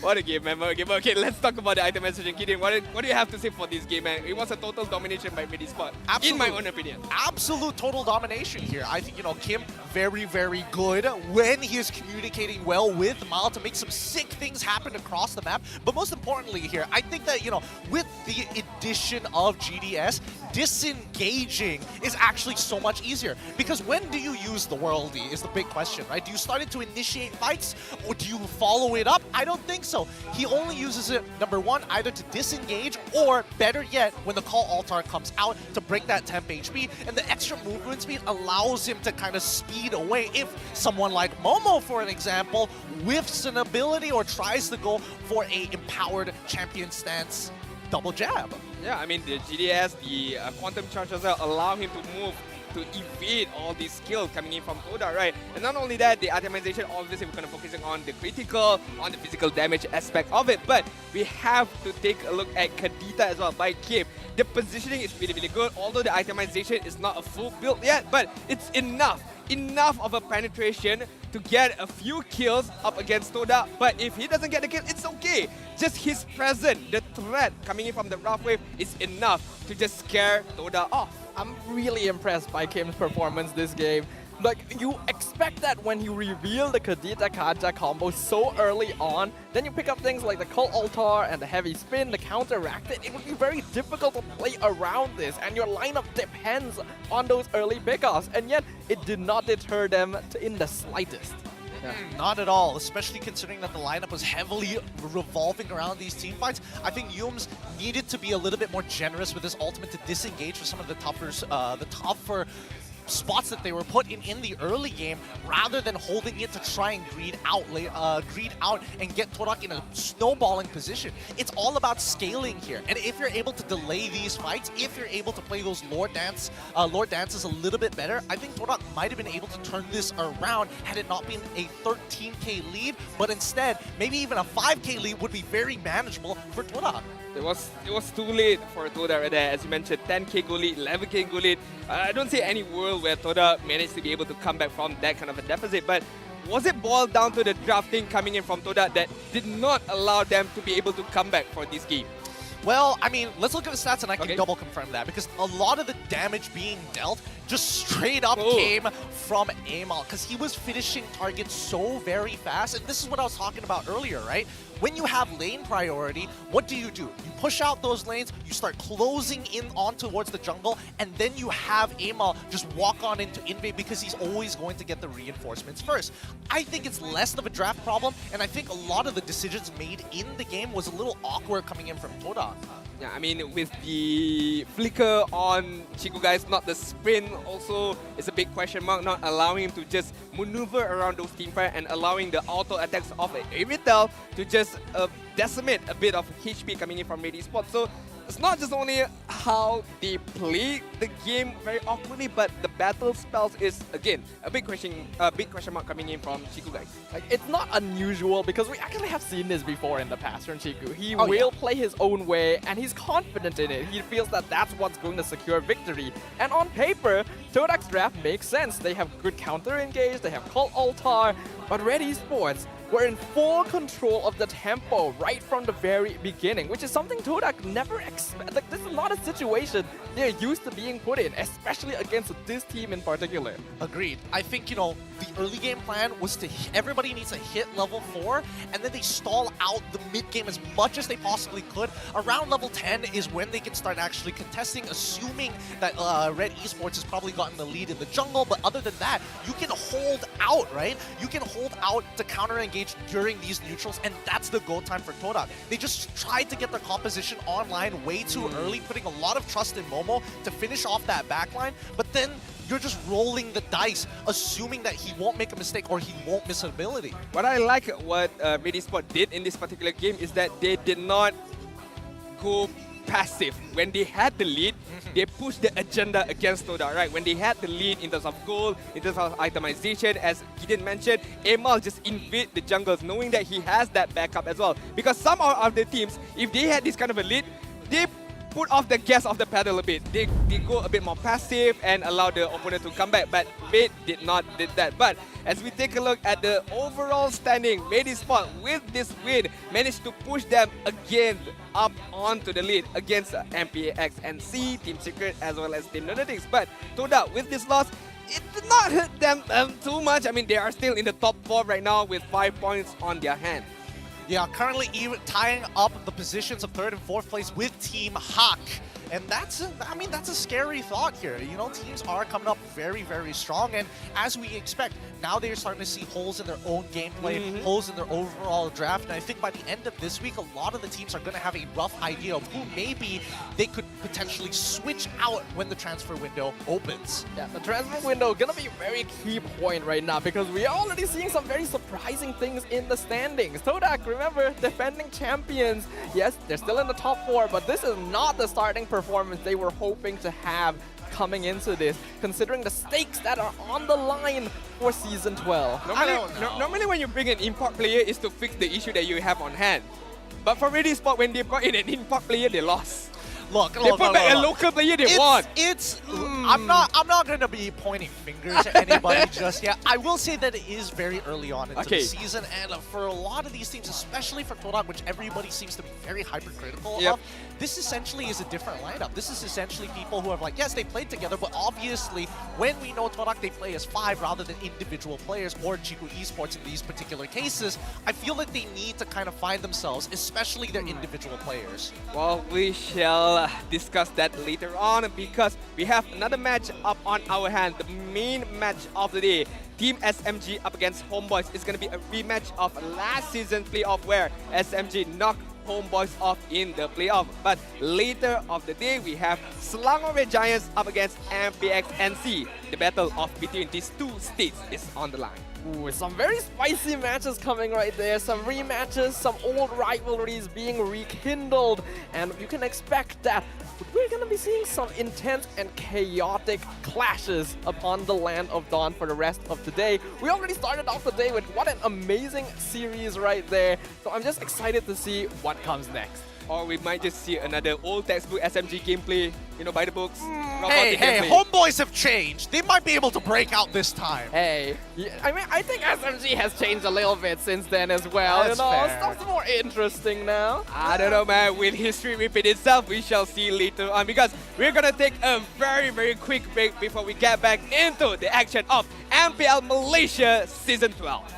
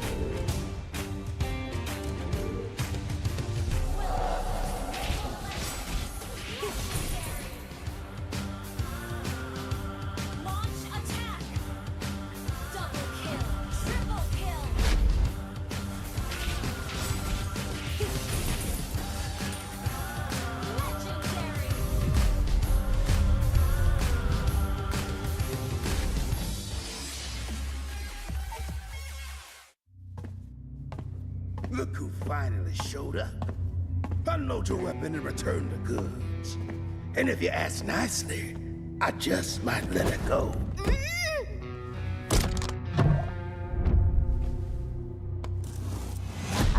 Who said I was returning it? You little... We had a deal! I just came here to test my new toys. They ain't even loaded. Staring down the barrel and you're still daydreaming about being an inventor? Huh?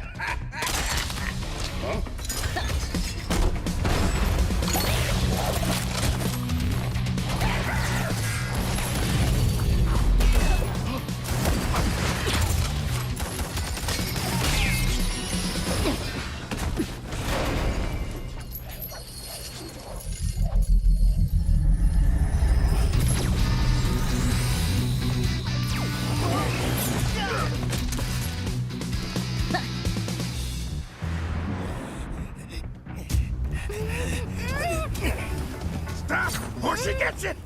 Then you'll have to answer to Eruditio. Eruditio? Well, isn't that perfect? I got a bone to pick with them. So how about I just blast you both? You're crazy! Leave me out of your squabbles!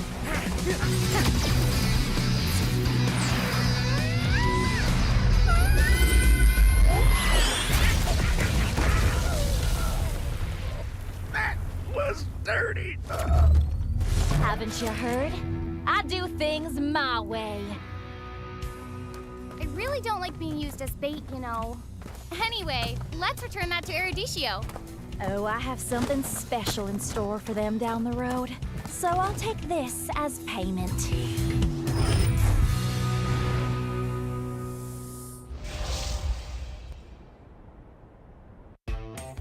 You have been slain.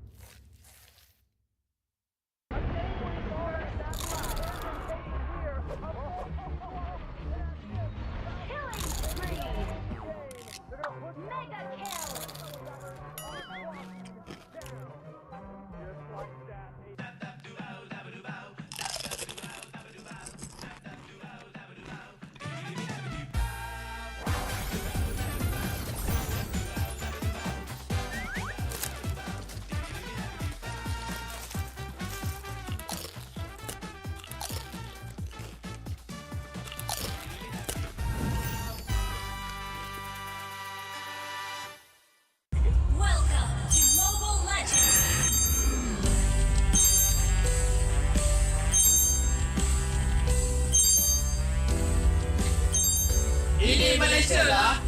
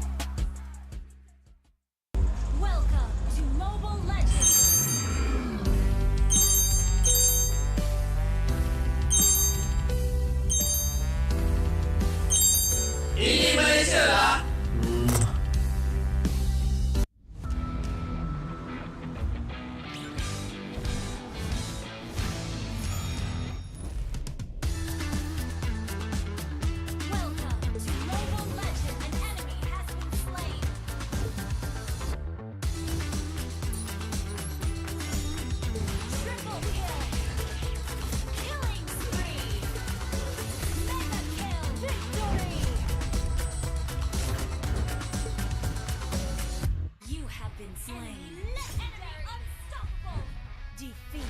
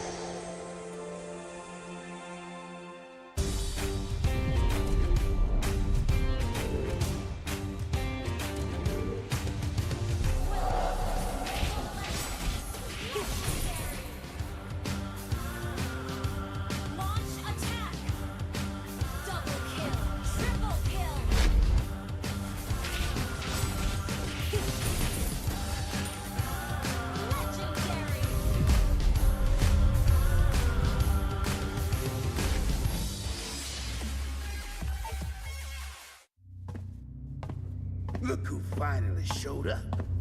Unload your weapon and return the goods. And if you ask nicely, I just might let it go.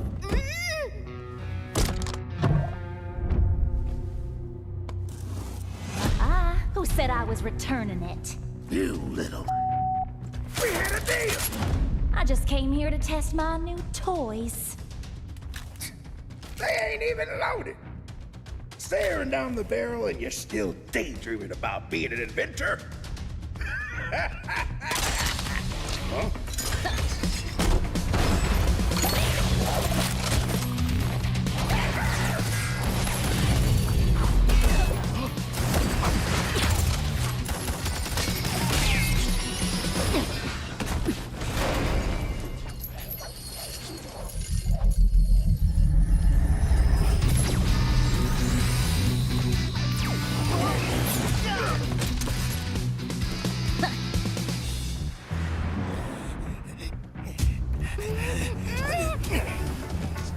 Or she gets it!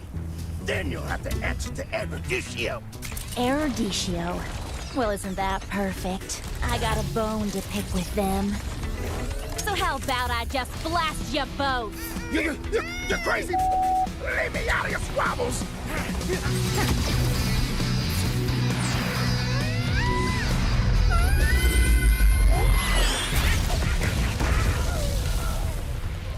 That was dirty!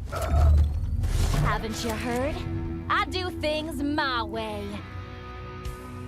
I really don't like being used as bait, you know. Anyway, let's return that to Erudicio. Oh, I have something special in store for them down the road. So I'll take this as payment.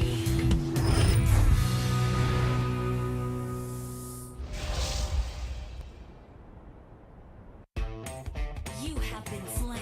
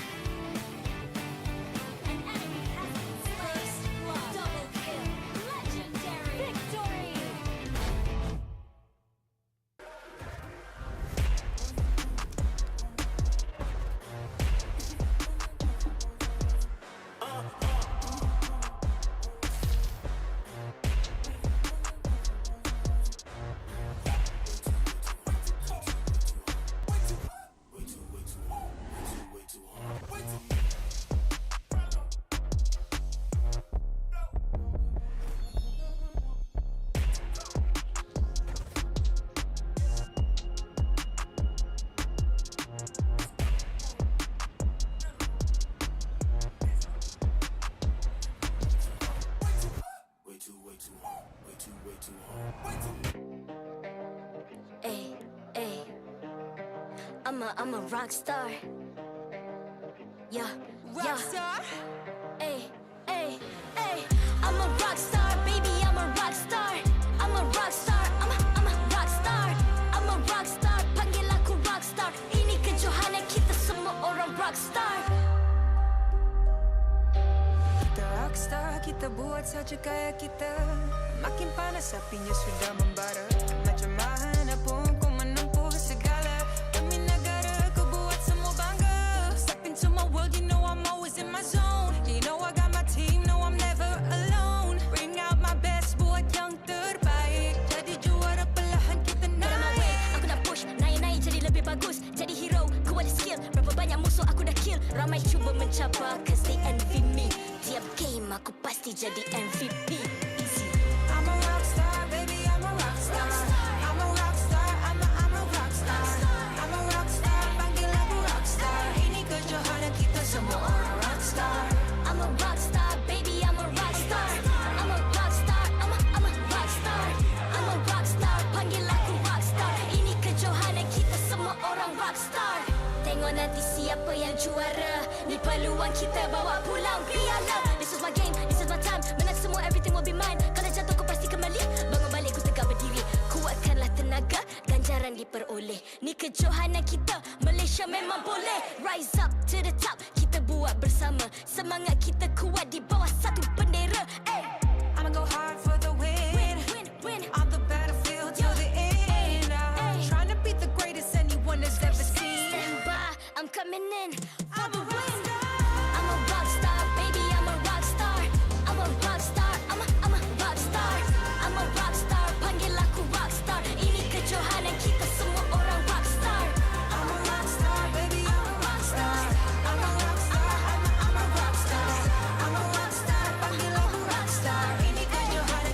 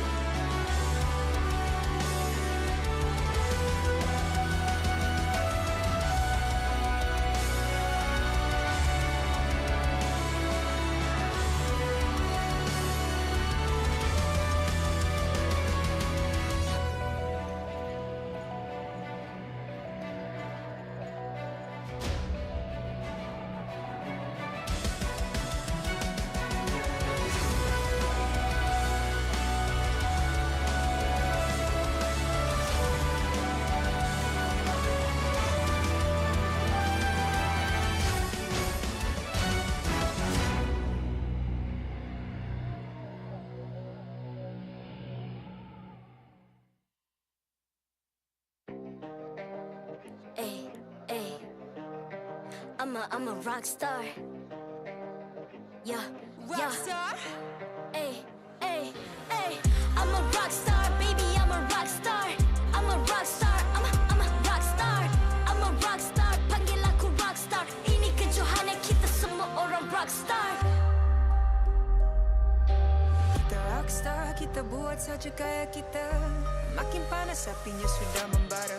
Macam mana pun kau menempuh segala. Demi negara kau buat semua bangga. Step into my world, you know I'm always in my zone. You know I got my team, no I'm never alone. Bring out my best, buat yang terbaik. Jadi juara perlahan kita naik. Aku nak push, naik-naik jadi lebih bagus. Jadi hero, ku ada skill. Berapa banyak musuh aku dah kill. Ramai cuba mencabar, cause they envy me. Tiap game aku pasti jadi MVP. Easy. I'm a rockstar, baby, I'm a rockstar. I'm a rockstar, I'm a rockstar.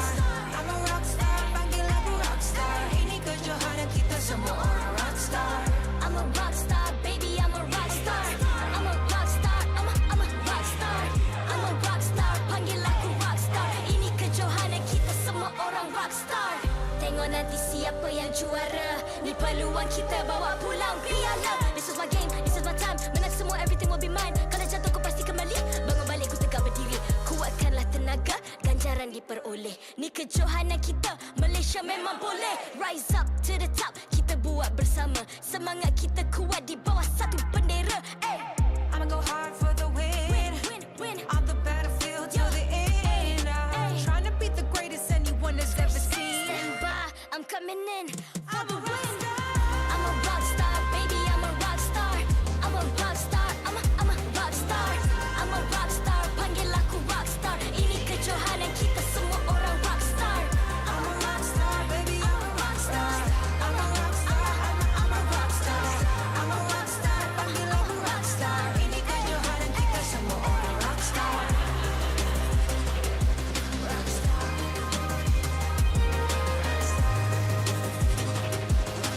Ini kejohanan kita semua orang rockstar.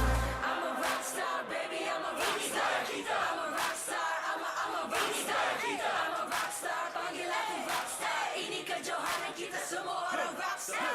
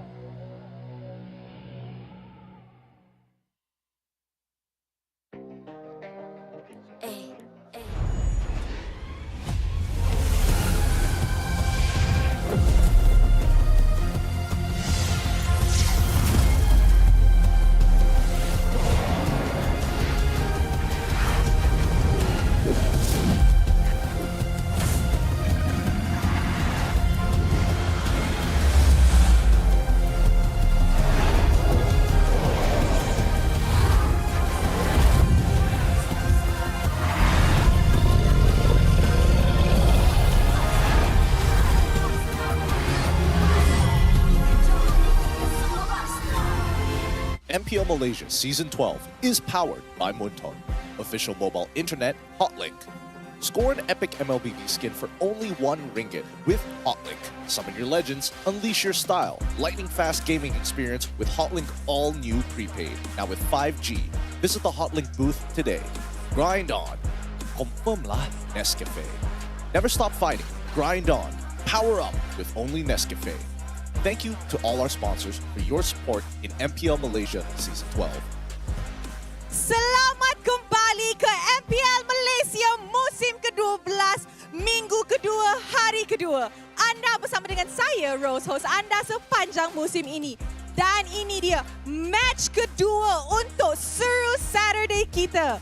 Guys, mana semangat? Alright, untuk match ni kita akan saksikan a rematch technically. Will Homebois be able to get their revenge on Team SMG? Sebab kalau korang ingat musim lepas, Team SMG stop Homebois untuk masuk ke Grand Finals. Adakah ini akan jadi revenge game?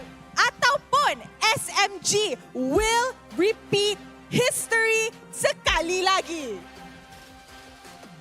Alright, before kita ajak kedua-dua pasukan ke atas pentas, I nak tahu, Dewan Sri Putra, are you ready? So I guess semua orang dah ready. So with that, mari kita jemput Team SMG ke atas pentas MPL Malaysia. Team SMG berjaya membuktikan mereka mendominasi regular season musim lalu tanpa sebarang kekalahan.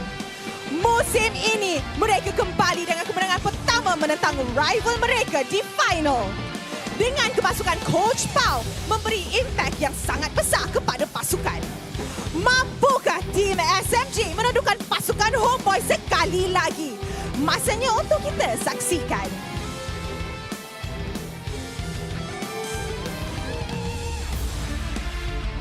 Dan ini dia the crowd favorite, Team Homebois. Pasukan Homebois mempunyai misi yang sangat besar hari ini. Selepas kekalahan tipis 3 berbalas 2 musim lalu yang menyebabkan mereka tersingkir, Homebois hari ini bangkit untuk membalas dendam dan mencuri kemenangan dari Team SMG. Mampukah pewaris legenda melunaskan dendam mereka hari ini? We shall see.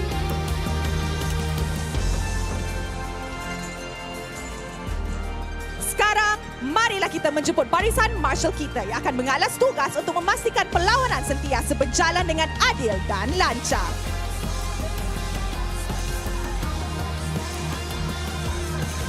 Mari kita teruskan dengan fist bump di antara pasukan sebagai tanda profesionalism. Inilah gaya kita. Inilah semangat kesukanan kita. Kawan di luar gelanggang, lawan di Land of Dawn. Match yang sangat-sangat panas untuk SERU Saturday kita. Kita nampak semua dah ready. Poji je yang tak ready. Sebab Poji dekat side SMG kali ini. Tapi you guys can see, Dewan Sri Putra is full. So guys, sebelum I throw to the casters, vibe check sekali lagi. Alright? Sebelum kita mula match ni, Dewan Sri Putra, are you guys ready? Nampaknya semua dah ready. Players dah ready. Casters juga dah ready. And with that, teams, this is your moment. Game on.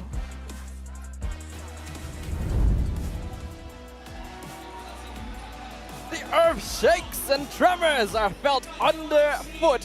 But are they from the heated live audience or from the giants that will encounter one another on the MPL stage. SMG versus Homeboys shall be our second game of the day. And here on the English cast, you're joined by me, Staffa, Adin, as well as Gideon. What a match we have in store for us. It's going to be a repeat, a rematch of last season playoffs where, again, SMG managed to knock Homeboys off. But it's a different story today. It's a different book, shall be told. Yep, imports coming in from both sides to bolster up the weaknesses of their previous roster. I don't know. That team lineup, like seeing SMG walk up to the stage, I don't know whether it's me reading into this too much, but they almost seem nervous here. Oh, you're saying they seem nervous? I feel like they're quite expressionless and very, very much focused on the job on hand. As we all know, SMG is a very textbook of a team, right? If plan A doesn't go well, they always have a backup plan, B, C, D, and any of the alphabet. But Homeboys right now, a different kind of a lineup, having a superstar of an import from Rizel. Will they have what it takes to take down SMG today? Yeah, you mentioned that rivalry is going to be running very high here. We've already mentioned a couple times, but this was the matchup we saw in the lower bracket finals of Season 10, where after a grueling day of matches, Homeboys unfortunately faltered right at the finish line, sending SMG into the grand finals. Now that they get the chance to encounter one another again with new lineups, with new coaches as well, dynamics are going to be very different. And not only that, they need the energy. They need to pump up the energy if they want to go forge the victory. But what better way to get more energy with Nescafe? Never stop fighting, grind on, power up. Only with Nescafe. You need the extra boost. Nescafe is always there for you guys. This guy is a big lover of Nescafe. I went to his house. He had a very much every side of his refrigerator is filled with Nescafe. Yep, I made sure to get the collector's edition, the MLBB ones. Wow. I still have those all posted up. Nice. Yes, I am a big lover of Nescafe. I am energized because of it, but only because that today's games are going to be this exciting, right? Two polar opposite playstyle teams. SMG more orthodox, a lot slower and methodical compared to the Homeboys, who used to play off of heavy momentum. I feel now that the win conditions are a lot clearer, but they're more decisive on the decision making. And especially when you have Rizel as consistent and how he's been playing since week number 1, I'm hoping that spills over into week number 2. But up against, I would say an old-timer by Sasa is not going to be an easy matchup for Rizel. But then again, what do we know? You guys know better than us. This is your moment to take on your prediction, where just scan the QR code down below, make your prediction for this match, and you guys may be able to walk away with MPL skin for you guys.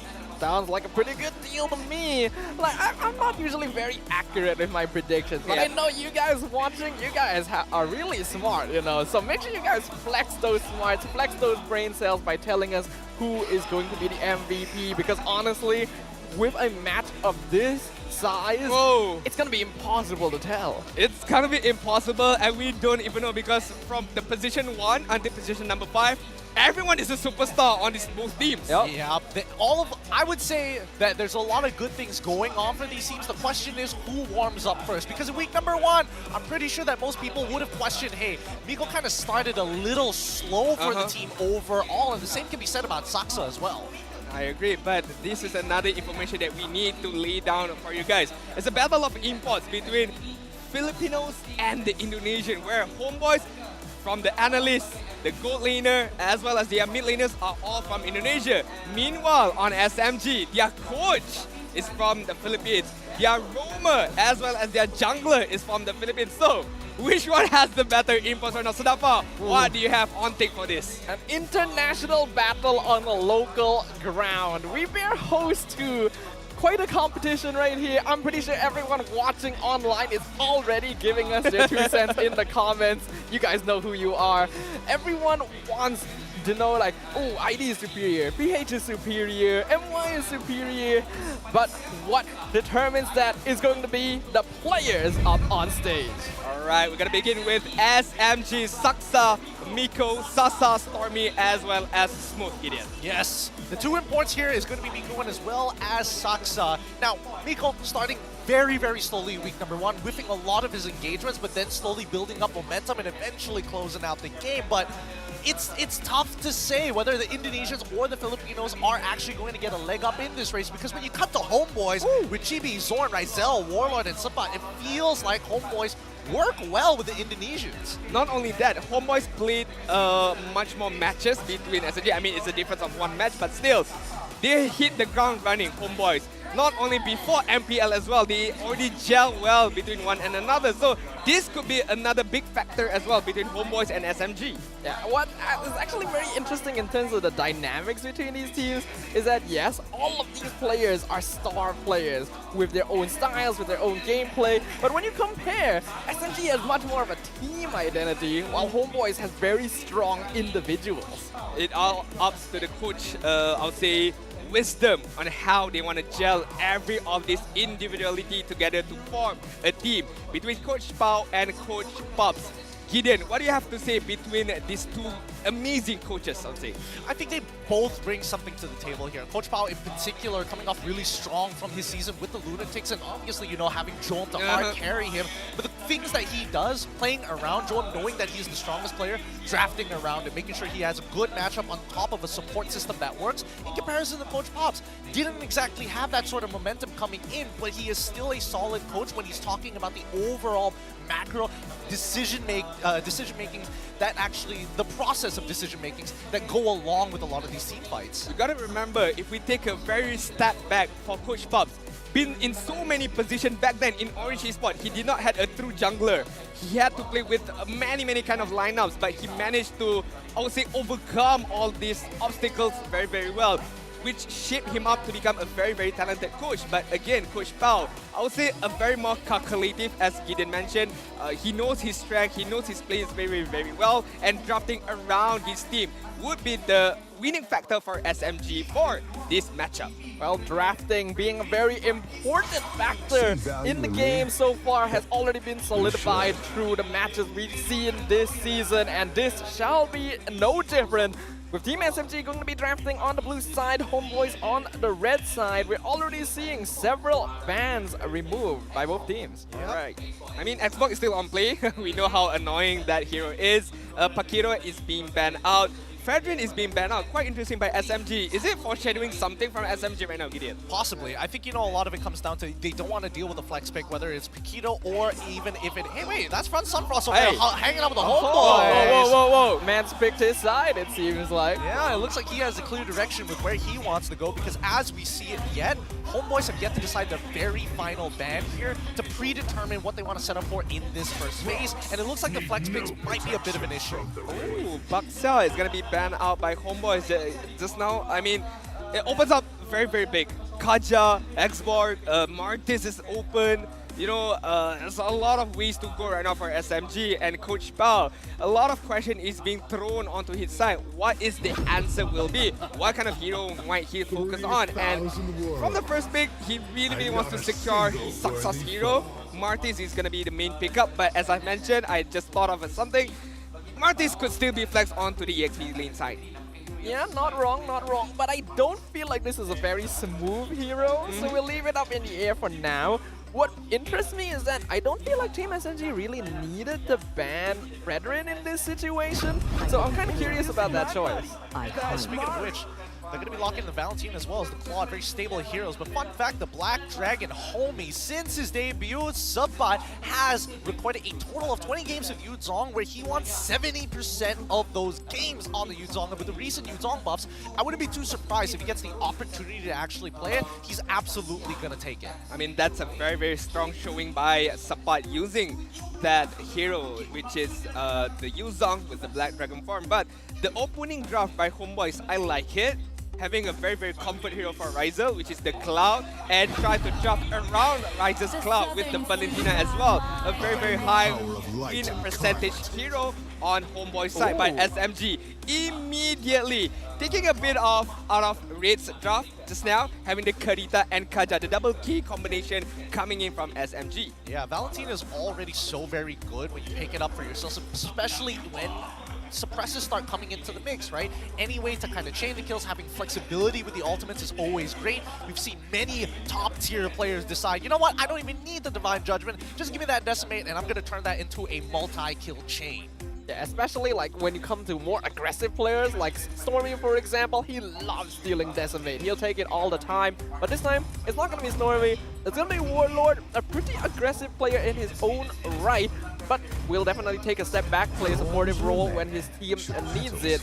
And ooh, we're gonna see the Lancelot come out. SMG already took TP's most common heroes with the Fredrin and the Martis.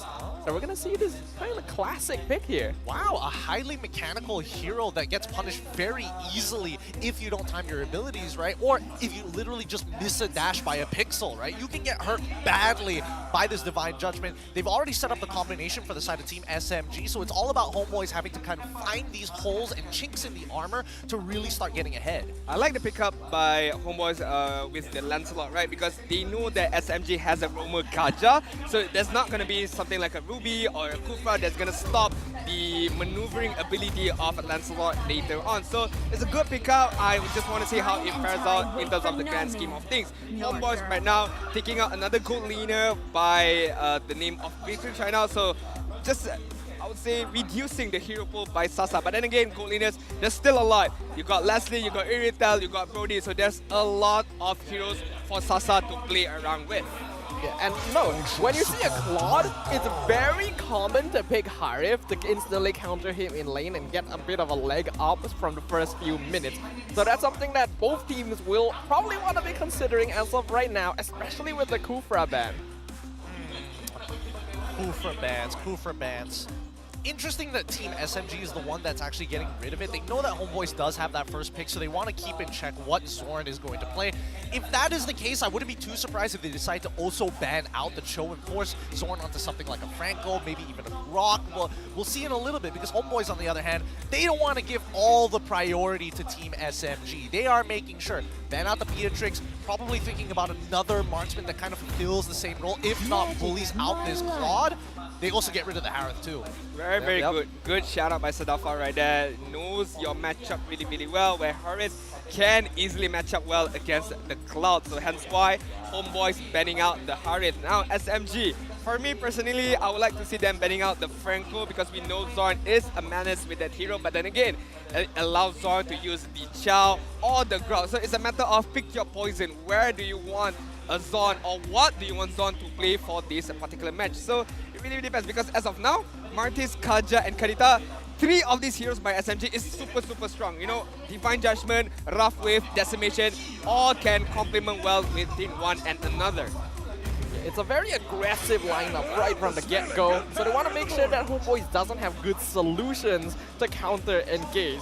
They do get rid of the Franco in the end, so that'll be one less thing to worry about from SMG. But no, a hero that was very heavily contested, that X-Borg, is still available until this point and is a very safe EXP lane option, since right now neither team has shown theirs. Yeah, they're not really getting too much out of this, and I feel like, I don't know, it feels a little strange to see, right? You see Martis, you see Kaja, you also see the Kadita. As an EXP laner, even if you want to go for some of the meta picks, it might not even be worth it. I would make an argument that Uranus or even Esmeralda might actually come here, or Homeboys might just think a little bit ahead and lock in the export early, but then that begs the question, how do they actually engage upon their opponents? Ooh, okay. Terizla, pick up by Homeboys, a very good setup hero with the penalty zone, and a very good frontliner as well. As we've seen, Ren QT uses it really well, how he buys time a lot for his own teammates. But Homeboys, how do they want to play around this Terizla is the main question, because for SMG, in terms of EXP lane, yes, Martis is still open for them, but maybe, just maybe, a Benedetta pickup for Smooth could be a good option here. I mean, as much as I love watching Smooth play on that hero, I don't feel like this is the game for it right now. I still think like X-Borg is the— oh wow! Alright, So evil. I'm proven wrong, but I am very happy to be wrong. I'm just saying I have a medal for season 10. Just saying for a reason. It's just lying around. Just lying around under my bed. He had to get some of these predictions right. But I think it's a good shout. You know, at least with Benedetta, you kind of do the same thing. You have a strong engager on your side, especially when Petrify is up. And more importantly, these neutral objectives are a little bit more manageable now than it was before when you had no real engage. I am a little curious whether or not this carry is actually going to get any work done, but we'll find out a little bit as Homeboys double down on that Grok, and now carry stonks are looking mighty valuable. I definitely agree. It all depends on how Sasa position himself and the catching ability, by Kaja with the Divine Judgment as well as the Rough Wave. But the battle of the EXP lane is going to be very interesting. Whoever, again, clears out the lane faster, rotates faster on towards the turtle side, should have the better winning percentage in terms of turtle team fights later on. But we're going to be seeing a lot of fighting. Both these teams have a little bit of a bone to pick with one another, and we are seeing some pretty balanced lineups with some very interesting choices. I am so excited to see that smooth Benedetta gameplay once again. Let's hope he hasn't lost it. For now, Team SMG versus the Homeboys. We're going to be going into game number 1. Will this be a revenge match, or will we witness history repeat itself once more in the land of Dawn? Welcome everybody. This is going to be game number 1, match number 2. We're going to head to a pause real quick. The disappointment of the crowd can be heard. We've got fans sitting down. Oh, and honestly, it's overflowing, right? There's not enough chairs for them, and people are sitting down on the floor. The second floor is already filled. Even the third floor, we do see fans just stepping over the edge just to have a look at these games. I mean, it's living up to the name of SERU Saturday, and it's the middle match of the day as well. A rematch, a repeat as well. So we're gonna take a short pause right now as the team settle out all the issues right now. But Gideon, we've talked about late game potential in the first match series. Right now, I want to talk about the early game potential between SMG and Homeboys. Who do you think have the better early game advantage right now? That's actually a really tough call. I would say that right now, Homeboys have a very slight advantage, and that's only because Grok is great at actually manipulating the waves. Ideally, you want to manipulate the waves in a way that you can actually start rotating in towards EXP side, where you are the strongest because of your Charizla in that 1v1 matchup against the Benedetta. Honestly, not too bad, especially if you can bait out the eye for an eye. So that's why I think the early game is going to go for the Homeboys. Ooh, I actually disagree. Okay, Oh. I think SMG has the better early game lineup. They have Kaja, they have Kadita, they have Martis. This is a kill combo if I've ever seen one. If they're able to start things off strong with a snowball, we've already seen what happened in the hands of Red Esports. On the other hand, Homeboys, they have Claude, they have Valentina. Their late game is secured. As long as they don't get too heavily rolled in the early to mid stages, the late game is theirs.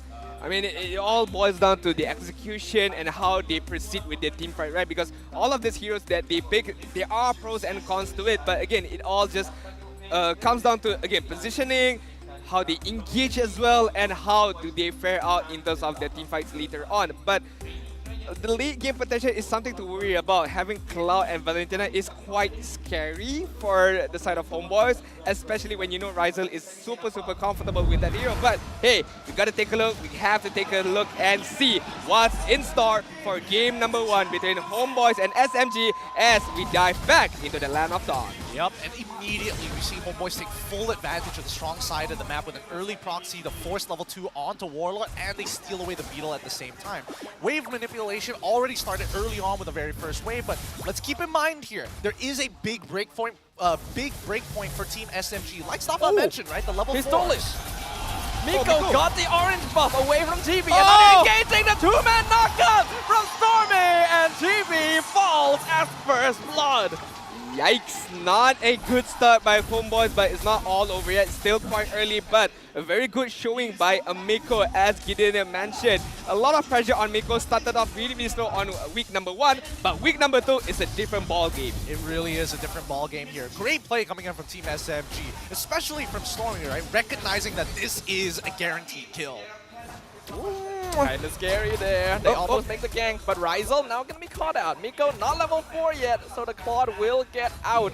But we are seeing a lot of aggression already from SMG. Yeah, and this is what I was expecting Team SMG to do, right? Just play for their strong side, which in this case is going to be towards the gold lane rather than Smooth. And I feel like every single season, Smooth has to, you know, just deal with the pressure down by the EXP lane like a typical EXP laner. You just gotta take it. You just gotta get shafted. I mean, he knows his job desk. He knows his responsibility, what he needs to do to be able to bring that victory over to SMG. But Homeboys, a rough start right now as the turtle still falls down to the side of SMG. Zorn, he's just gonna be cornered here. He's trying to juke things, but I don't feel like he needed to stay that long. He's gonna get taken out easily by 3 members of Team SNG as now they instantly rotate over, invading the purple buff. Miko coming in to join them. Sabat penalty zone, only gonna find one, unfortunately. Dropping low, Electro final blow into the double petrify! Into Stormy, Rough Wave takes out GB, and Saksa gets the killing spree onto the Terizla. Okay, so Zorn sacrificing his life, trying to buy a little bit of time, assuming that, at least for Chibi, will be able to actually try and retreat contest for his purple buff to hit level 4 and maybe make a flip actually happen. But Team SMG, they play this so well, and especially for Stormy, he recognizes when he can jump in, especially if his battle spell is off cooldown. And not only that, the timing of that execution between the Rough Wave, the Petrify, as well as the Divine Judgment is timed to perfection between Miko as well as Stormy. Hence why you are seeing a very, very good early lead by SMG. 2.5k goal lead, only the 3-minute mark. Miko! Ooh, flickers forward, Divine Judgment. Zorn caught out once again. Forced the flicker and wild charge to get himself to safety.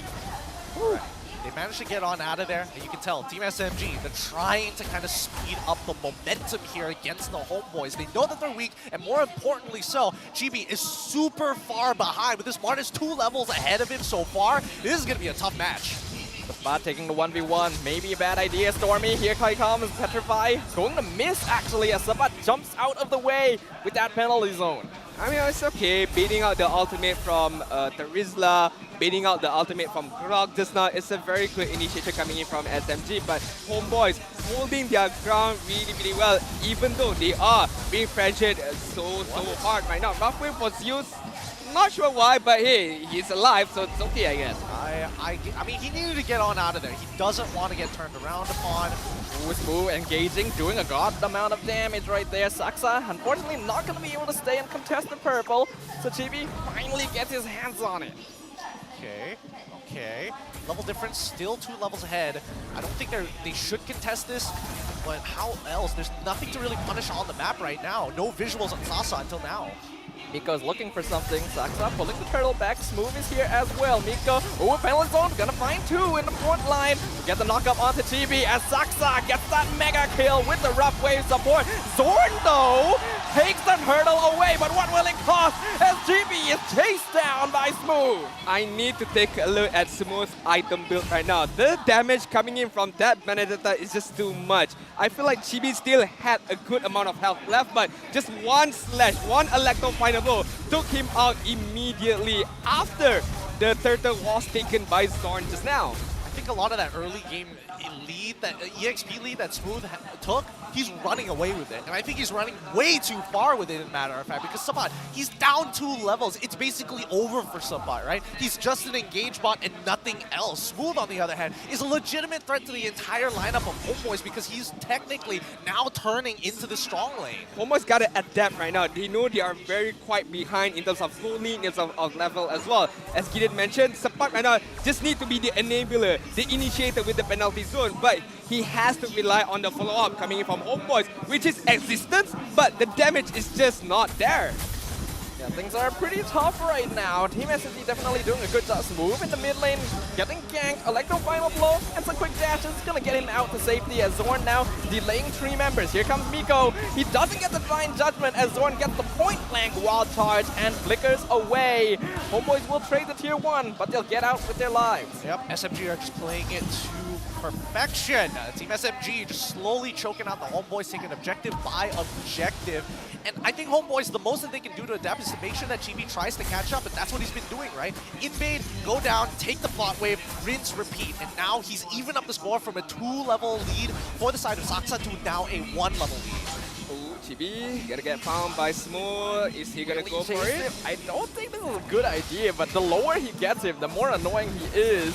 He won't try and contest the purple, but right now you can definitely tell that Homeboys are feeling the heat feeling the heat immediately right now. SMG, what I'm worried right now is the Ultra League potential right now, because SMG having the carry, having the Kadita as well, you know the damage is gonna come from both sides, right? The damage! A nice catch with the Butterflies, beats the unstoppable streak to Saksa with a beautiful rough wave setup. Stormy is feeling himself today, and Sabat is really not having a good time.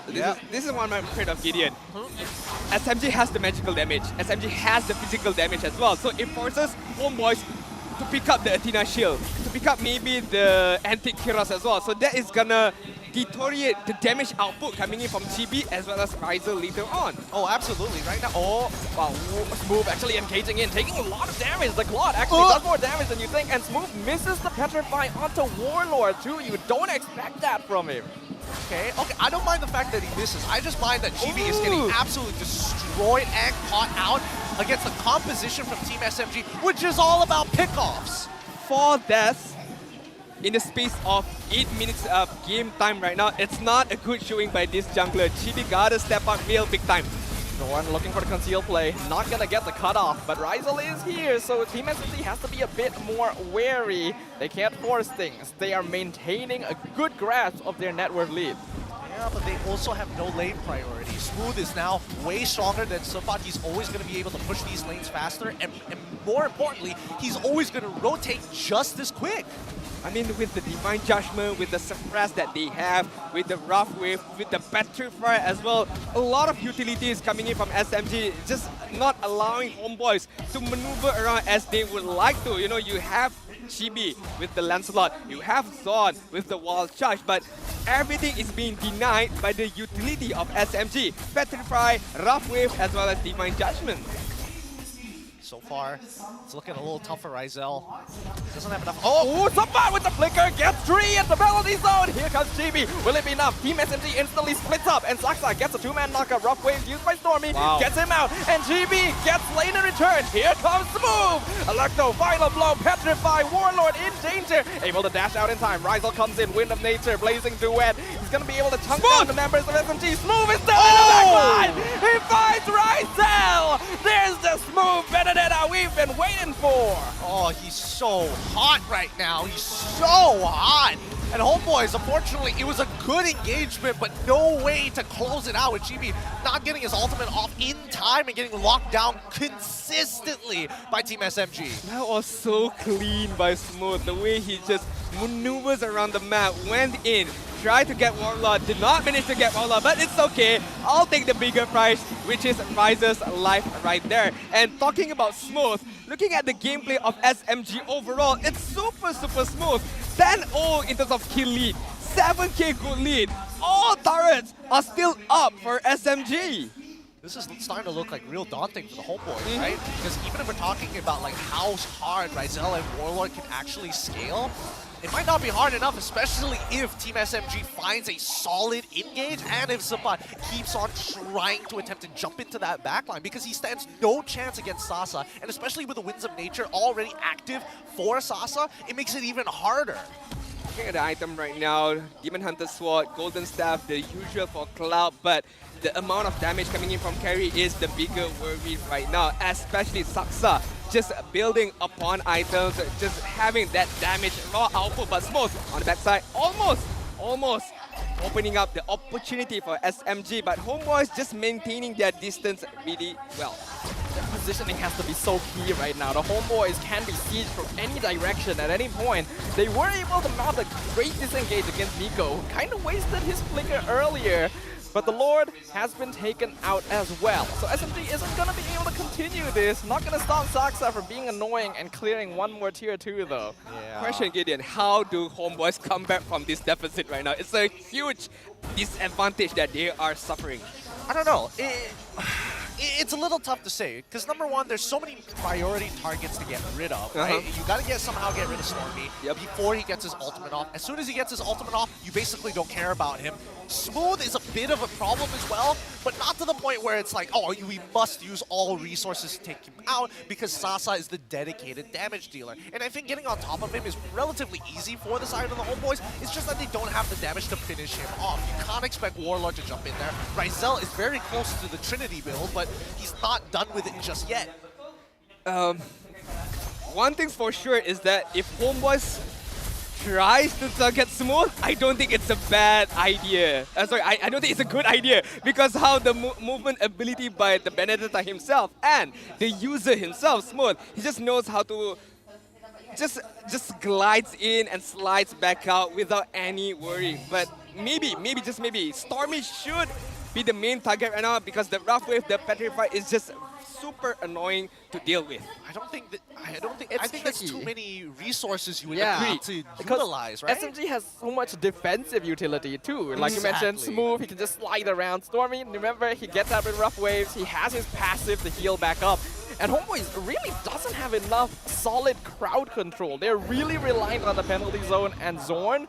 And right now, Sapat as well as Zorn are not getting the opportunities to look for engagements. Smooth knows. He knows something. He knows something is not well. If I dash forward into this H push right now, it's not going to end well for me. Hence why he's just staying there and allowing SMG again a free Lord.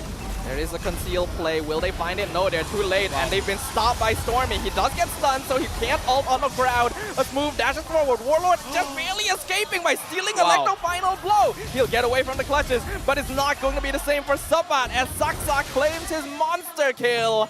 And now Homebois on the back foot once more. This has gotta feel so bad for Chibi. Playing on this assassin, you are expected to make plays for your team.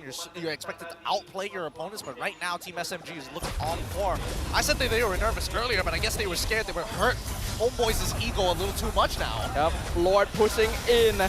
Gonna be doing some damage. The crystal is exposed. Miko flickers forward, gets the divine judgment onto Zorn. Phantom execution onto multiple, but Stormy with the perfect positioning for the rough waves. Picks up GB. Zorn is gone. Warlord is gone.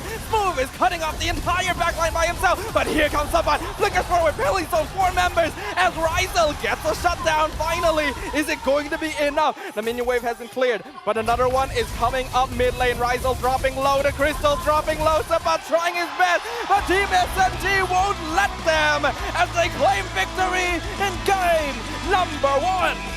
Played to perfection, the drafting was on point, the execution was superb, the pressure was non-stop. That's how you play MLBB, boys and girls. That's how you win a game. GG well played. The Team SMG, they played a clean game and there was no warm-up period for Miko as well as Saksa. As soon as they get into that game, they keep on pushing forward and they continue to hurt Homebois' lineup from many different angles. But I'm disappointed. Why are you disappointed? Smooth died. That's true. If not, it was a clean game. He did ruin his KDA. When will he learn? Wow. No, I'm kidding. All jokes aside, he played super. He played phenomenal right there. We were excited to see Benedetta in the hands of this kind of player again. I wasn't expecting to see it this game, but boy, am I glad we did. This is my, 6th season of casting. I still don't know how to play Benedetta, and I still don't understand how he plays the Benedetta. It's hard, I'm not gonna lie. It's really difficult. You know, it's not easy to time your abilities and having an overall game sense of your, I wouldn't even say spatial surroundings, just understanding when people want to punish you kind of gives you a rough idea. He's very situationally aware, and Smooth is an intelligent player, but you can definitely see there were moments where Homebois might have been able to actually turn things around had it not been for their support Miko actually stopping it or Stormy completely shutting it down. That's the thing though, the aggressiveness of Smooth, right? It opens up certain possibility for Homebois to counter. But then again, having Stormy on the backside, having Miko to cover things up, just allow SMG to go even further. But as we talk even further, our MVP of the game is gonna be Saksa with the Marty 6-0-4 with 680 GPM. I mean, you can argue, Smooth deserve it, Miko deserve it, Stormy deserve it. Everyone played well, honestly. Team SMG played beautifully this game. We mentioned how this is a team that tends to have very clean gameplay, and the execution this game really proved it here. Like you mentioned, 6-0-4 on the Martis, he got so many kills. We mentioned during the beginning that as long as Homebois doesn't allow themselves to fall too behind the early to mid game, they'll be fine. But then SMG just says, well, guess we'll do exactly that. Do you think, okay, hold on to that thought, because we gotta take a look at the mic check coming in from SMG. Well, keep laughing. You laugh for what? Wait, laugh. Why you laugh? What only ma laugh for what? Semangat semua, pelatih semangat. Pause. Relax. Nice one! Chill, santai. Relax tayo. Nice one! Chill. Relax. Objektif ya. Relax. Miko. Nice. Fokus. Ayo go alert. Gerak. Hawa. Tower. Nice. Alright, before we talk about the item build, Gideon, do you think this is a different kind of SMG where they had the lead, they push on the agenda? Because last season, when SMG had the lead, they tend to be a bit more passive. Do you think it's a different kind of momentum shifter from SMG? Oh, absolutely. Did you hear that, my chick? It's Saksa and as well, and especially Miko, who are especially vocal about moving forward. Look at this guy now. Keep on applying the pressure onto the homeboys. And obviously our MVP, Saksa, played a huge role in not only just maintaining the pressure, but canceling key abilities from the side of homeboys to open up an opportunity for Stormy to abuse the rough waves. I mean, Sasa had a field day over time. He did not be pressured. He farmed his lane really well. He just maintained the positioning, got his item, and participate in this team fight where he knows that I can deal a lot of damage and no one can stop me. Without any single doubt, that was what he did to, again, perfection. Honestly, this has been a quality of Team SMG since last season as well. You know SMG won a clean game when Sasa doesn't have to do anything. That's you, like, even last season it was the case too. I definitely agree because all the job was done by Miko, right? 0-0 and 10 assists, the way he set up his own team, the positioning that he possessed, as well as the ability to open up the map, to give the information to Sasa, to Saksa, to Smooth as well, to determine, okay, what's our next move? Miko, find someone, go for it. I have the Divine Judgment, I have the Ring of Order as well, I can stop him, so just go on forward. Like Gideon mentioned, the command from Miko is what brings out the best out of SMG. Yeah, absolutely. You know, having a strong IGL makes all the difference in, you know, a 5v5 tactical mobile MOBA, right? Now, Homeboys, on the other hand, had a couple of issues. Number one, we've already gone over how the early game was supposed to go from my perspective, especially when you have strong side to Rizla, but Sarafa brought up a really good point. The fact that you start losing control over your mid lane and Smooth winning out his lane after one interaction makes all the difference, because now Smooth, with such a volatile lane and the fact that he can actually proxy it pretty safely, allows the rest of Team SMG to hover around Sasa and really rally behind him. I mean, read this Dafa, Chibi, using the Lancelot, there was no, I would say, a certain hero that can capture him immediately. Yes, you have the Kaja. Yes, you have the Benedetta as well. You don't have like a Franco or a Kufra.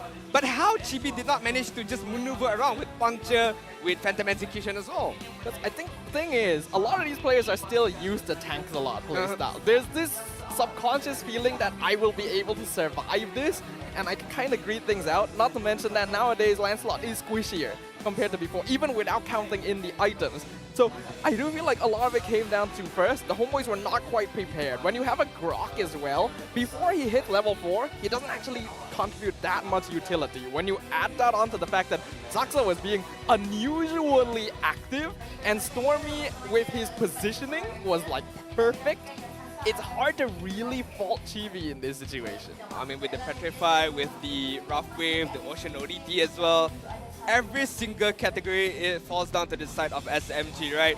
With the rich guy, Saksa, 771 gold, the damage being dealt by Smooth, almost hitting 40k as well.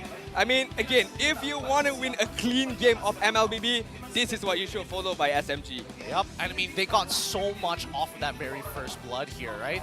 You saw how Team SMG kind of responded with Homeboys early proxying, forcing level 2 on towards the mid laner and as well as EXP laner. They stole the beetle, the instant response from the side of Team SMG. You know what? We're going to go to the opposite side of the map, and if we see you there, we will kill you. We have a majority of our members having great setups, and not to mention that Stormy is actually pretty effective at level 2 with Petrify. The fact that he got 2 people there was already surprising. This is the most important part. When you have the lead, use that lead, use that advantage.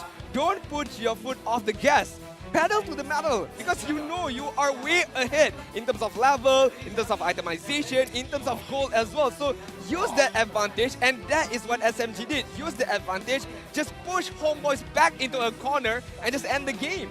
And they not only identified that they needed to step on the gas, they were able to do it with such finesse as well. There are times where you do have to hold back a little bit, where we've seen teams throw away massive leads by trying too hard to end the game. But SMG understood, now we can go, now we stop, now we get the kill, and on top of all the intense micro plays, like Stormy getting like what, 4 petrifies before minute 5, GB being caught in 2 of those, that's rough. It really is rough. And I think, you know, the biggest deal breaker here was going to be Saksa on this Martis because he is canceling a lot of good abilities. Mid-dash, clapping GB, making sure that he's got no resets to work with. And the same goes for the Terizla, right? Getting into that backline is not easy, especially when you're holding on to the mortar coils, waiting for the opportunity to look for the counter engage. And guess what? You don't even necessarily need to use it when somebody else can just petrify. Oh, go back into the fight. All over again, rinse, repeat, and utilizing the map to kind of force angles that you don't want to be caught in, especially choke points for the Homeboys. And not only that, what adds salt to the wound is like, sorry to all Zon's lovers out there, he was non-existent in that game. Oh no, absolutely He couldn't do anything, not even a single one charge was, I mean, it was used, but again, what's the outcome of it, right? Because you were down a humongous lead. You know the itemization by Chibi, by Ryzel is not enough for them to be able to put on more damage onto the side of SMG. So again, I'm not sure if it's the hero was off or was just the whole overall gameplay of Homeboys just did not work well. Well, I think there were a lot of correct ideas going into the draft, and I think a lot of the execution could have been slightly better, but it was such a devastating early game. Like, they got literally dominated, manhandled for a good majority of 6 minutes, and even then, they couldn't break out of that momentum. I do feel like the draft was a little bit greedy there from the Homeboys. They start off with Claude, they start off with Valentina. These are already late game when you're up against the Kaja Kadita. I mean, I feel like all of the sides of SMG must have an ROG phone because they play like champion. They dominate like champion with ROG Phone 7. Make sure you get your hands on the ROG Phone 7, win lanes, dominate the game, and maybe, just maybe, you'll be able to walk champions like SMG. So that's how Smooth won his lane. I mean, in a majority of these matchups, especially when you're Benedetta, right? Most EXP laners, 1 kill makes all the difference. But with Benedetta versus the Terizla, half the time you don't expect Benedetta actually walking away with a level lead. Exactly. Honestly, the EXP lane can be very volatile. We know Smooth was one of the best EXP laners, literally getting regular season MVP for season 10. But it's not as if Sapat is no slouch himself. He's still very solid. He can usually win his lane. And in this matchup where he should be prioritized, Smooth being able to come out on top just shows the degree of mastery he has on this hero. The fact, the amount of times that we thought he might be dead here, he might die here, but just walks away with the eye for an eye, with the electro final blow, and not just literally walk away, walk back into the team, gets a kill, and then walk away again. I mean, the understanding that this guy has on the Benedetta is just on a different level. But hey, let's close the book. Let's close the chapter of game number 1 and open up chapter number 2, game number 2. Homeboys up against SMG. Homeboys will have the blue side right now. Alright, this time around, Homeboys is going to have that first pick. Team SMG on the red side will have second, but they will have to complete their composition last. So there's a bit of a give and take on either side, and we're already seeing, you know, Fanny, Kaja bans, Claude ban for the side of Team SMG, as well as the Joy. But the Claude ban kind of gives you an indicator that they just don't want Ryzel to feel comfortable. But then again, they dominate against Ryzel using the Claude as well. So, I mean, maybe a different kind of idea for game number 2. Maybe if, let's say, SMG let go of the Claude, it will disrupt a bit what they have in store for game number 2. I think it's an interesting adjustment, and I really can kind of see Coach Pao all over this, because typically SMG was a team that didn't change their lineup very much, especially if it was that successful. Now that we have Coach Pao coming in, we remember how he led Lunatics when something worked or didn't work, he would be 100% ready to just switch things up completely in game number 2. And I think what they're doing here is they don't want to allow Homeboys to adjust. They're not going to go for a really hard early game anymore, because the more things they change, the more their opponents will be forced to adapt. I think it's... That's a good point. That is a good point. But there are risks, of course. There are risks. And I think, you know, that's what Team SMG is taking into consideration here. Because, again, that first pick coming in from the Homeboys could be extremely punishing if they want to bring up something like a Kadita, Kaja all over again, right? They're either going to be missing one part of the combination, and Homeboys could easily deny in the ban. Some of the fact that they didn't touch it, they're at least going to take away the Martis, who has such early game momentum on his side. Then allows myself to see a different hero for Saksa, because I feel like in game week number 1, where they only played once, it was a Martin show all the way for Saksa. So I would like to see a different kind of playstyle by this jungler, this Filipino jungler on the side of SMG. But will Coach Pao prioritize the jungle pickup as the first 2 pickup? Because there's still a lot of heroes open. Xbox is still open, Edis is still open, and Fredrin is still within grabs. But Edis is going to be the pickup as well as Fredrin. Double flex pick coming in from Team SMG. They don't want to show their hand just yet. Interesting. We're already seeing some taunting from the fans there. Who's Chibi? Who's Saksa? Just throwing these back and forth. Edith, we have not gotten to see this entire week here, even though this was such a prio pick in week 1. Now, I admittedly, again, not a big fan of the Fredrin here. We've already seen the Martis versus Fredrin matchup, and I do feel like it's a bit more Martis-centric. Yeah, it is a little bit more Martis-centric, and that's only because he's strongest in the early games. Towards the later stages, it becomes a lot easier to kind of manage it, but that's under the assumption that you don't have true damage or a carry, for an example, being, you know, the biggest perpetrator of it. I think that Team SMG at this point of time are considering, hey, we might need to have to ban out Xborg later down the line. For now, what SMG has a good utilities of heroes, right? Fredrin with the energy eruption, Edith with the onward, and I was gonna talk about the damage. Where is the damage gonna come from? And it has been answered most likely with the God pickup. Hey, don't turn your eye on this guard, man. It's a strong hero, especially on those high ground defense situation. Well, maybe if I would hope we get to see it, that Sasa decides to play Cho. We might see something. Sorry, Saksa actually tries to play Cho. It might be pretty impressive at the very least if you got to catch that tooltip earlier. Now, Kadita gets banned out, and I think it's great ban to have, especially when you are using Misty Gush. Yes. You're kind of a susceptible here to everything.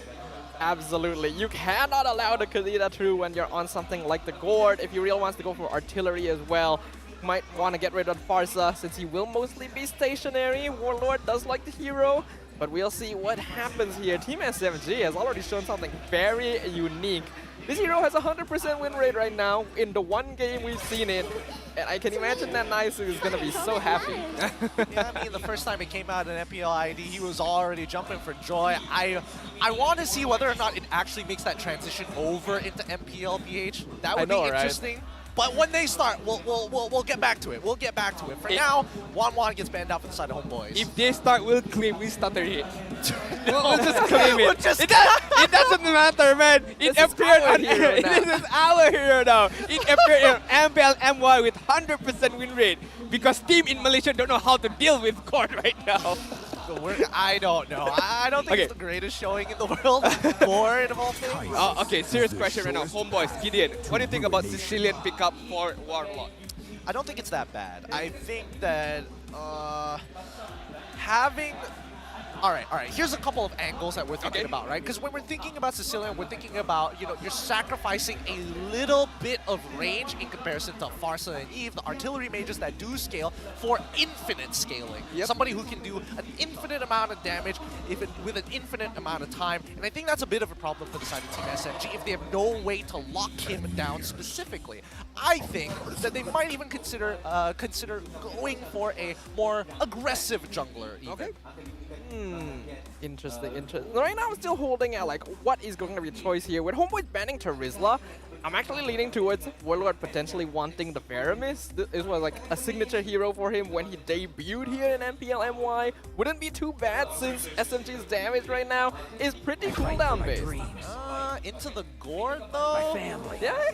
I suppose, but I feel like at the end of the day, Homeboys, they are designing a kickoff composition, right?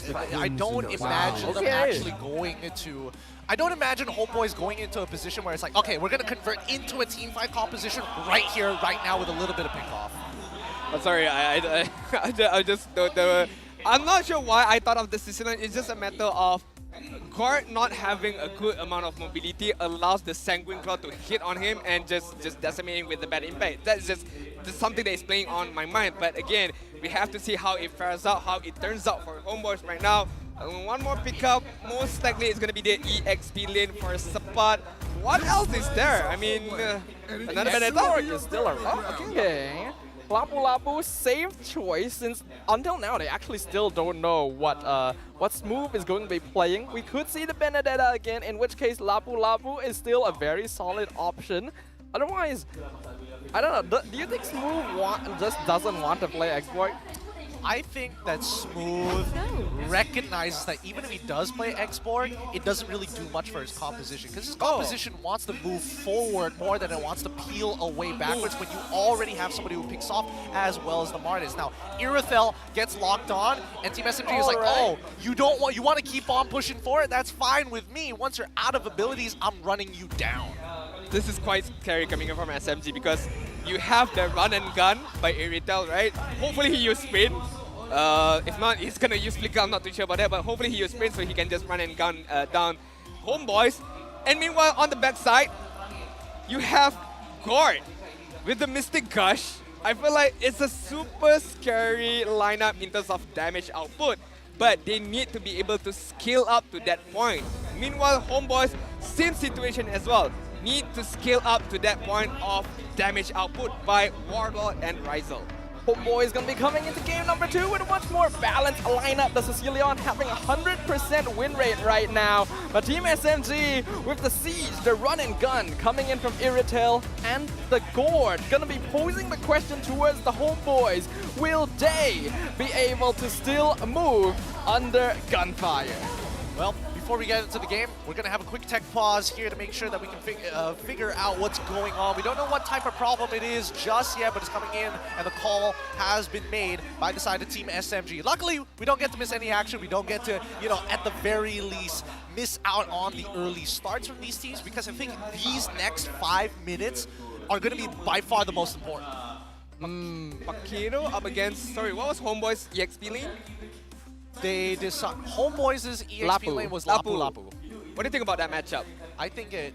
Is it a 50-50, just cancelling each other out? Okay, I think it's extremely volatile, and it's a little bit more Paquito favored because there's more opportunities for Paquito to actually get the early trades and an early kill onto the Lapu Lapu. But as soon as Lapu hits 4, that's when it's a bit of a 50-50. You never know who's going to win. Generally, I would say that Paquito has the advantage. So we shall see right now, because Land of Dawn is the name of the place. Homeboys up against SMG, where SMG has the upper hand, 1-0 up against Homeboys. I'm honestly so excited to watch this match. I don't think we've seen Stormy play Gord yet, even though he has a pretty weird hero pool. Zorn is staying a long time here. He will land the hook, flickers backwards, pulls Saksa out, and the buff resets because of it. He's so mad. He's so mad, and Zorn gets to live for it as well. At the cost of his flicker, he completely slows down Team SMG. Alright, as we take a look a bit on the emblem setup, again, nothing too out of the ordinary, I would say. Edith having a bit of extra attack speed, knowing that once she uses the ultimate, those extra bit of attack speed will help in terms of the damage output up against Homeboys later on. For sure. And let's not forget that Warlord going for the common emblems to make sure that his mana consumption is regulated a lot easier compared to last time, where all you have to do was get an enchanted talisman and maybe even hope for the best sometimes. The scaling for the side of Warlord, for the Warlord on the Sicilian can feel very, very slow, but like you saw earlier, right? He's walking and making sure that he is taking advantage of every opportunity to get a bad impact off and to scale up his stacks as soon as possible.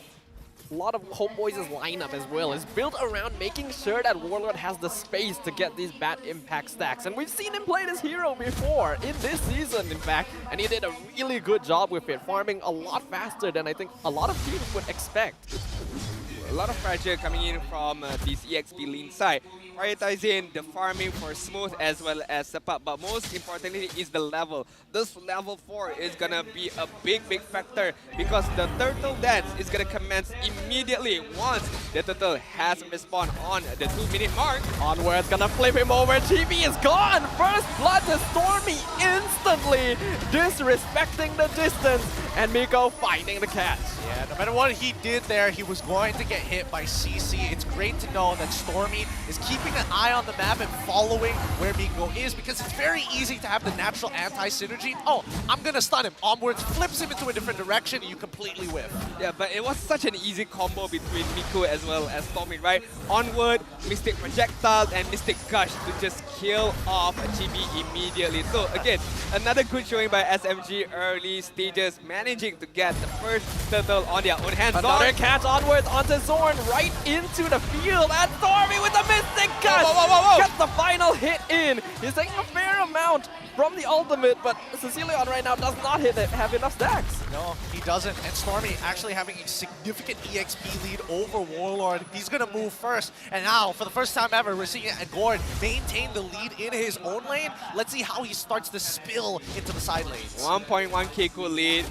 The Ice Queen 1 is on Stormy's hands right now, so you can expect. Wow, he hits that. You can expect. He hits that! The hook onto Miko, finally getting some vengeance there. The blind hook into the brush.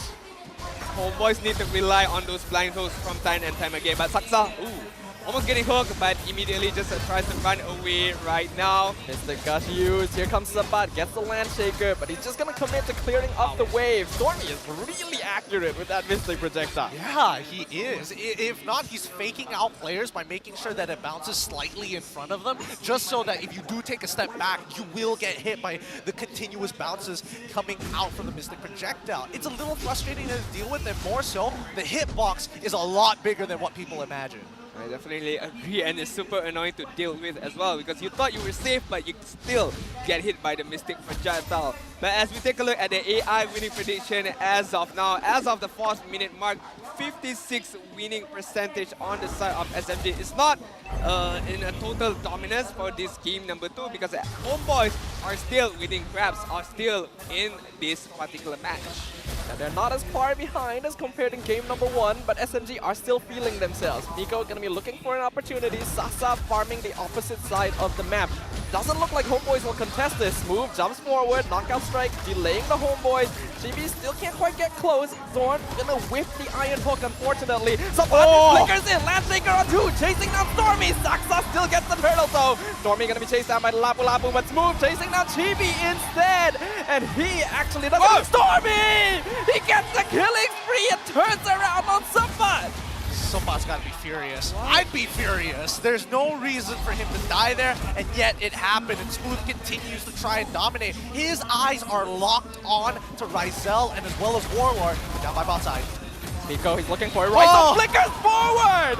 But he was, oh no! Ryzel! The mistake! Miko cuts him off and smashes his dreams to pieces. I don't know what happened, but something happened, and it was not good for Ryzen right there. Honestly, because the onward was there on the point, it just misses the hook, and then Ryzen was out of position back then, and then it hit another onward, another Earth Shatter by Miko to get the kill against Ryzen. So deja vu, man. Deja vu is another history of game number 1 for Homeboys right now. It's starting to look a little similar, I'm not going to lie, but we're not seeing Team SMG push as hard as they did in game number 1, right? You can see that they're taking it a lot slower this time, waiting for the picks to start rolling in, and hoping, especially for Zorn, to use that iron hook and whiff it. Miko misses onwards, unfortunately. That would have actually connected with GB, but the Mystic Projectile does! And now he's inside the Mystic Gun! Team SMG doesn't let GB go anywhere! Meanwhile, on the top side, Smooth is split pushing on top. A hook, that's a hook! Saksa gonna be pulled in.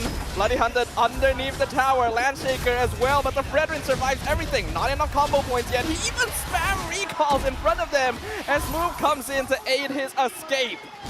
Gideon, break it down. What's going on? Oh my God! Come on! Stormy is just abusing his range, right? Like, Smooth as well as Sambat have the very similar ideas of how they target prioritize the enemy composition. But I think Stormy is really making the difference here, especially when you work with Miko.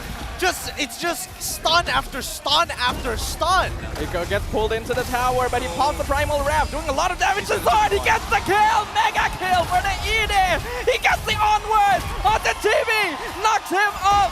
Miko's name should start with S as well, because he is going sicko mode right now with Team SMG! And Homeboys can do nothing about it!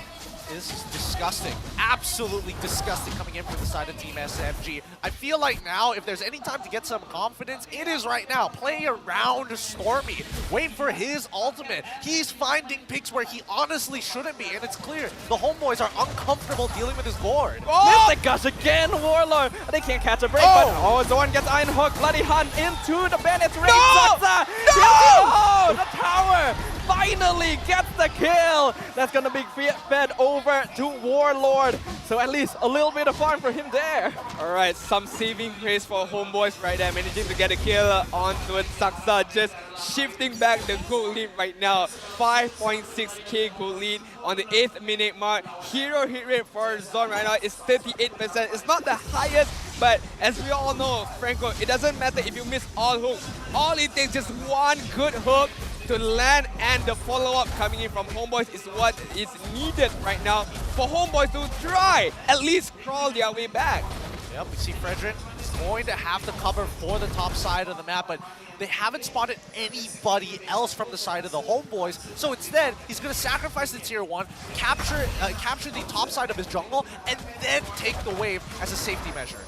This is so oppressive right now by Team SMG. They're still invading, they're still stealing jungle camps. Miko, by his presence alone, forces GB to use Retry on a regular camp. You can imagine this is not fun. And while they knew they were in for a slightly more depressive early game since they're going for the Sicilian, this is going beyond their expectations. I mean, props to Stormy, man. Guard, again, first of all, it's not an easy hero to play with, but the positioning by himself is superb.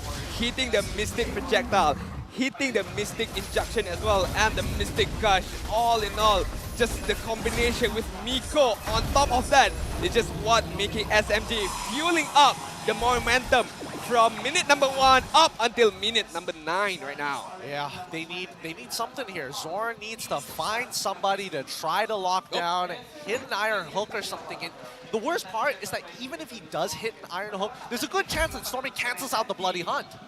I mean, knowing how he hits the Mystic projectile, yes, you can always count on Stormy to cancel the Bloody Hunt, to cancel out, sorry, the hook is what I'm trying to see right here. But looking at the goal difference right now, again, it's all in the favor of SMG Miko. Finds the onward. Sasa has some damage now. TV drops the half HP, but he's able to get out. His team is there to support him to make sure there's no kills from this one.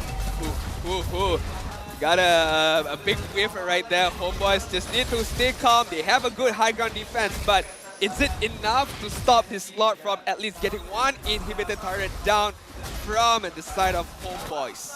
It's probably, if Homeboys don't get picked off here, it's probably not. But Team SMG, they find a stun, it could be huge. Lord pushing in, tower gonna take some damage, but it's only the first Lord of the game, so not too much structural damage for now. Homeboys needs these inhibitors to stay alive for as long as possible. Right, still, SMG playing it really, really well. They know that they don't have enough pressure, they don't have the right initiation yet to be able to take the inhibitor turret down, so they're gonna play by the books, very disciplined, back off a bit, but still maintaining a good amount of pressure. Gonna give away what initially looked to be Smooth, almost securing the orange buff by himself. Team SMG get a lot of information off of this, and now positioning themselves towards the top side of the enemy jungle by Purple. And seal. Ooh, nice and seal. Miko not going to be able to get the onwards this time as Homeboys makes a very nice disengage actually, being able to spot out the attempt by SMG and not falling for it. Yup, and it's good that they started falling back towards the opposite direction down by gold side of the map rather than, oh, I'm just going to pull back in towards mid because there's a good chance that Stormy can actually flicker forward to try and get a good Mystic projectile, especially when they're all clumped up together. It will be so much value. That Mystic Gush would be huge. I mean, I like what SMG did right there. At least they took a chance. They took a chance and tried to get an initiation of Homeboys. But again, as Dafa mentioned, good counter engagement by Homeboys to just disengage from that particular, what could have been a bad news for Homeboys. As we take a look at the minute mark right now, 12-minute mark, only 20 seconds left before the next slot is going to respawn, and another, most likely, Lord Dance is going to commence. What we are seeing here, though, is a bit more the usual SMG we're accustomed to. They're in the lead, but they understand their siege potential isn't going to be quite as high as before, so they're not going to try and push the Homeboys out too far because they know that Warlord still has scaling potential. But this is time that the Homeboys can use. To get some stacks for Warlord, to get some stacks on the Sicilian, itemization on Rizal. Yes, you are correct right there, my friend. It's a time that can be used by Homeboys to gather up a bit of, I would say, defensive capability. But as Gideon did mention, if Miko gets a good pick-off, it could be over for Homeboys. So far, goal lead, 55% in Team SMG's favor. Wow. Even the EXP lead, 55%, but it's 77% overall being predicted by the AI so far. And with this Luminous Lord, it might be the game changer here because they're almost guaranteed one inhibitor at the very least, which is going to open up so many more options for Team SMG. There's a lot of more space for Warlord to finish up his own itemization, right? There's only the Clock of Destiny, the Lightning Charge. It's not enough, but there is still room for improvement for Homeboys. So there is hope for them to be able to come back, but it all boils down to this Lord right now. Concealed play going to be used. Miko, unfortunately, not going to be able to find anyone with the onwards there, but now he's taking a lot of damage. Forced to use Primal Wrath pretty early on. Mystic Gush zoning out the Homeboys, but they're still mounting a great defense here, not losing anyone, and only trading out one inhibitor. Iron Hook going to miss again, unfortunately. That Mystic projectile being so annoying. SMG not quite letting up the pressure yet. Just knocking on the base of Homeboys right now with the Mystic projectile, with the Mystic injection as well, because they know that they can put this pressure on towards Homeboys. Flicker was used trying to get smooth, but it wasn't. It's just not Zon's day today, man. Yeah, it's not. And it's like, it was the right angle. It's just that the hook was just a little short, slightly off, and he whiffs just by a hair. Because if he gets a pick off of smooth at this point of time, I think at the very least, Homeboys could look for something back. Right now, the big shutdown is on Stormy as well as Miko, who probably already got his goal back down to 0. But at this point, Homeboys will take anything to try and catch up in terms of economy. Although the winning percentage is on the side of SMG by our AI, the goal lead is on the side of SMG, but my heart feels like Homeboys might be able to come back from this because the delaying that SMG is doing right now is, I would say, beneficial for Homeboys, right? Because allowing them to get more items, allowing them to get the stacks for Warlord, and the higher stacks Warlord has, the better defensive capability, the better high ground defense that they can provide, even if SMG gets the next Lord. Agreed. I do feel like it's riskier, right? The way that they're playing right now. I understand it's more methodical. It's to make sure they don't instantly allow the gold to swing if they mess up an engagement. But yeah, it's a Sicilian you're dealing with here. And Beatrix scales pretty well too. They do have to be quite wary. I can agree with that sentiment for sure. I think a lot of it just comes down to like whether or not Homeboys is able to actually survive this upcoming Lord, because I still don't think they can really contest it. GB is still a level down onto Saksa, and unless he's level 15, which I still think he's a distance away from, they're just going to have to give this up. They're gonna give this up? Yeah, they should. I mean, even if they contest this Lord, it's not gonna end well for them. Hence, they know that they have the high ground capability, so just bet on the high ground defense rather than contesting this slot. But the biggest question right now is going to be thrown back to SMG.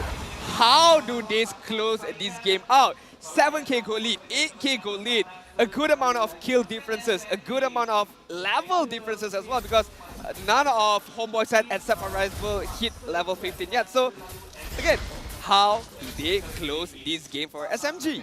Well, I think, number one, they got to find Warlord, right? They expect Sapat to actually jump into the back line to actually distract everybody else. And I think Sasa has come to a point where he can just run circles around Sapat, and hopefully he pulls enough attention away from someone like Stormy to punish someone like Zorn. Because again, this Bloody Hunt has not gone off very many times in this game. Worse yet, 20% accuracy on his hook rate, so he's not getting that much either. He actually has a fleeting time. Zorn has had this much trouble. He has fleeting time on the Franco. I don't even blame him. Being able to get that Bloody Hunt more often is very necessary for the Homeboys right now. Especially since the Lord gonna be pushing in. Concealed play once again by SMG. Miko must catch someone for SMG to end this game. 100% necessary. Miko jumps forward, flickers, gonna be cancelled. Nice movement from GB, doesn't allow it. Mystic Gust doing a lot of damage. The inhibitor has fallen. Lord exposing the crystal, but SMG is not gonna risk it. They go for the bottom inhibitor instead and clear up Homeboys' base of all structures. Unfortunately, next minion wave not gonna be arriving very soon. So now is when it's time to go. Zorn, for some reason, throws his hook into the middle of nowhere, and SMG will walk out. That was a big gamble, I would say. I mean, he was hoping that someone might have dashed onto that side, but no one did. Everyone just walked out on a straight line, back off, and again, SMG, yes, good enough for them. Managed to get all the inhibitor turrets, but again, my biggest question, how will they close out this game again? Miko needs a catch. He has not been able to get a catch the past, tried. like 4 fights. He tried so hard, but in the end, it doesn't even matter. I think that as of right now, Team You SMG left him hanging there. I purposely left him hanging there Come on. because really, I feel like this game is starting, the gap is starting to close. And it's a bit of a problem for the Homeboys in particular, right? Because right now, all bets are off the table. They're begging for Irithel to like get into the middle of this side, but they have to set up the right conditions. And Team Homeboys is just not giving it to them. They're like, we will lose everything necessary and then look to try and punish. Okay, let me turn this question around for the side of Homeboys. They can't just be defending, right? They need to be able to somewhat engage as well at certain moments. Do you think it's a good idea to just play it safe, just defend, and wait for a moment for them to pounce? Or at least they should find one certain moment for them to be on the offensive side? I think it's really hard to be on the offensive, right? Because a lot of their CC can get cancelled out. A lot of their abilities get cancelled out by either Miko or arguably even by Stormy at this point in time. And it looks like, it has been an issue. Is that a Type 2 issue you pointed out earlier or Type 1? I'm not sure. I actually did not spot that. Hopefully everyone watching at home can tell us that. Well, it's probably a Type 2 if it's going to be 2 minutes long, so it's probably audio issues here. But regardless, let's get back onto the topic here. Is that how you close out the game issue right now? Yeah, closing out the game is not easy without the Lord, and we're going to come to a point where both the junglers are basically going to be at the same level. So it's not just about base defense, it's also about how do we actually play the scenario out in our heads, especially when we're around the neutral objective. You've got 3 inhibitors already down, so it's most likely that Team SMG should be able to secure the upcoming Lord, but it's Homeboy, so we never know for sure. The thing is, when you're sieging the base like this, it is where the enemy team is going to be strongest, because they can group up as 5, they can go back and regen. You need to have enough resources and damage to break through all of those to get yourself a victory. And in this case, SMG does have a great lead, lots of DPS, but they're still wary of Ryzel and Warlord. If they just run in willy-nilly, they're setting themselves up to be sieged by the bad impact. What I'm afraid of for the side of Homeboys is, as this game progresses, as we all know, the Lord is gonna get even stronger, right? Yep. To a certain point that they cannot even defend anymore. Even with the Sicilian, even with the Beatrix, right? Because the Lord damage is just too much, the Lord is just too tanky. It may come to that point later on. I think it probably will be. It probably will come to that point. I feel that right now, even if Zorn makes an aggressive play, he's going to get punished for it. So Homeboys, the most perfect scenario is that Zorn throws out a hook, he hits either Stormy, ideally Stormy, secondary Sasa, pulls him in, goes for the Bloody Hunt, while everybody else is just having to block Miko as well as push Stormy far enough so that they don't cancel out the Bloody Hunt and allows Ryzel to actually secure the kill. Oh, Tall order there. Zorn, Conceal, gonna find Miko. Bloody Hunt into the bandit's range. Actually, a lot of damage. Immortality popped instantly. So he's not gonna have that, but Zorn will pay the price in return as Stormy gets the mega kill. GB now gonna be delayed by Smooth, who's taking quite a lot of damage himself, but regenning all of it. Right now, Warlord trying to do as much as he can as the Mystic Gust finds him out. Miko will sacrifice his life for a kill onto GB. 2 members down on Homeboys, 1 on SMG. That will let them contest the Lord. Surprisingly enough, they both lose out of support, but GB is already gone. Team SMG gonna secure this no problem. GB's not gonna be back up in the next 32 seconds. Oh, he's taking the 1v1, 1v3 now, and manages to dash out as Stormy secures the Lord for SMG. I did talk about Homeboys should try at least go on the offensive side if they have that opportunity or moment, and they did. But it did not turn out well for them, and SMG has the lead to end this game right now. They're trying to contest it right now. If they can catch anyone on Homeboys, they can end this. But Zorn is back up. He's looking for the Iron Hook. He's playing with... Oh, the minion!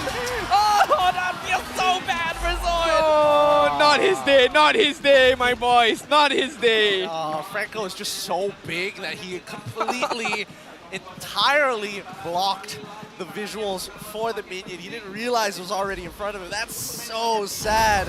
And now Team SMG, this is how they're gonna close it out, right? Let Lord do a majority of the work. Is this going to be the end right here? Can SMG do it? Can Homeboys defend? We'll find out. The Lord is crashing in. Chibi gonna taunt it away. Oh, Miko with the onward. Stops Sabat from canning the Landshaker. Mystic Gush comes out. Going to miss mostly, but Sabat will fall. Sasa doing a lot of damage. Zorn loses immortality. Wind of Nature on Ryzel. Not gonna keep him alive as the crystal is broken.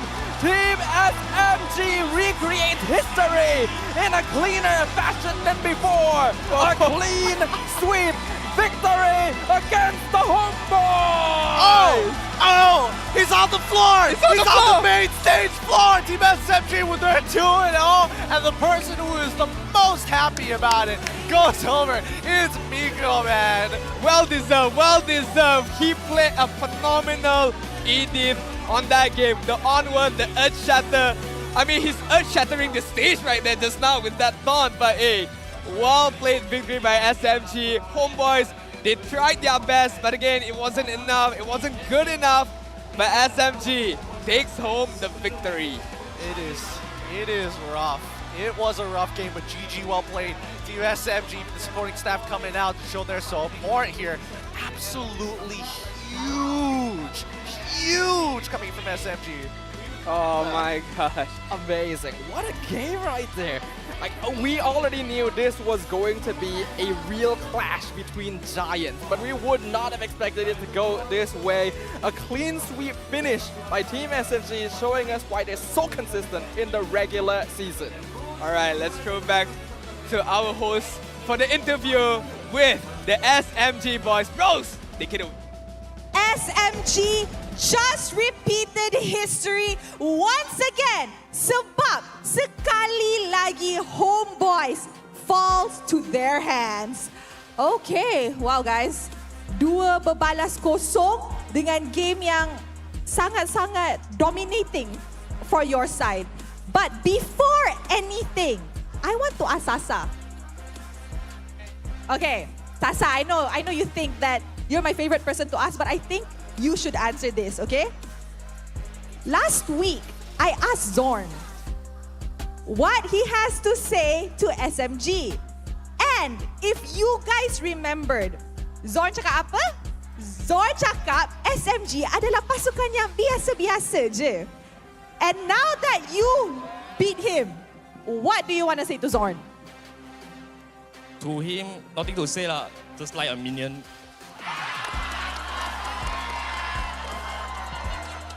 Wow, Sasa.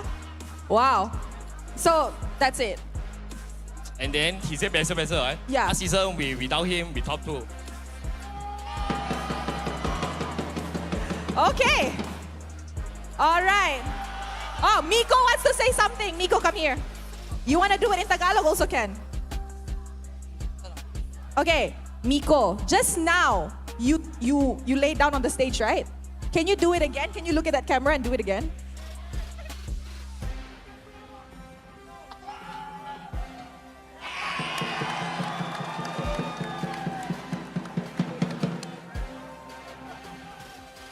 All right. Okay guys, before we continue our questions, siapakah MVP anda? All right. Count with me, all right? 3, 2, 1. MVP kita adalah Stormy! Come here, Storm, our little mage prodigy. Okay, the mage prodigy of Malaysia, Stormy. Now, Stormy, everybody was shocked with your gourd pick because it's very macam unusual. Bukan hero Stormy. So kenapa korang pick gourd tadi masa game kedua? I think because gourd is close to Eve, right? So we never tried before and it's our first time trying it, so it's good. I see. Okay, I think I want to ask Smooth. Smooth, I nak tanya, daripada season lepas, bila kita orang dengar mic check SMG, diorang punya mic check tu paling chill. Season ni, ada meriah tapi 2 orang je yang meriah. Yang 3, senyap. Smooth, kenapa tak join? Fokus mekanik. Habis tu, yang dua tu, okay tak bila dengar mic check ke korang macam, diam ah? Okay, dia orang punya communication clear, kita orang kena faham ah. Oh, I see. Okay, Coach Pao. Before we wrap this up, I want to ask, Coach Pao made a statement last season saying Season 11 was just a scream for him. Now, Season 12, is this the real thing? I can't say that now. Just focus one day at a time. One day at a time. All right, Coach, before we wrap this up, what do you have to say to everybody supporting SMG over here at Dewan Sri Putra, online, Malaysia, Philippines, wherever? Thank you all guys for coming here. I hope you had a good time, guys. Everybody is a winner here, guys. Thank you. All right, once again, a round of applause to Team SMG. Thank you so much. Congratulations on your win. And now, let us throw it over to our casters sebab kita orang semua nak tahu apa yang menjadi dalam 2 membalas kosong ni. So, casters, silakan. Wow, what a result. What an end to the match. And what an MVP by our mage prodigy. I still don't understand how God is similar to Eve. But hey, he's the guy. He's the correct one. 8-0 and 15 KDA. Good showing of Karita as well as Gord.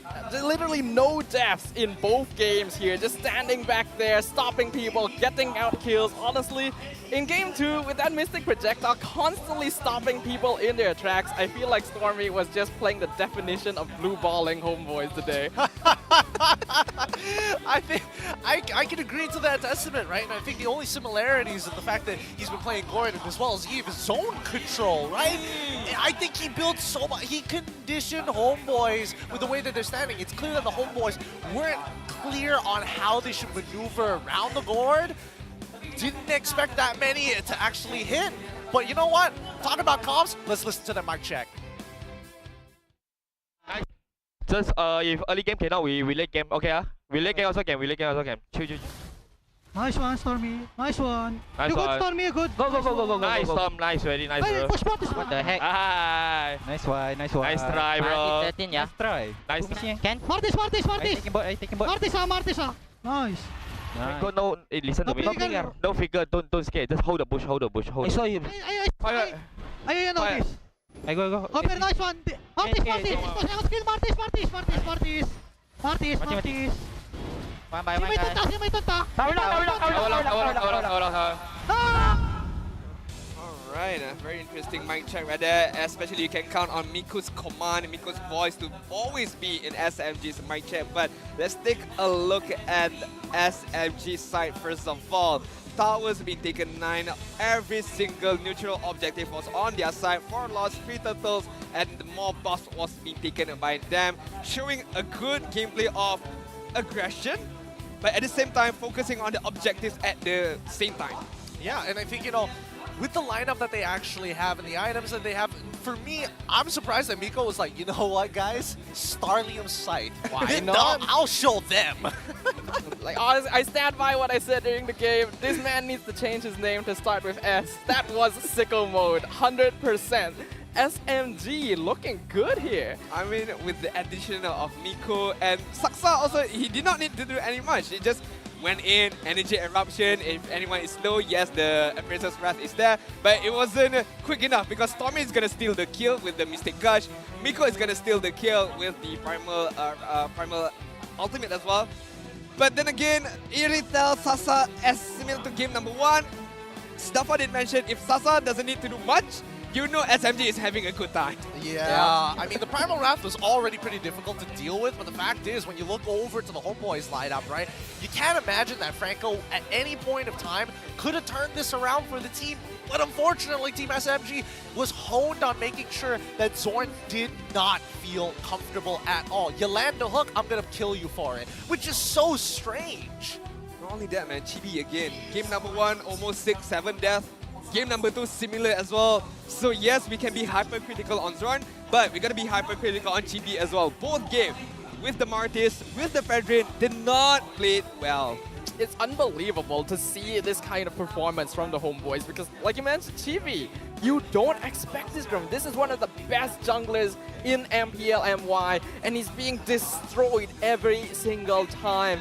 It seems like we may have hit on the spot Homeboys' weakness here. That early game, if it doesn't go well for them, things just fall apart. I mean, 20 minutes was taken for SMG to end the game, but in terms of total kills, it wasn't much. 13 versus 3 kills by the side of Homeboys. And looking at the damage there as well, most of it is going to come obviously by Stormy. 73,000 by the Mystic Projectile, by the Mystic Injection, especially by the Mystic Gush. But again, Sasa just calm and collected. I like the way he plays this game. Yes, he doesn't need to do too much, but he still had the responsibility to farm up his item and be in all of the team fight because he knows he's another secondary damage dealer besides Stormy.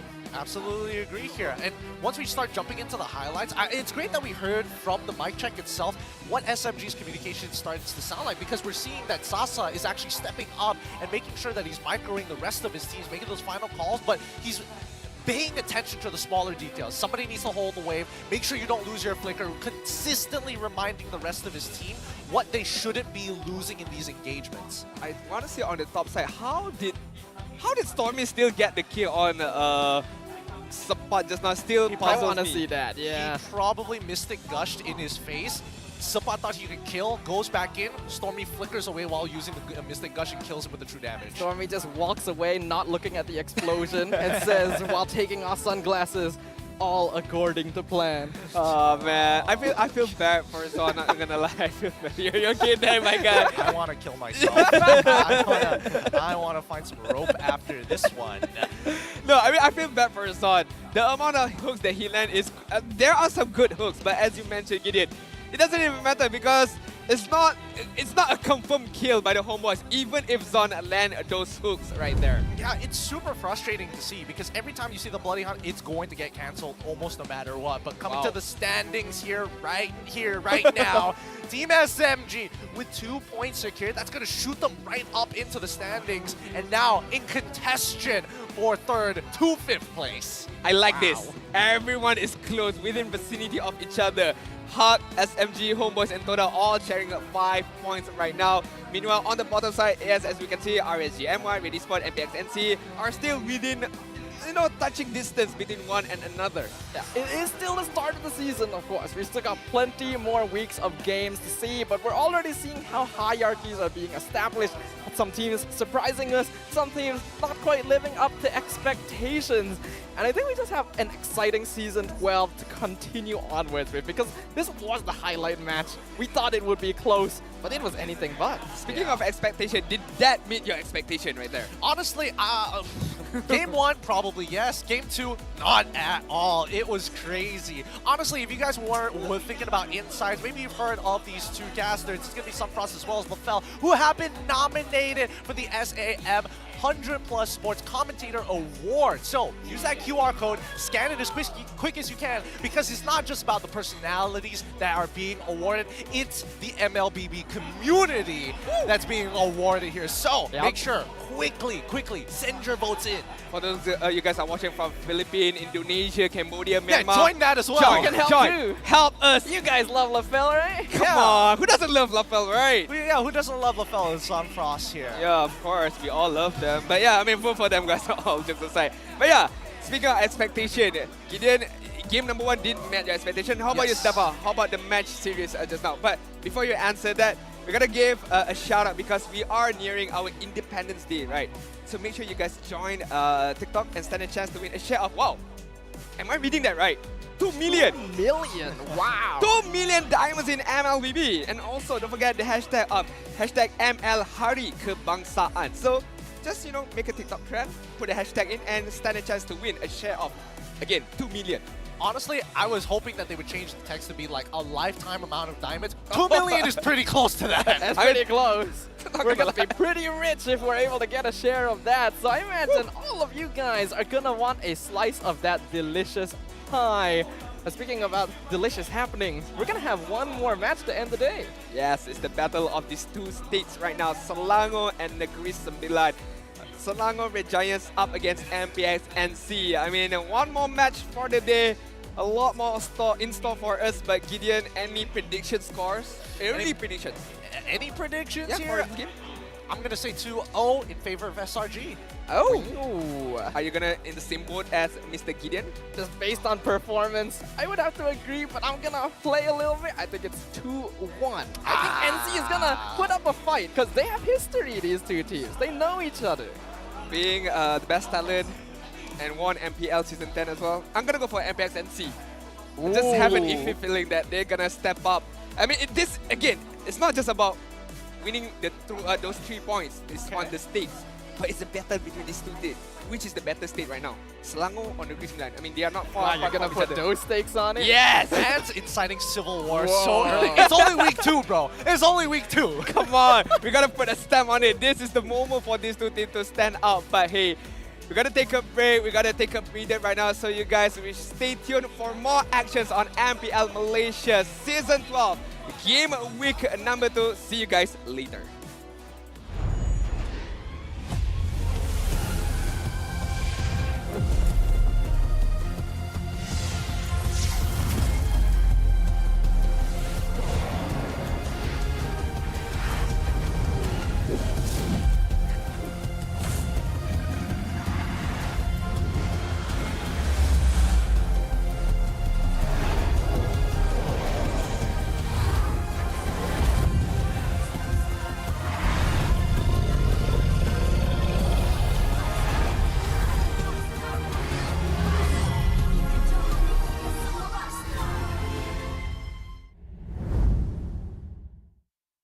Hai semua dan selamat kembali kepada SERU Saturday Hot League Meet and Greet. Anda bersama dengan saya Rose and of course a lucky friend daripada Red Esports. Hi, hello.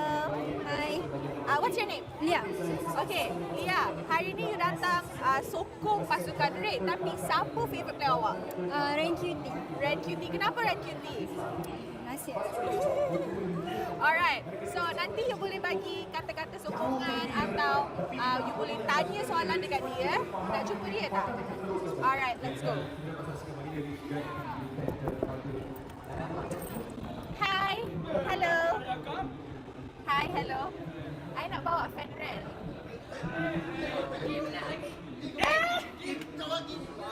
Asal ada cerit-cerit. Sorry. Red, stand up. Okay. So, this is Lia. Dia cakap dia fan Red. Apa Red nak cakap? Terima kasih. Okay. You nak tanya ke, nak bagi sokongan ke apa dekat Red ke, dekat Red ke? Silakan. Nak tanya Kim. Oh, nak tanya Kim.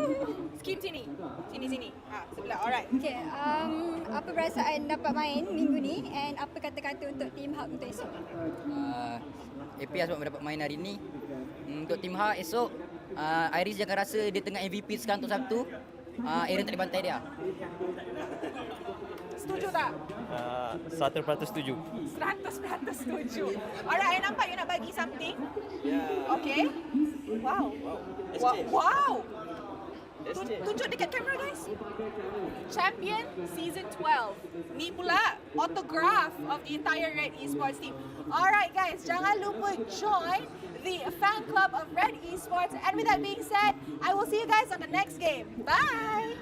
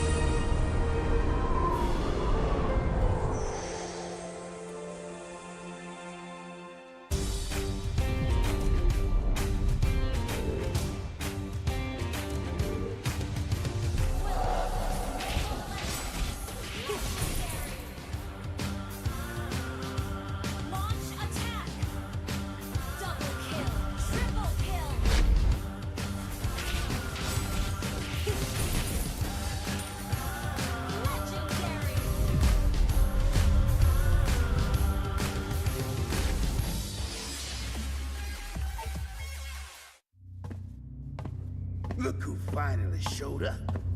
Unload your weapon and return the goods. And if you ask nicely, I just might let it go.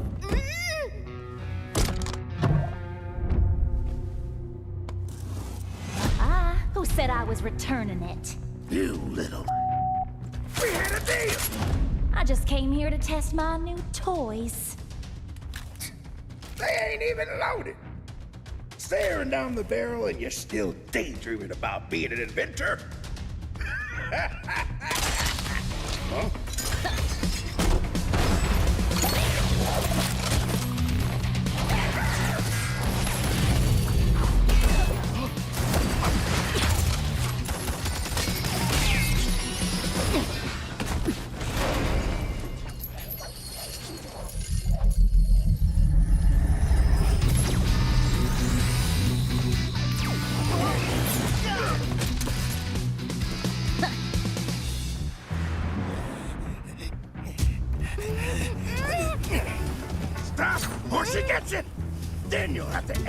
Erudicio. Erudicio. Well, isn't that perfect? I got a bone to pick with them. So how about I just blast you both? You're crazy! Leave me out of your squabbles!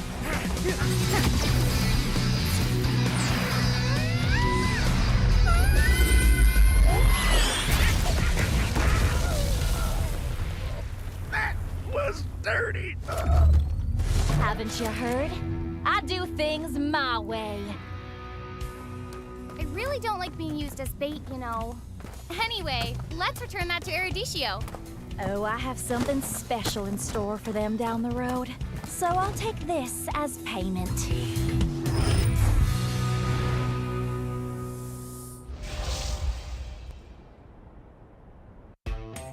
You have been slain.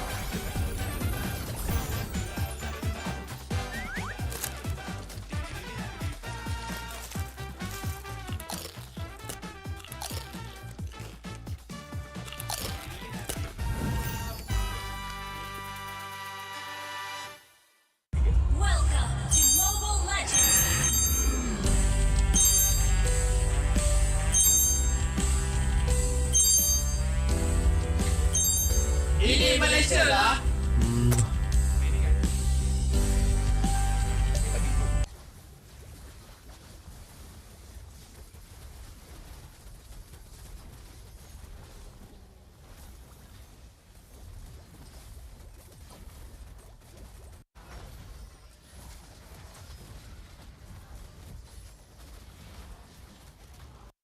Welcome to Mobile Legends.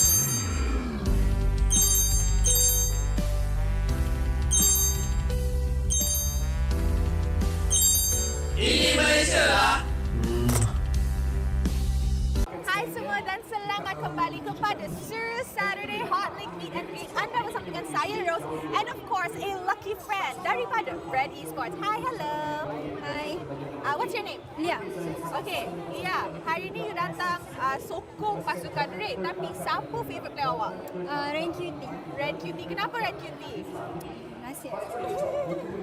Alright, so nanti you boleh bagi kata-kata sokongan atau you boleh tanya soalan dekat dia. Nak jumpa dia tak? Alright, let's go. Hi, hello. Hi, hello. I nak bawa fan Red.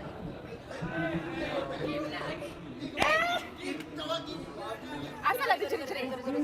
Sorry. Red, stand up. Okay. So, this is Lia. Dia cakap dia fan Ren. Apa Ren nak cakap? Terima kasih. Okay.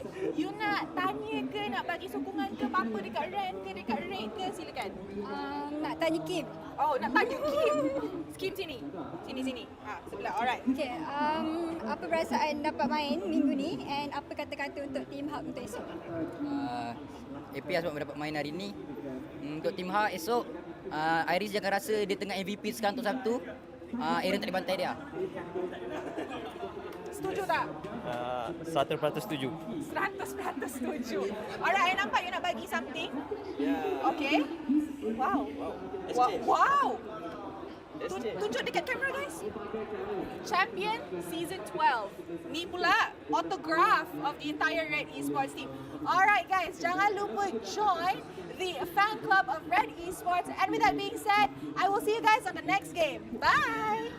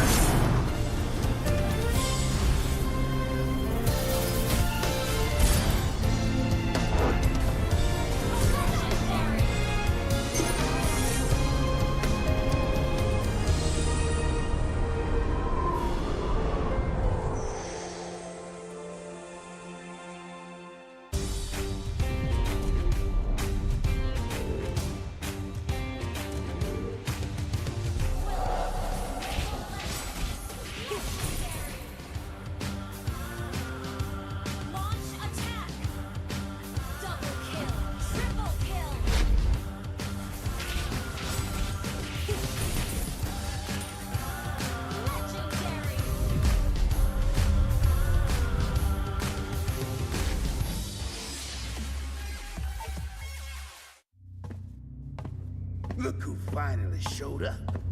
Unload your weapon and return the goods. And if you ask nicely, I just might let it go.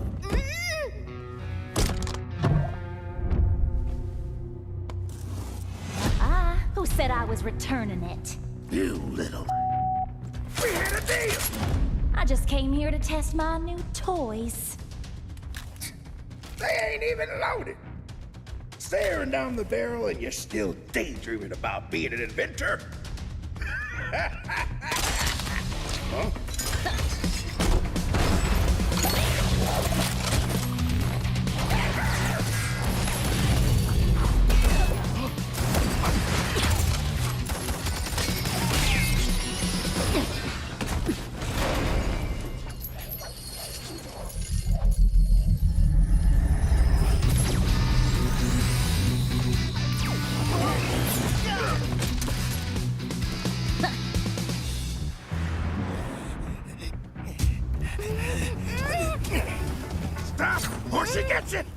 Then you'll have to answer to Eruditio. Eruditio?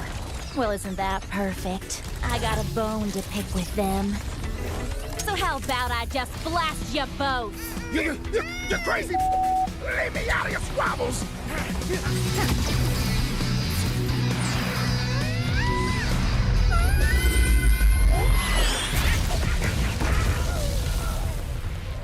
That was dirty! Haven't you heard? I do things my way. I really don't like being used as bait, you know. Anyway, let's return that to Eruditio. Oh, I have something special in store for them down the road. So I'll take this as payment.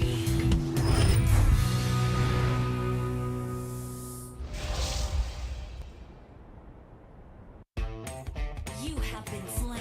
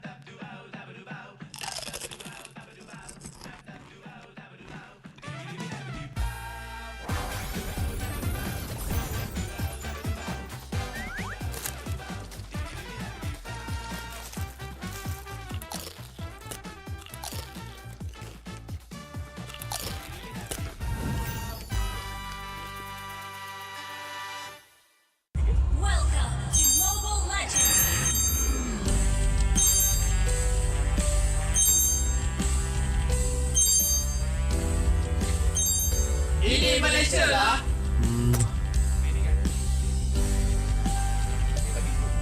Welcome to Mobile Legends.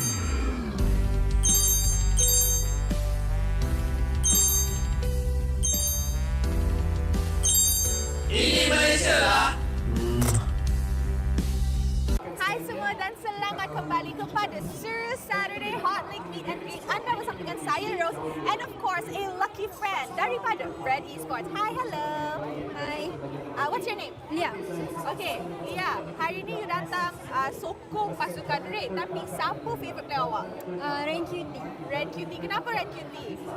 Nasib. Alright, so nanti you boleh bagi kata-kata sokongan atau you boleh tanya soalan dekat dia. Nak jumpa dia tak? Alright, let's go. Hi, hello. Hi, hello. I nak bawa fan Red.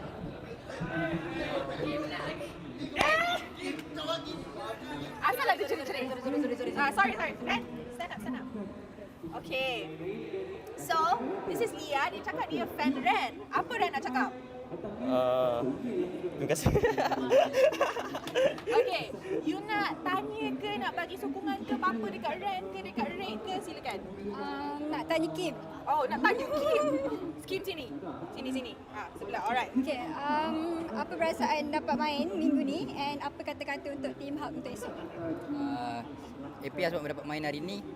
Untuk tim Hub esok, Iris jangan rasa dia tengah MVP sekarang untuk Sabtu. Aaron tak dibantai dia. setuju tak? 100% setuju. 100% setuju. Alright, I nampak you nak bagi something. Okay. Wow. Wow. Tunjuk dekat kamera guys. Champion Season 12. Ni pula autograph of the entire Red Esports team. Alright guys, jangan lupa join the fan club of Red Esports. And with that being said, I will see you guys on the next game. Bye!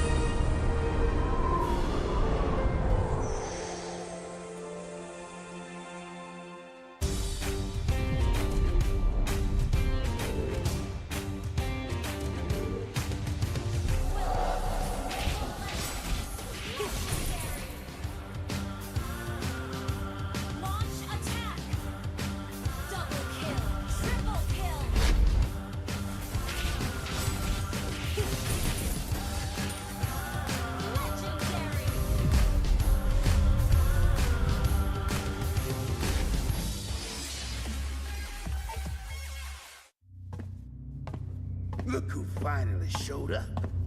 Unload your weapon and return the goods. And if you ask nicely, I just might let it go.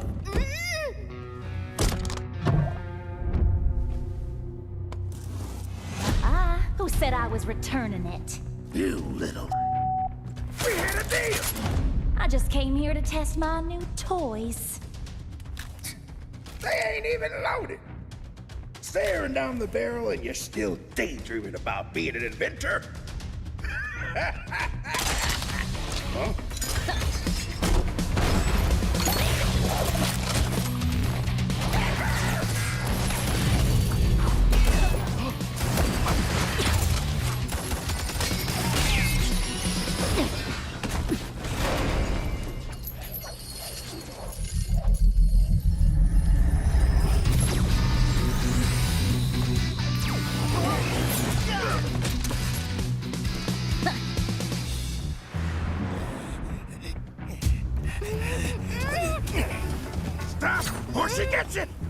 Then you'll have to answer to Erudicio. Erudicio? Well, isn't that perfect? I got a bone to pick with them. So how about I just blast you both? You're crazy! Leave me out of your squabbles!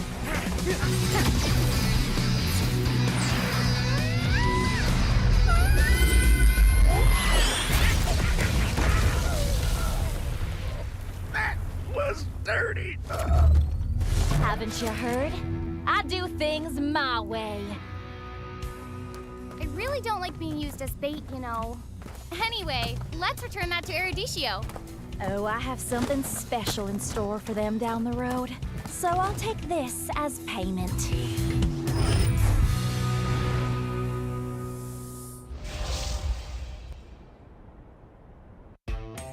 You have been slain.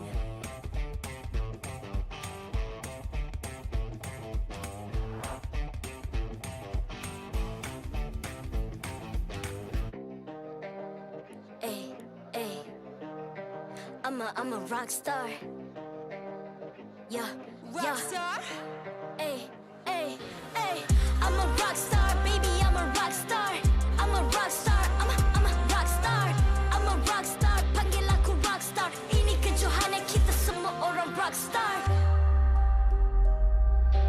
Kita rockstar, kita buat saja gaya kita. Makin panas apinya sudah membara. Macam mana pun kau menempuh segala. Demi negara kau buat semua bangga. Step into my world, you know I'm always in my zone. You know I got my team, no I'm never alone. Bring out my best, buat yang terbaik. Jadi juara perlahan kita naik. Get on my way, aku nak push. Naik-naik jadi lebih bagus. Jadi hero, ku ada skill. Berapa banyak musuh aku dah kill. Ramai cuba mencabar, cause they envy me.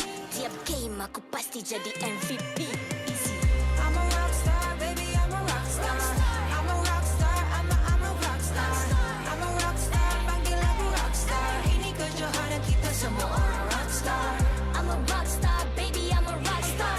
I'm a rockstar, I'm a rockstar. I'm a rockstar, panggil aku rockstar. Ini kejohanan kita semua orang rockstar. Tengok nanti siapa yang juara. Ni peluang kita bawa pulang piala. This is my game, this is my time. Menang semua, everything will be mine. Kalau jatuh kau pasti kembali. Bangun balik ku tegak berdiri. Kuatkanlah tenaga, ganjaran diperoleh. Ni kejohanan kita, Malaysia memang boleh. Rise up to the top, kita buat bersama. Semangat kita kuat di bawah satu bendera. I'ma go hard for the win. Win. On the battlefield till the end. I'm trying to beat the greatest anyone has ever seen. Stand by, I'm coming in for the win. I'm a rockstar, baby, I'm a rockstar. I'm a rockstar, I'm a rockstar.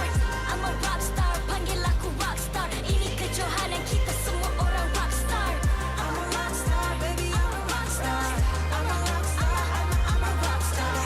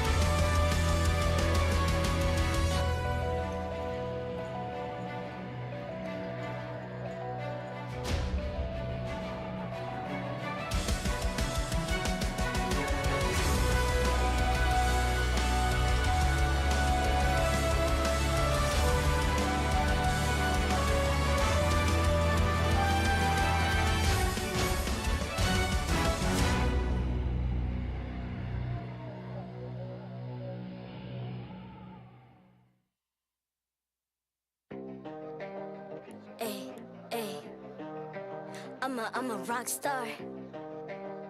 Yeah, Rock star? Ay, ay, ay. I'm a rock star, baby, I'm a rock star. I'm a rock star, I'm a rock star. I'm a rock star, panggil aku rock star. Ini kejohanan kita semua orang rock star. Kita rockstar, kita buat saja gaya kita. Makin panas apinya sudah membara.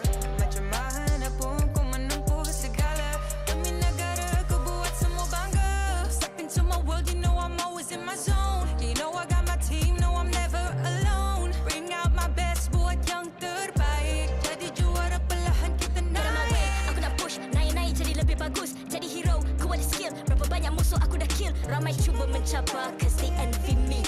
Tiap game aku pasti jadi MVP. Easy. I'm a rockstar, baby, I'm a rockstar. I'm a rockstar, I'm a rockstar. I'm a rockstar, panggil aku rockstar. Ini kejohanan kita semua orang rockstar. I'm a rockstar, baby, I'm a rockstar. I'm a rockstar, I'm a rockstar. I'm a rockstar, panggil aku rockstar. Ini kejohanan kita semua orang rockstar. Tengok nanti siapa yang juara. Ni peluang kita bawa pulang piala. This is my game, this is my time. Menang semua, everything will be mine. Kalau jatuh kau pasti kembali. Bangun balik ku tegak berdiri. Kuatkanlah tenaga, ganjaran diperoleh. Ni kejohanan kita, Malaysia memang boleh. Rise up to the top, kita buat bersama. Semangat kita kuat di bawah satu bendera. I'ma go hard for the win. Win. On the battlefield till the end. Trying to beat the greatest anyone has ever seen. Stand by, I'm coming in for the win. I'm a rock star, baby, I'm a rock star. I'm a rock star, I'm a rock star. I'm a rock star, panggil aku rock star. Ini kejohanan kita semua orang rock star. I'm a rockstar, baby, I'm a rockstar. I'm a rockstar, I'm a rockstar.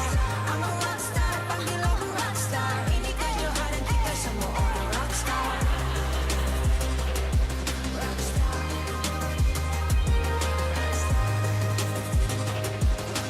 Ini kejohanan kita semua orang rockstar. I'm a rockstar, baby, I'm a rockstar. I'm a rockstar, I'm a rockstar. I'm a rockstar, panggil aku rockstar. Ini kejohanan kita semua orang rockstar.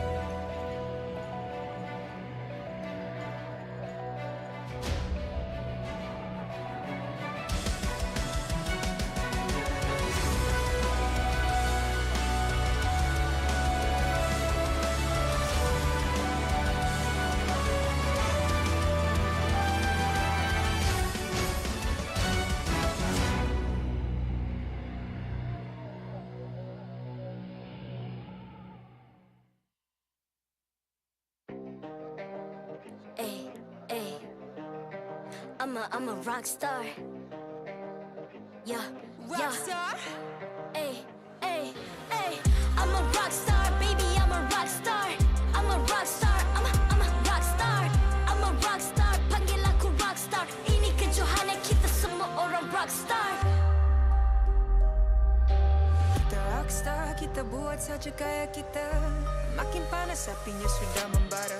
Macam mana pun kau menempuh segala. Demi negara kau buat semua bangga. Step into my world, you know I'm always in my zone. You know I got my team, no I'm never alone. Bring out my best, buat yang terbaik. Jadi juara perlahan kita naik. Aku nak push, naik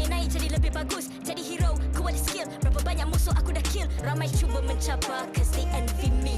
Tiap game aku pasti jadi MVP. Easy. I'm a rockstar, baby, I'm a rockstar. I'm a rockstar, I'm a rockstar. I'm a rockstar, panggil aku rockstar. Ini kejohanan kita semua orang rockstar. I'm a rockstar, baby, I'm a rockstar. I'm a rockstar, I'm a rockstar. I'm a rockstar, panggil aku rockstar. Ini kejohanan kita semua orang rockstar. Tengok nanti siapa yang juara. Ni peluang kita bawa pulang piala. This is my game.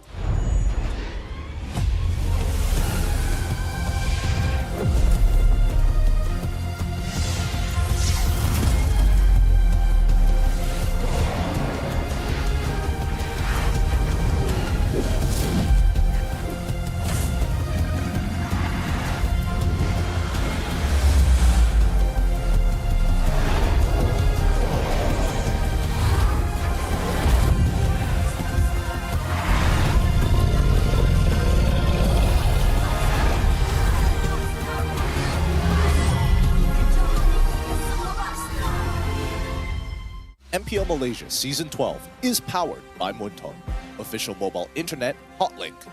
Score an epic MLBB skin for only RM1 with Hotlink. Summon your legends, unleash your style. Lightning-fast gaming experience with Hotlink all new prepaid. Now with 5G, visit the Hotlink booth today.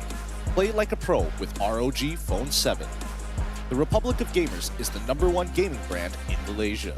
Thank you to all our sponsors for your support in MPL Malaysia Season 12. Selamat kembali ke MPL Malaysia musim ke-12. Anda bersama dengan saya Rose, host anda sepanjang musim ini. Dan untuk SERU Saturday, kita dah dekat match terakhir untuk hari ini. Manakala kita akan saksikan perlawanan Selangor Red Giants dan juga MPNC. Negeri mana yang lagi kuat dekat MPL Malaysia kita ni? So guys, I nak tanya audience sebenarnya. Audience rasa negeri mana yang lagi kuat?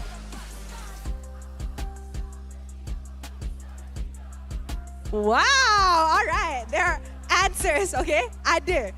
Tapi bukan up to us to decide siapa atau negeri mana yang lebih kuat. It's up to the players.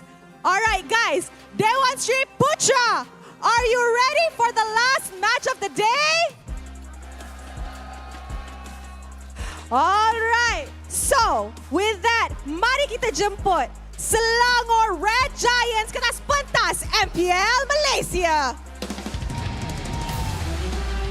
Berjaya membawa pula 2 mata untuk mengekalkan takhta Liga semalam.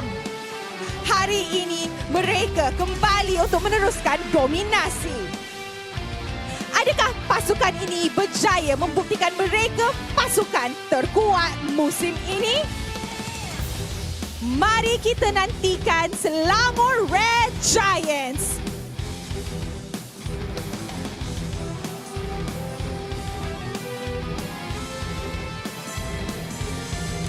And now, the contender, MPNC. Kembali ke musim ini dengan nafas baru, MPNC masih cuba mencari chemistry antara pemain. Hanya membawa pulang 1 mata pada minggu pertama, adakah Coach Pozan akan membawa meta unik sekali lagi untuk meraih kemenangan? Let us see.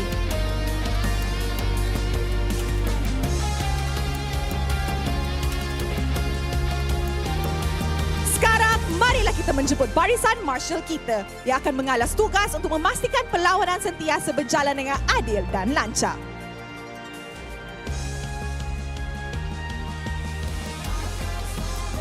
Mari kita teruskan dengan fist bump di antara pasukan sebagai tanda profesionalism.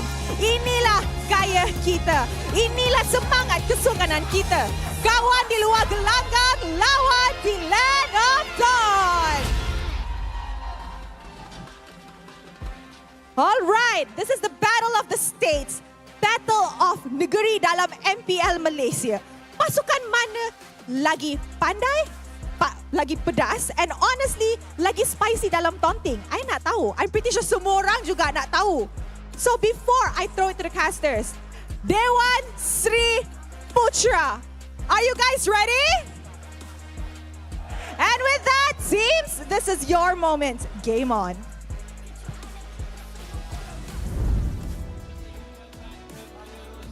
All right, welcome back to MPL Malaysia Season 12, week number 2, where we have a big match on our head. Selangor Red Giants up against MPNC. But on this, we have myself, Adin, joining me, Sadafa, as well as Gideon. But man, a lot of states is on the line. Really, a lot of states are on the line right now. Green Sembilan versus Selangor, the hometown favorites right now. And SRG is on one hell of a hot streak. That is true, but no, they did actually face quite the competition when they were up against Team Secret at the start of the week, which is something a lot of people were not expecting. I think that's less on Red Giants and more on Secret suddenly picking things up, but it shows that there are still some chinks in the armor. They're obviously coming into this as the favorites right now at the top of the charts, but anything can happen. On a winning streak right now, will MPNC be able to break that win streak? We shall see later on. Meanwhile, MPNC did not start off really well, but then again, it's not too bad as well. I feel like they're still finding their footing, they're still finding their momentum in this MPL Season 12. I can definitely agree with that sentiment. But again, they're one of the few teams that actually gets to play the Hanzo. They played Sun Jungle before. They've also played Hanzo Jungle as well. Both having its good and bad. The Sun one really hurts to watch, but the Hanzo, interesting to see, right? Off-meta junglers is kind of the way that Sonic wants to go right now. I don't know if he's going to commit to it, or maybe it's just to buy time for Mali as well as Hawk to actually jump on in with the lineup. Yeah, definitely, but we shall see later on what, in terms of drafting, shall commence between these two matches. But for all of this watching right now, we are celebrating our Independence Day, so might as well join in MLBB to celebrate this Independence Day, where you guys can log in into the game and claim a special Hari Merdeka emote voiced by 3 MPL MY players. But make sure this event is gonna last between 24th of August up until 6th of September. Yeah, sounds like a pretty good deal to me. I got caught a little odd surprise here because I didn't know we were having something so special happening for our Independence Day. We get an emote, we get something cool, we get a little bit of voice lines from the players as well. So I'm looking forward to it personally, and I'm definitely making sure to log in so that I can grab it for myself. When our voice line is going to be in MLBB? That's true. Yeah, don't hope too much for it. Don't hope too much for it. But what you can hope for is predicting who the MPL MVP is going to be. Scan the QR code and select which one of these players is going to take it away. And more importantly, who's going to be the most valuable player by the end of that game. Is it going to be a series of 3, or is it only going to be a 2-0? Only one way to find out. But my prediction says that SRG probably has a significant advantage here, right? Super Red has been looking so very consistent. One of the key players of the team, on top of the fact that Gojus has been getting some insane engagements. I definitely agree. On paper, it does look like it's going to be an SRG scheme, but we cannot count out MPNC. As I mentioned, still trying to find their footing, and I feel like there is a bit of change in terms of their lineup. Most likely, Mali is going to be playing today. We'll see how it pans out later on. But although before we end the segment just now, I did mention that I have a feeling of MPNC is going to win, but now I'm feeling quite iffy. I'm not gonna lie, I'm feeling a bit iffy of my prediction right now. But let's take a look at the lineup for Selangor Red Giants. First of all, who's gonna be playing? It's gonna be Super Zug, Super Red, Super Gorgeous, Super Pancake, and Super Skies. I like how you add super to Pancake even though it's not actually there, because this is a super lineup here from the Selangor Red Giants. Very consistent right now at the top of the charts. There's a lot of eyes on this team because despite their performance, you kind of forget that these are still somewhat rookies on the stage, only made their debut in the MPL last season, and yet look how far they've come. I think they've come a very long way, you know? They're an exciting team to watch when they're new, but the same can be said about MPNC right now with Sonic, Hawk, Zaz, Mali-chan, as well as Yeah with the lineup. I'm interested to see in the dynamic of Hawk as well as Mali-chan. Mali in the mid lane seems rather interesting because he was known for his roamers and enchanter style supports. Maybe they're going with the Angela this time around with hard engage from Hawk? If that is the case, I'm pretty sure Selangor Red Giants would be able to read that move immediately, right? But I feel like there is something up in MPNC sleeve, hence why they brought in Mali. Could be a different kind of hero pool we can see on the mid side, but we shall see. This is I feel like it's like a lunatics lineup between similar. Dakus and Icha Ohana, right? But I think it's different in the sense that Mali actually has some roots in being able to play mage heroes. We haven't seen as much of it, but comparatively, I think it will open up their hero pool a bit more, even though it looks like they're going for a double roll. We shall see later on because, again, it's not just about the battle of the states, battle of the players, it's about the coaches as well. I mean, again, on paper, Selangor Red Giant has the more, I would say, what's the word I'm looking for here? A more established, experienced coach in comparison with MPNC, who is Pozan, who was or who used to be a player, but right now becoming a coach. Would that be better? I mean, you have experience as a player as well, now becoming a coach. I think it's always good to have more experience, right? Broaden your horizons, be able to relate with the players, especially when you're giving them advice about how you should how you should move around the map, and more importantly, just raw communication, right? It's easier to imagine that, yes, he used to be my ex-teammate, now he is my coach, therefore there's an inbuilt respect there. But there's also some risk to it because you do get a lot of value from the perspective of someone who looks at it not from a player's point of view, because you already have 5 people on the stage looking at it with that player POV. They experience things, they understand things. You need a different perspective, and that's what Arcadia has been bringing. Azorveki obviously used to be a player himself, but he's had a lot of growing time in between too. I'm just gonna jump the gun a bit here. I'm gonna talk about just a bit about the transfer window for next week, right? Do you think Selangor Red Giants need to have any additional players to maybe just mix up their own playing style, afraid of people might be able to read them? I mean, they could look for some hard upgrades. They could switch out Skies for like Kyrie. I mean, wow. I mean, they're basically the same person. Like, Skies really respects Kyrie, follows his builds to a T. I would, if they had their hands on it. I'm just saying. I mean, Skies is just the past version of Kyrie.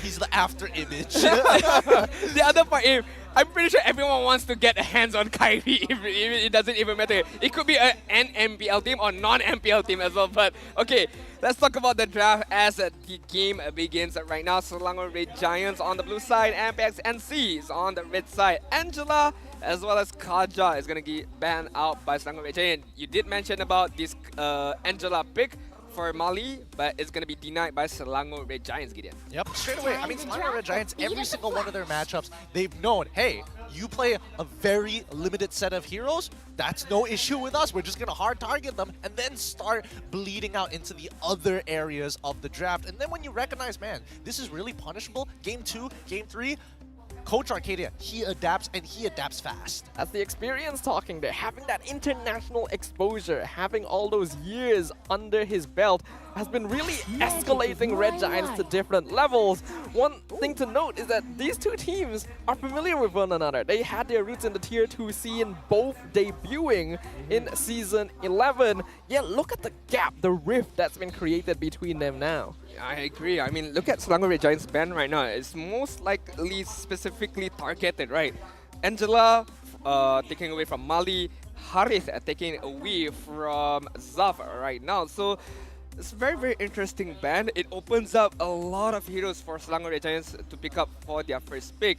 The most common one would be either Fedrin or Martis, or maybe they could flex it a bit by picking up an X-Borg for the first pick. Agreed. I think the mid lane is actually vastly open right now. I mean, we're already seeing at least one mid lane mage already banned out. In that case, it's going to be the Farsa, which leaves so much on the table. Valentina, the Yves. I would argue that we might even see another Gord. Okay. Yeah, I mean, safe pick up Valentina, right? No matter whatever MPNC throws at Selangor Red Giants, Valentina has all the answer with the IMU. But question is, what is gonna be thrown out by MPNC by their first 2 picks? Knowing that Mali Heroes pool maybe limited if we're talking about the mid lane, right? So maybe securing Mali's hero right now could be the best idea. I think it's a double-edged sword. Securing it now is going to confirm all the suspicions coming in from Coach Arcadia. At least you'll know what to look for in the upcoming game. You see the Piquito get locked in as well as the Quad. I mean, have a flex pick, make sure that Zavs actually has a decent matchup, because keep in mind, he's up against Super Red, and he's been one of the more consistent gold laners. He hardly loses lane, and even if he falls behind, it's only by an 800 gold margin before he flips it. And speaking of Super Red, we got PH represent there. A lot of support for Super Red and Pancake coming into MPL MY. And I agree with you, it's terrifying, this prospect, to go up against Super Red in lane, especially comparing the differences in experience. But I do feel like Zavs has some potential here. Though I am curious, Red Giants banning out the Harif. I feel like they baited NC into grabbing that Claude, because it's basically saying, if you don't take it, we are going to. We already banned the counter, and now that they have that, they go for the more flexible Beatrix instead. Yeah, I mean, that's a very, very good mind games coming in from Coach Arcadia, right? But right now, both teams haven't secured their, I would say, quote-unquote, aroma as of now, with catching ability, with setup ability as well. I mean, Kaja has been banned out, Franco is still there, Kufra is still there, so are they, as in NC, gonna go and pick up the Roma right now? Or, again, securing Mali's hero for the mid lane? It really boils down to whether or not, where is the, who's going to be the priority, the focus for the side of MPX? Are they just holding back until they actually have a jungle pick, an off-meta jungle pick for Sonic, or is it going to be revolving around this mid lane? You can't do both, unfortunately. There's not a lot of, I would say there's not a lot of flex picks that actually suit that position.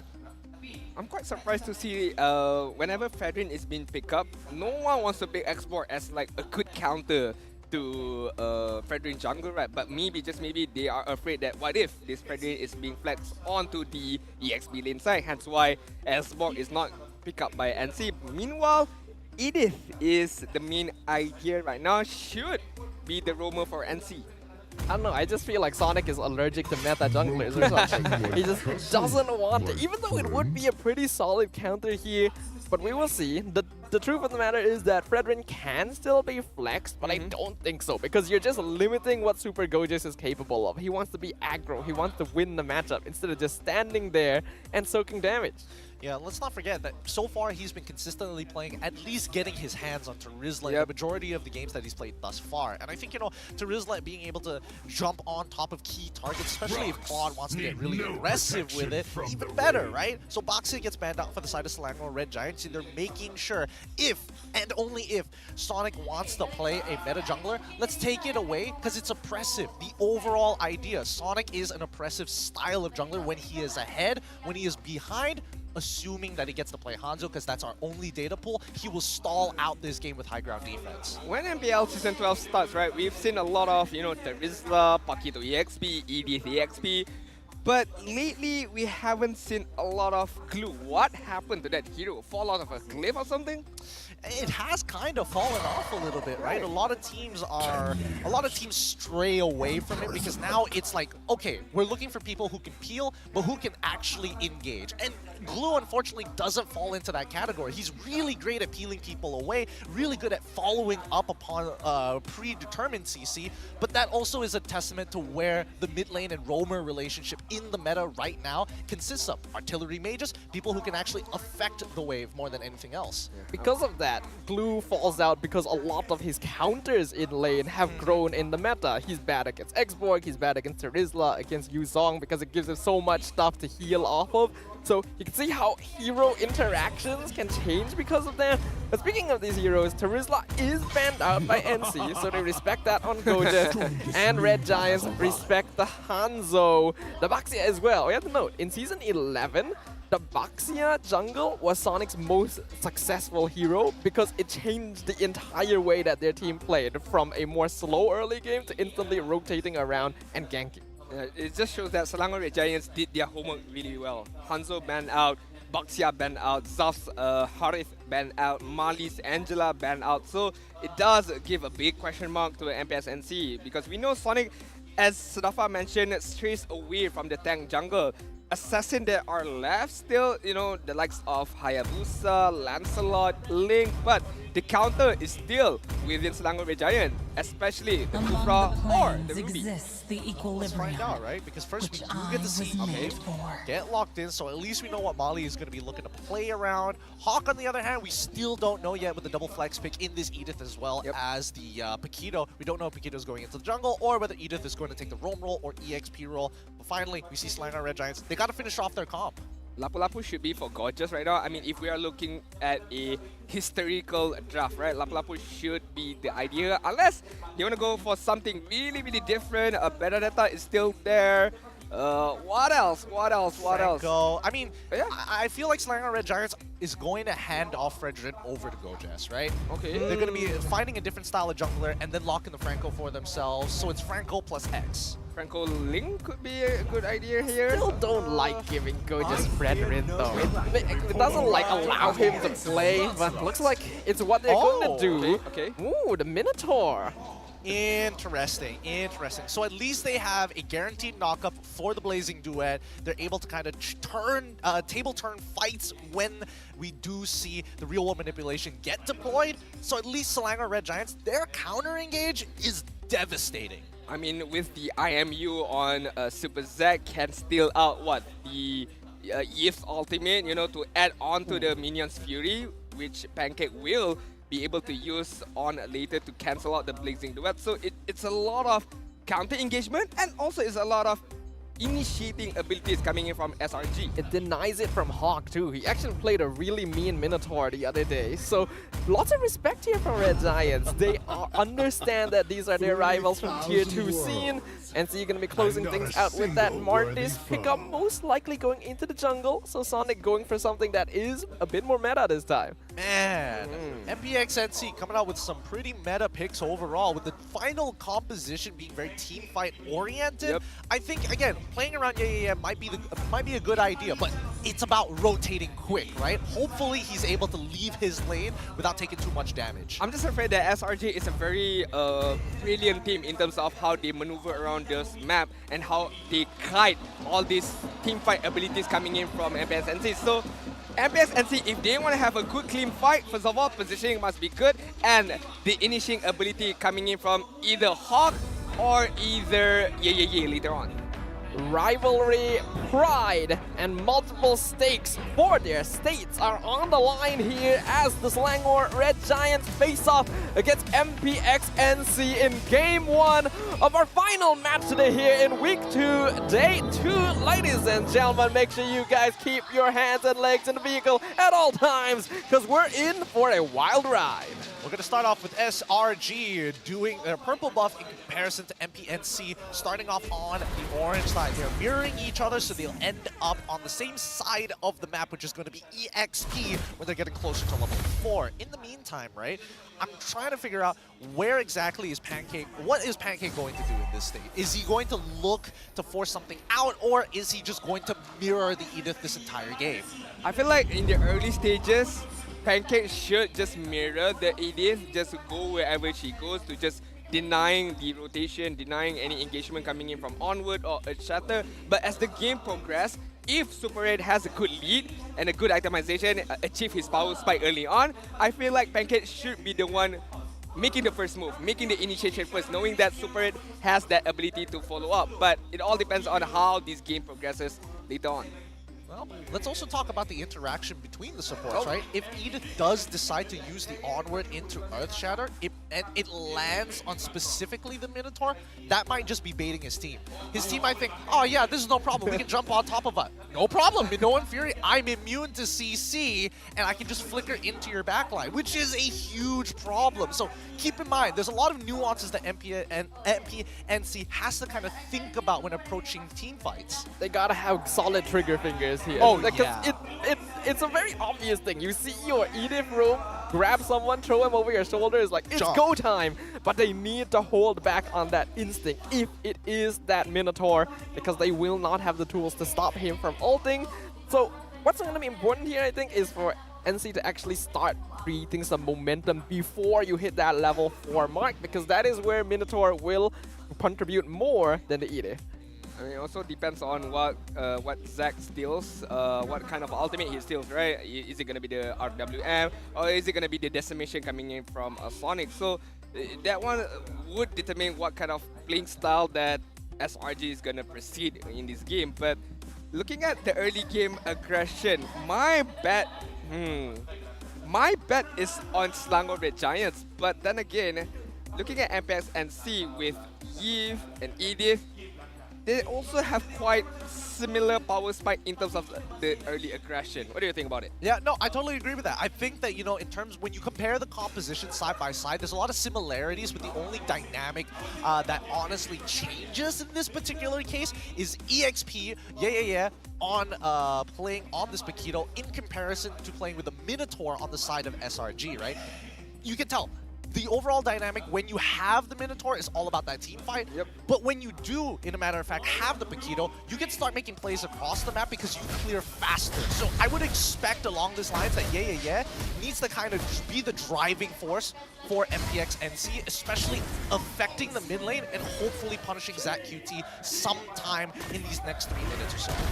Well, we do see Super Zack steal the lead though, even in a 2v3 situation, so that's already a small win for them, but it's NC who are farming up right now. Slight land for lead. Look at the emblem right now for MPNC. 4 of their 5 members all is like go time right now, focusing on movement speed as one of their sub-emblem, I would say. So, I mean, good for them to be able to catch on their enemies as well as if they need to run away from their own enemies. Absolutely here. Ooh, they get the onward. Super Zack has overextended, and Sonic with the first blood. That Decimate secures a kill. The absolute disrespect coming in from Super Zack. He cannot be doing these moves. He really needs to hit level 4. And now that it's delayed, I think MPXNC have opened up an opportunity to actually snowball out of control, assuming they get this upcoming turtle. They have to be a bit more aggressive. They know that they have this a good lead that they had, killing off Zack and delaying that level 4, but it all depends on this Lord Dance. Pancake is over there, on behind is also available right now. The cow gonna get tossed over the shoulder, gets earth shattered as Skies drops low thanks to Will he get it? Yep, it's gonna be the Lancelot securing the turtle for the Selangor Red Giants. And MPXNC doesn't want any trouble, gonna back off. I just hate it, man. I mean, Super Sky just walks in, okay, free turtle, bye. I'm gonna go back to my jungle and farm away. Well, I mean, that's what happens when you get distracted on what's the main objective here for Sonic. Ali-chan could be in danger, but no more CC. He'll be fine. Zavs, though, gonna be dropped to low HP as well. Yeah, I mean, Zavs, he really needs a lot of help here. Like, Super Red is gonna make sure that this lane is gonna be painful for him, and more importantly so, the level lead as well. It's really not helping the situation at all. I mean, Zav having a hard time getting his own farm on the top lane. Super Red applying much pressure on this Cloud, but over on the mid side, Sonic not a problem getting that Little Wanderer. Look at Earth Shatter into the knockout strike. Super Zack still alive though, as Pancake with the Minuan Fury gonna zone out MPXNC. Gorgeous in the back line, taunt out Mali-chan to make sure he won't be popping that ultimate anytime soon. Still no kills here. I'm a little frustrating for Super Skies because, again, it's like, wow, everything is set up so beautifully. They're below 50%. I go in, I don't do enough damage. And he did take adaptive damage on top of everything else. So as of this moment, he knows that it's not go time for him. Oh, he's actually a nice dash to finish things off as Skies full combos Mali-chan to death in the mid lane. Beautiful. That's what you want to see, especially when you're up against a Yve. If you can put that Yve behind, even better. I mean, you just need one item from Super Sky to allow him to go a bit more aggressive to deal those kind of damage, right? But Selangor Red Giants right now, 4th minute mark, I would expect them to be just a bit more aggressive, knowing that Super Red is, I would say, winning his lane really well, but not enough pressure on Zav, still allowing this Cloud to farm out his own item. Hawk, gotta be careful right there. Get knocked up a little bit, but no damage. They don't want to invest on this. They know the Edith is actually a bigger threat to them than they think, as gonna be knocking Super Skies back with the knockout strike. He dashes through all of their members, through the turtle as well. But he's not going to be able to contest this, as is still chasing him down, making sure he cannot get close.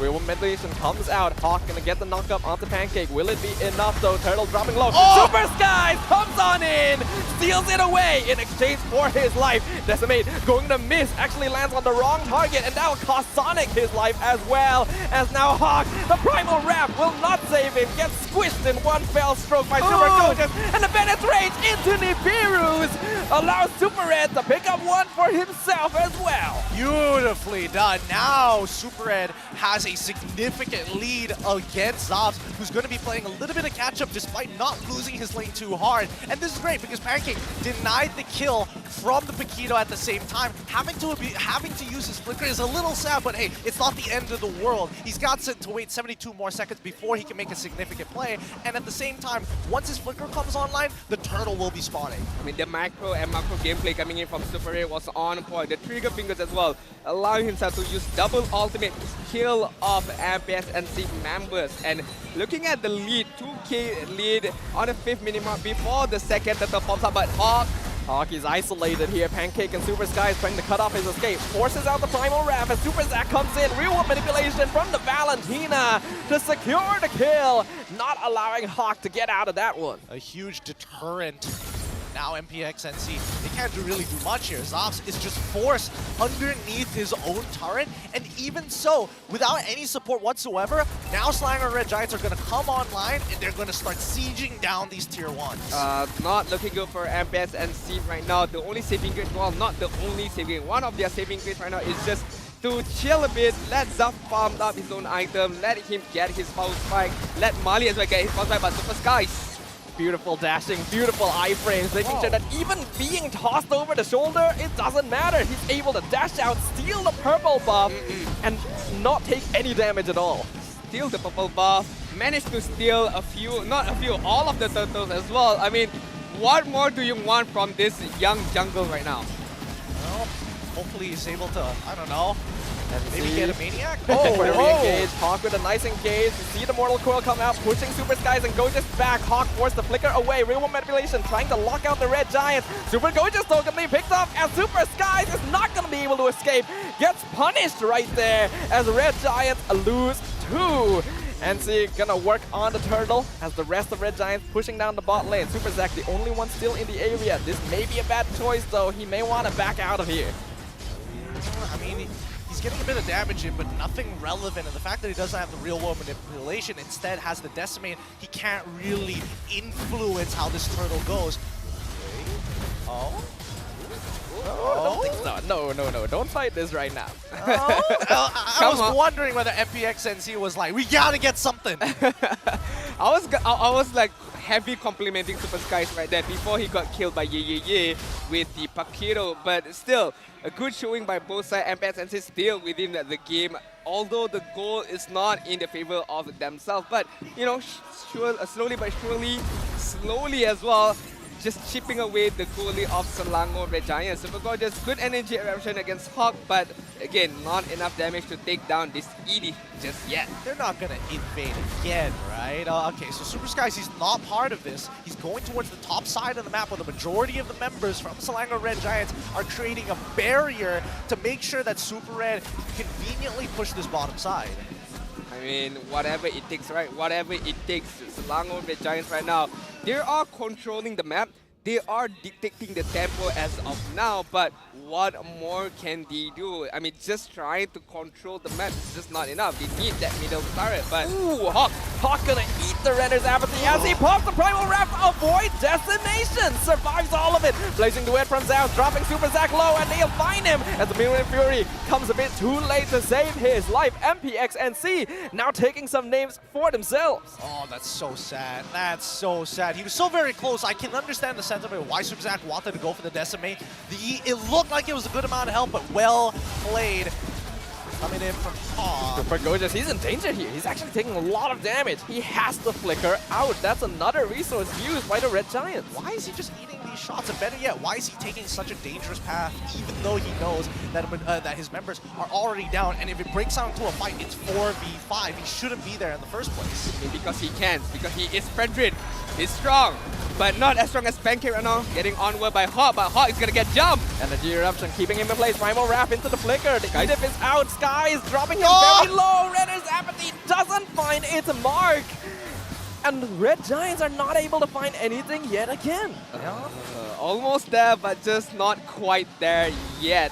But right now, the lot then is going to commence while Super Gorgeous is just beating out this lot. Looking at the position from MPNC, Mali quite in a prime position to pop the RWM to just catch out Selangor Red Giants. Meanwhile, SRG respecting the distance, maintaining a good amount of distance between them and MPNC.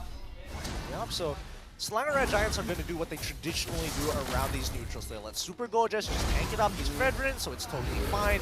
And now they're waiting for some kind of motion to happen as they dance around this Lord. Look, bottom side, again, Lancelot, he's rebuffing, he's passing it over. He's passing over that orange over to Super Red. So as they start approaching this fight, he's going to show up mid, and if it prompts a movement from MPXNC, that's more than enough information. I mean, who's gonna pull first right now? Because Looks like it's Hawk. He finds Pancake. Minwin Fury gonna be denied because he's died instantly. Hawk dropping low. Primal Rav not gonna save him here as Super Skies will dash out to safety, and Goja still forming the front line, but he's dropping real low. Decimate misses, but the kill still goes through. It's an exchange from Ali-chan though, and Sonic as well. Gonna be tanking the sniper shot. Skies looking for him, but misses out the Torn Bros. And yeah, overstays his welcome.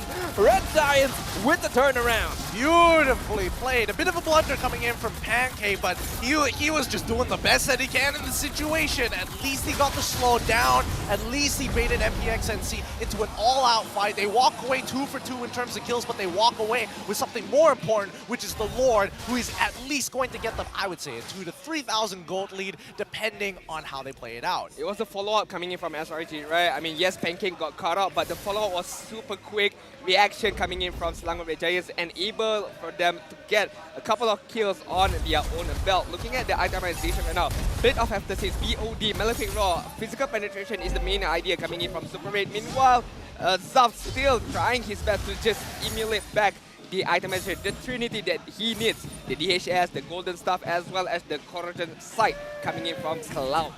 I don't know if SRG is going to get more aggressive here. They do see Zavs in that Wow, mid that's lane. a lot of damage. Yeah, I don't think he's going to get the punish, and even Super Gorgeous can recognize he is losing way too much health. Whoa! Real manipulation right into Phantom Execution as Skies comes in from their own jungle. Mali-chan gonna be standing there. He knows he's not gonna get out. Just buying time for his team in exchange for his life.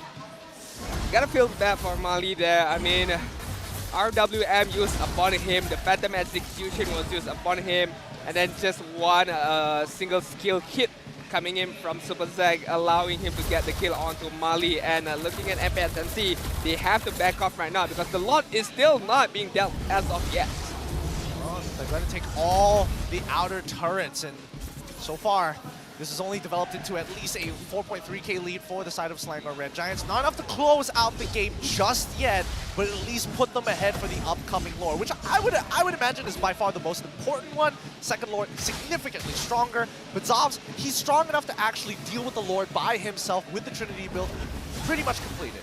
I mean, not only that, I feel like... Pancake flickers forward, but Minwin Fury not going to land. Some good disengage from MPXNC. Skies gonna be using his ult, gets caught out. He dashes through Hawk. Will he be able to escape? The answer is no. That's killing spree for Sonic. And now Red Giants are falling apart under the blazing duet. Zaz picks off another. There's gonna be another 2 deaths for the Red Giants, while Yeah is pushing the bottom lane. That hurts. That hurts a lot. One big mistake coming from Selangor Red Giants, and they are paying the ultimate price. I mean, Pancake, yes, good initiation, but the follow-up was just not there to be able to follow up by the minion spray from Pancake. And not only that, it hurt them a lot because 3 of their members was taken down.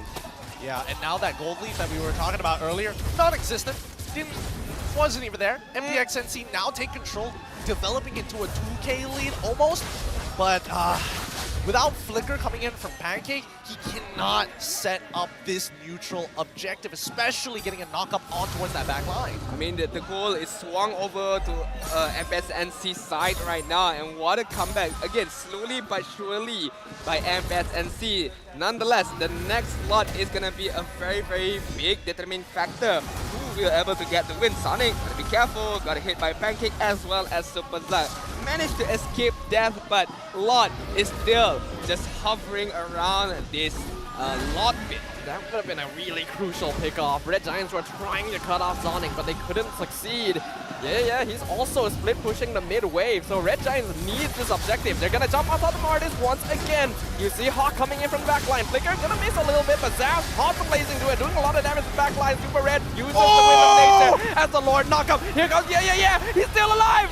Super Red with a tiny sliver of HP, somehow getting out of this situation, but it's still gonna cost them. Zaz gets the mega kill on top of Super Zach. And MPNC retain control over the Lord pit. Wow, that fight was so down to the wire.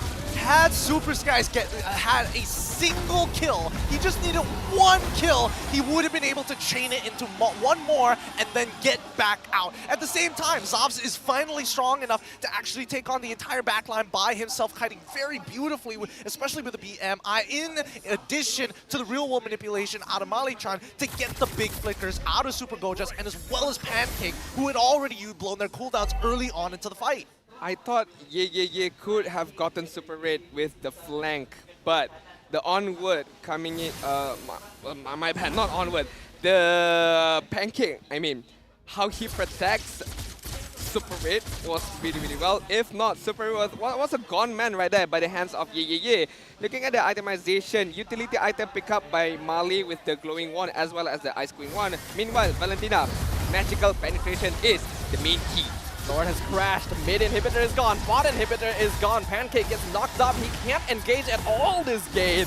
And MPNC are turning the tides right now, disrupting expectations. Super Coaches not gonna get decimated, still alive, but not for long. Zaz with the unstoppable, Hawk a bit too far out, so Super Red will get that revenge kill for his EXP liner, but MPNC are looking to gain even more.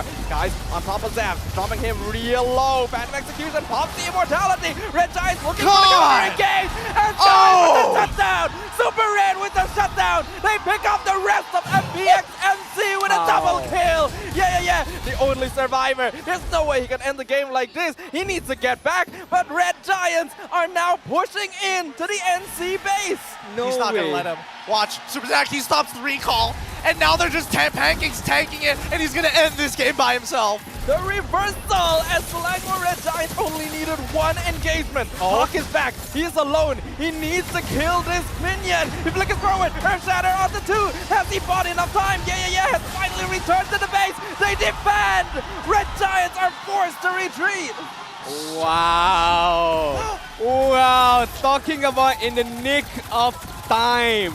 It is Hawk managed to defend the base pretty well, allowing Yeah to get back on time with the recall. Again, talking about almost ending the game. My God. Whew. Can we get a replay of just Super Skies dashing like almost infinitely there, getting that double kill? That's what I wanted to see on the previous Lord fight. He was so close to achieving that. This time round, he made sure that he was going to seal the deal and almost ending the game against MPNC with an absolute insane play of his own. I mean, I thought Zaf was gonna outplay him right there, but then again, looking at, as how Gideon mentioned, the puncture, the Phantom Execution, going onto the back line, going onto Zaf and managing to get that kill on Zaf just turned the tides around for Selangor Red Giants. And as we approach the 18-minute mark, you know, things start to calm down a little bit. Both crystals are exposed. Both teams are equally matched. 18 minutes in, we have the Lord up. And Hawk will find Super Gojas onward. Pulls him back. Hawk dropping low. Gojas dropping low. Both somehow escaping with their lives intact, with their flickers being utilized. Super Skies, he doesn't quite have the needs for the dashing. Forced to use Phantom Execution to get out of sticky situation as the Lord is reset. Okay, that's good. The Lord is resetting. Super Gojas already has the Guardian Helmet, so he can actually heal whilst he is outside of the combat. But right now, MPNC, they've got a really solid foothold on this Lord with a huge wave down bot side, crashing into Selangor Red Giants' base. All it takes is one mislook, one lapse of attention, and your base might be gone, man. I mean, one side having the Beatrix, another side having the Cloud. the split pushing potential is there for both sides. Looking at Yeah, how he tried to wrap around against Slang of a Giant. They're looking for it. Hawk misses the onwards. He's gonna get knocked up by Pancake. Super Gorgeous will survive here as Super Sky's not gonna be able to secure the litho to get a little bit more vision. Super Gorgeous gonna be delaying on the left side to make sure he can't get into their back line as NC. They have so much damage sponge. Super Gorgeous appraises draft on the miss entirely, and now he's being dropped down very low. He's able to get out, but the same can't be said for Pancake, who's been picked off in the front line. Super Skies still trying to delay, but they've lost Super Zack as well. They get the double kill, Zaz, and it's a shutdown from Super Skies, the only survivor left all by his lonesome. He gets the killing spree. He's still outplaying, but what does it matter? His face is exposed. And Zaz are there. They're gonna break down the crystal and deny Red Giants a victory as MPXNC makes their presence on the MPL stage known. Woo! And the Niners go wild right now. I mean, that is the fan base of MPNC. What a showing by Mali. What a showing by overall the members of MPXNC. They have submitted to this game and SRG are shaken to their core. It's huge. It's huge, as a matter of fact. I mean, Mali coming up big time with these real-world manipulations to make sure that they punish SRG for diving so deep into their lines, but the job's not finished yet. I can't give them the GG well played until they close out this game. And if they can do it against Lango Red Giants, what an underdog story here in the regular season. What an underdog story, and to be the ones who break the winning streak of SRG, and it will be MPNC. That is a big statement if and only if they manage to get the win on the second match later on. But Sudafar, do you expect that? Do you expect that victory coming from MPNC? Be honest. All of us were not expecting that victory. We went into this match knowing Red Giants were the favorites, the top of the charts. They dropped the game against Secret, but we thought, hey, that has to be a fluke, right? Turns out it's not. Red Giants may be losing a bit of a foothold here as other teams are figuring them out. Because when you watch SRG's game previously, yes, there are victories, but they are like shaking of a victory. It's not a confirmed victory, but let's take a look at the MVP of the first match. It's gonna be Zaf, aka Pirate Gaming. I'll take it, because this man has been stealing lives here, taking all the gold as much as they can. Let's look at the MVP here with the full screen. 7-1-5 with an 802 game GP and with a 71% game kill participation. It's us, because he comes out huge in these fights. Awesome. Honestly. Like we talked about this before the game. Zavs is gonna have like a really high hill to climb laning against Super Red. Yep. Zavs just comes on in and says, not a problem at all. His KDA is clean, his GPM is very high, and that's on top of a very solid kill participation too. I mean, up against Super Red, he needs to recall twice, if I'm not mistaken, on the laning stages. So from that moment, you know Zaf was much behind in terms of gold lead, in terms of farming, right? But again, how he climbed back up those deficit, the gold GPM, the gold, and managed to get those kills and rack up their KDA. But let's take a look, let's have a hear mic check from MPX and Tapi aku udah tadi. Nampak sangat kan tu? 4 flicker. Oh yeah baby. Yeah, I love you. Tolong turunkan air gaya lah. Nice one. Nice one. Okay, reset balik, reset balik. Boleh pergi tak? Boleh pergi tak? Boleh pergi tak?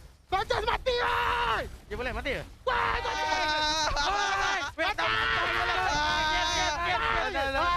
Wait, leg. Aku leg. Wow, very interesting mic check. Very interesting. A bit of banter against Gorgeous, but never mind. Let's not talk about that. Let's more focus on the differences between these two teams. What was the biggest difference from this match, Gideon? Well, I think, the biggest difference came down to how Zobs and the rest of the team actually approach these team fights. Majority of the time, notice that Zobs is not trying to get a 1v1 with Super Red. He knows he's going to lose it, especially with a Haas call already completed for the side of Super Red, and Zobs needs to maintain his stack. So he sends in Paquito first. They make sure they get the good chunk with the RWM, and if Edith is lucky enough to still be alive, can actually dance around Super Gojas and hurt him because, man, he took so much punishment.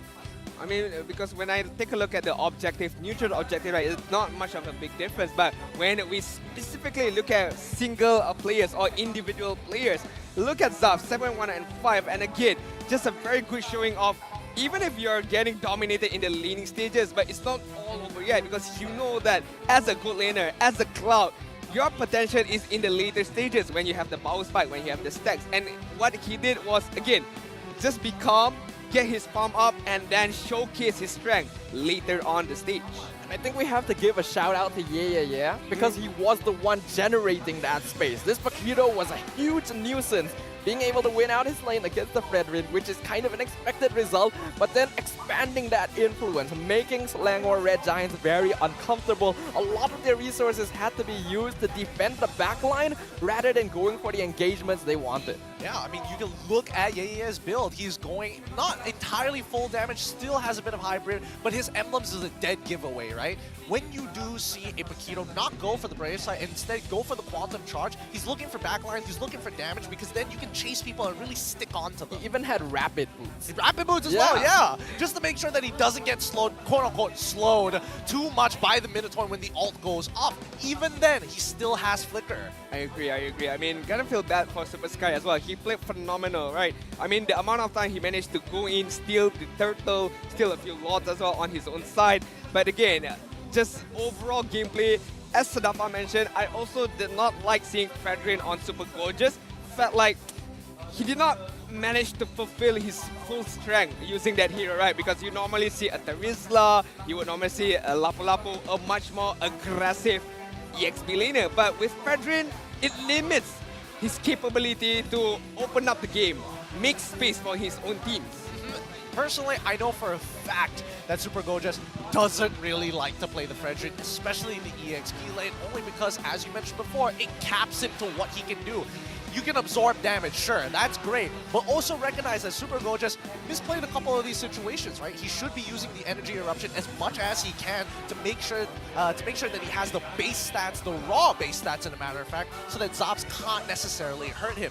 But then, on the opposite end, Zobs, when he is max stacks on his Art of Thievery, he absolutely melts through Gojas. Almost 110k damage dealt from this Cloud. I mean, again, nobody managed to catch him out. Yes, you would hope that Pancake using the Minion Fury to cancel out the Dixing Duet, but that did not happen. Because why? Pancake cannot withstand the damage output coming in from South. Yeah, I don't really like the Minotaur pick, I gotta be honest here. I feel like it was a deny pick rather than something Red Giants really wanted. I thought it would be like a Franco, even a Cho, because the Claude is always going to be a problem. Wow. Oh, look at that sudden dip. After securing at least 4 turrets of their own, walking up with the Lord as well, right just before the 13th minute, it just goes straight downhill. Yeah, I mean, stocks are not good for SRG right now. One mistake, 4 death, or I think, yeah, 4 death if I'm not mistaken, from SRG, just pummel the goal lead onwards to MPNC side. And when they held their goal lead, they held it really, really well. You know, they know that, okay, we cannot lose this goal lead. We have the advantage. We have the map control. So let's take it slow. Let's try to get the Lord. If we can get even more than that, let's just go for it. And that's what they did and how they closed the game out. So SRG, again, yes, they had a good lead, but they did not manage to close out the game. As we take a look at the highlights, we get to understand a bit more what happened throughout this game, number 1. Yeah, a lot of it just came down to how the early game was going to be played, but more importantly, that mid game, right? We saw a lot of SRG just dominating, finding steals after steals, but honestly, when it came down to control over the map, there was a lack of it, right? You can definitely see that SRG is giving respect where respect is due, and especially when they start moving towards the gold lane, that's when the disrespect happens. But down here, you notice that it's about disengaging. They're playing for these neutral objectives and hoping they can actually get ahead. thing is, I feel like a lot of these team fights were very scrappy, which is kind of unusual for Red Giants. They usually have a certain degree of control even when the team fights look very split up. But here, it feels very reactive, almost as if like facing against their former Tier 2 rivals. Evoke something primal within them. Go back to your base instincts and leave it all on the field. And that just plays into NC. They have a lot more tools here compared to, say, Pancake. He needed time to get that Minwen Fury out. And every time he went in, NC instantly scattered. Their reaction was perfect. And I thought it was the moment for SRG to close out the game. But again, in the nick of time, Hawk was able to defend their own base. And once Hawk did that, this is what happened next, where they just, I would say, separate SRG really, really well into like 2 to 3 different groups. And just end the game immediately after they know that, okay, Skies cannot defend this base. He cannot recall back, so we just take the base, take the opportunity to end the game. Yeah, and I also caught in that very last moment of the highlights that actually swapped out his items just to get a Winds of Nature to close out that 1v1 fight. Well, 2v1 technically. I mean, I'm predicting it's gonna be a long day for this last game as well. My stomach is quite hungry. Is that a marching band back there? That's a marching band. It is. It is a marching band. And what better way to watch the marching band is accompanied by Mr. Potato. Oh, sounds pretty good to me. I mean, when your stomach is rumbling, Mr. Potato is definitely the answer. You know, what's more spicy? I'm just reading out here. Do you know what's more spicy than the upcoming game earlier? What? It's the legendary Mr. Potato Snack. So make sure you guys grab your snack because I'm predicting it's going to be a long game for this next match. I do feel like it is going to be a long series because SRG initially playing to deny their opponents now might have to revert back to playing regular comfort picks, playing to their own style of gameplay, which honestly, looking at the lineup that they had, I've seen this lineup many times before, maybe a couple of tweaks here and there, but overall, it just seemed that Pancake was unable to find those key Minoan Furies, especially when it came down to that last hit timing. It was uncomfortable for them, and the Red Giants' gameplay relies very heavily on setups from Pancake and Super Coaches. And then you put them on heroes that don't allow them to be quite as aggressive or to be able to control momentum as well as they normally would want to. Like, yes, if you're able to win that out instantly, it's a huge morale boost. It proves that you are a very strong player despite the circumstances, but there's the risk. And they ended up facing it in game 1. Okay, I know it's... Oh, okay. Transfer needs for MPNC. An analyst, a backup jungler, and squad depth. Interesting. Interesting. The fact that they need...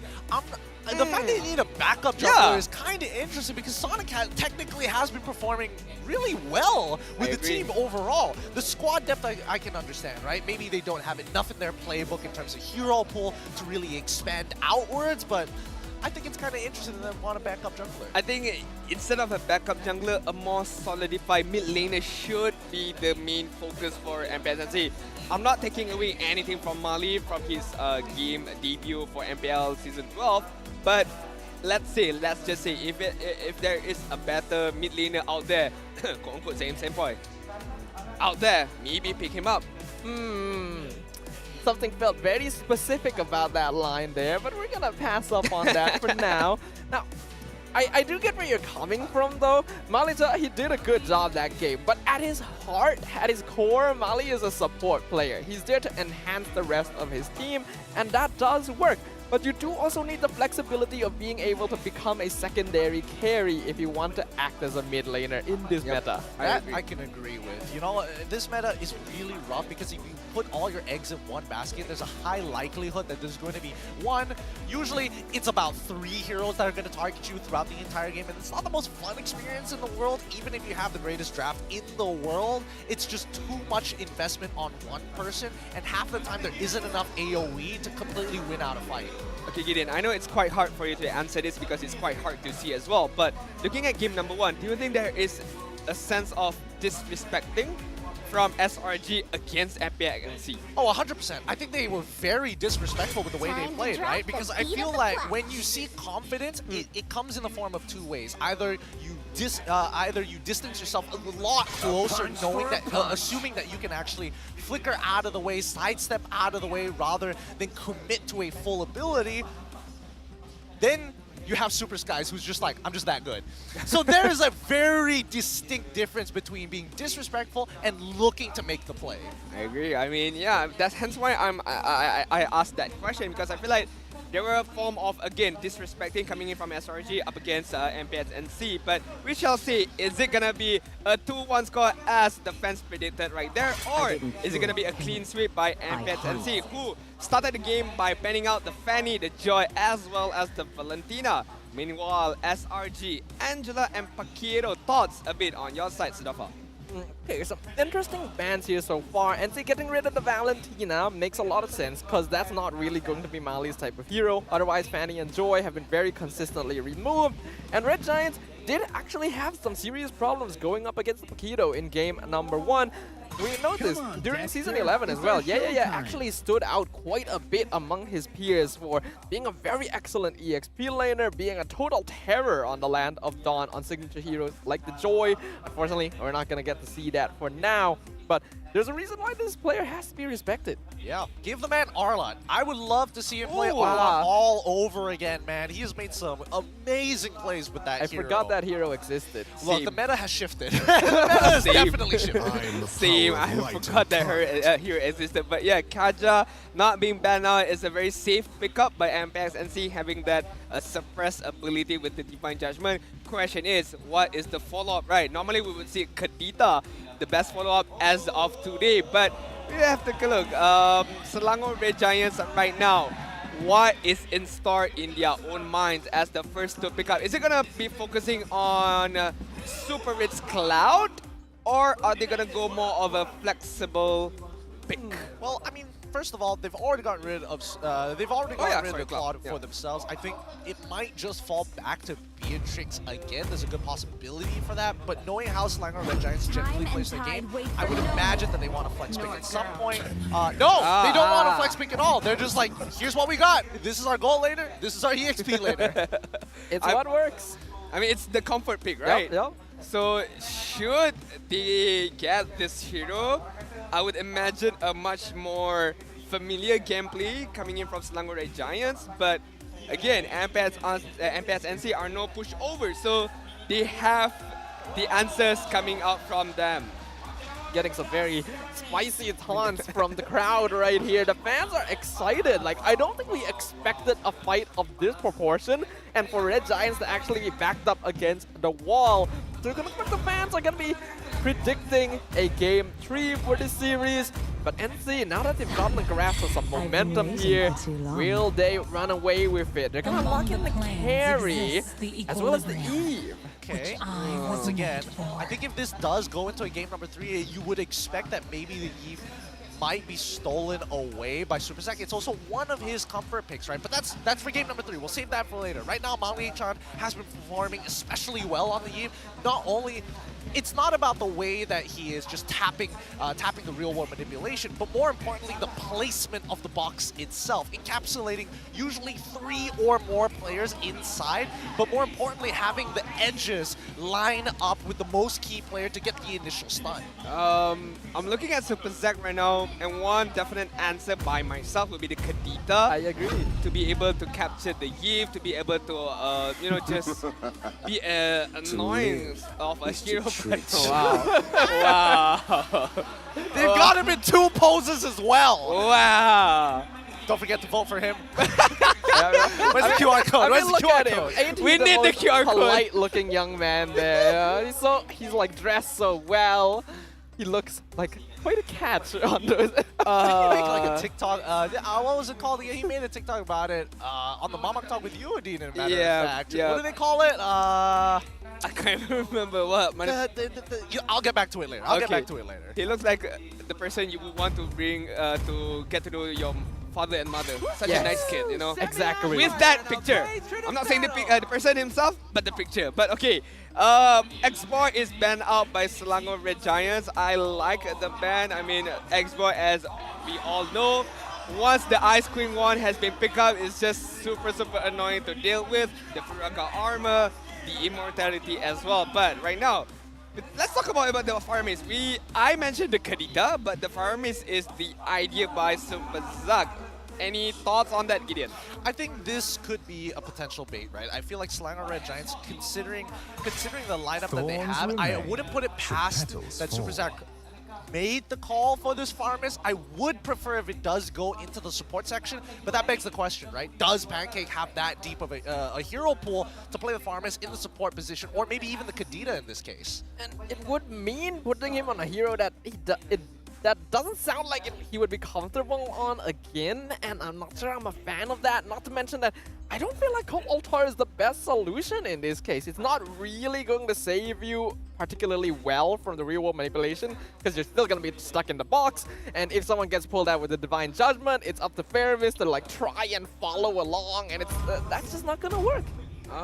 But question is it enough? Divine Judgment plus real world manipulation, because again, normally we'd say Kadita as the main follow-up, right? But right now the Yif is the main follow-up. Again, not too sure if it's enough, but if it's the carry with a full set of items, more than enough to kill anyone being caught by the Divine Judgment. Uranus ban! Huh. Interesting. Uranus? I mean, I get it. It's like not someone you'll have fun playing against on a Terizla, but I don't really feel like NC we're gonna pick it up anyway. Oh so no, there's a good chance they might actually do, because again, Uranus is a great enabler for the team. How do you get free hits? By slowing down the opponents. How are you gonna slow down your opponents? With RWM, maybe Ring of Warrior. Oh, guess what? You have the Ionic Edge, which is constantly slowing them down. I feel like MPNC is setting up for a Hanzo pick. I'm not sure why. Just it's open. Just a gut feeling right now. But it all depends on SRG next pickup. If they pick up Pancake's hero right now, it could be the Kufra still available. Edith still available as a rover. Xiao is available as well.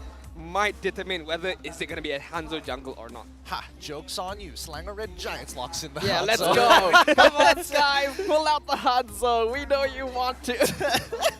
He's got 15 seconds to decide here. I do feel like an assassin might actually be pretty useful, but then you look at the Kaja and it's just like, man, how That's much why more? Hanzo. Let him use Divine Judgment on the ultimate, you know? Makes a lot of sense. I This unleash is the just Lig, primal lightning. Okay. Hunter of all the evil gods. This is a good game for Hanzo, I'm not gonna lie. I mean, who out of these 4 heroes from Selangor region are able to go for the original body of Hanzo, right, when he uses the Pinnacle Ninja? I mean, what, you wanna throw out Faramis to Shadow Stampede him? No. Maybe Gorgeous might be able to flank, but it would take a lot out of him. You know my trade. Oh, what? Hold on, what is this? Bro. wait, hold on. Who goes into the jungle? Who's going into the jungle here? Barat. It has to be Barat. Barat sucks in the EXP lane. He could go for Common Emblem just to make sure that his mana doesn't deplete. Think about it. It's a possibility. Up against the Terizla, not bad as well. Not bad as well. I mean, be able to clear up the waves, not as fast as Terizla, but you know, having the Common Emblem, mana regeneration, allowing him to just stay in lane just to sustain, right? So, I mean, whatever it is, I'm happy and I'm okay with it. What's the solution for Red Giants here? Diggy, I don't know, man. Like, where do you really go with this, right? You go for the Martis, but there's still Divine Judgment to deal with. So at the end of the day, there's like nothing much you could really realistically do. Worst yet is that it has a heavily winning matchup here after 4. So we'll see how Gorgeous deals with it. This is a big issue by Selangor Red Giants because Alpha having a lot of movement ability skill set, because you gotta remember the ultimate cooldown is not long. He can just easily spam it all day long if he wants to. He could rotate and still use Spirit of Alpha just to rotate faster. That's so annoying. And I love it. It's so interesting. I love these unique picks. I love when people bring non-meta stuff. And right now, MPNC is going up in my stonks right here. I'm loving what this team is bringing to the table. But will it be enough? The Red Giants have come to play. Very strong team fight composition. They want to even this out. They want to keep their win streak in Season 12 going. And only the Land of Dawn shall tell us whether or not that will be the case. Well, let's find out. Let's jump into this game. MPNC on the blue side with SRG on the red side. Both marksmen making sure that they leash their junglers to speed up. But again, we are going to see that the early game is going to be heavily dominated by Slango Red Giants, only because they can force priority on their side. When it comes down to the team fights, it's anybody's game once they hit level 4. Alright, we shall see right now, because I'm expecting, wait, hold on. Let's take a look at the emblem. First of all, Gideon, anything? Nothing out of the ordinary, you can go ahead. Okay, alright, so all things well right now, because I feel like, oh, before that, they catch out Hawk, gonna be thrown over the shoulder, and Super Gorgeous with the first blood with his Durizla. I hate Edith with all my guts, because it's such a simple All your skill. guts. All of my guts. I have a lot of them.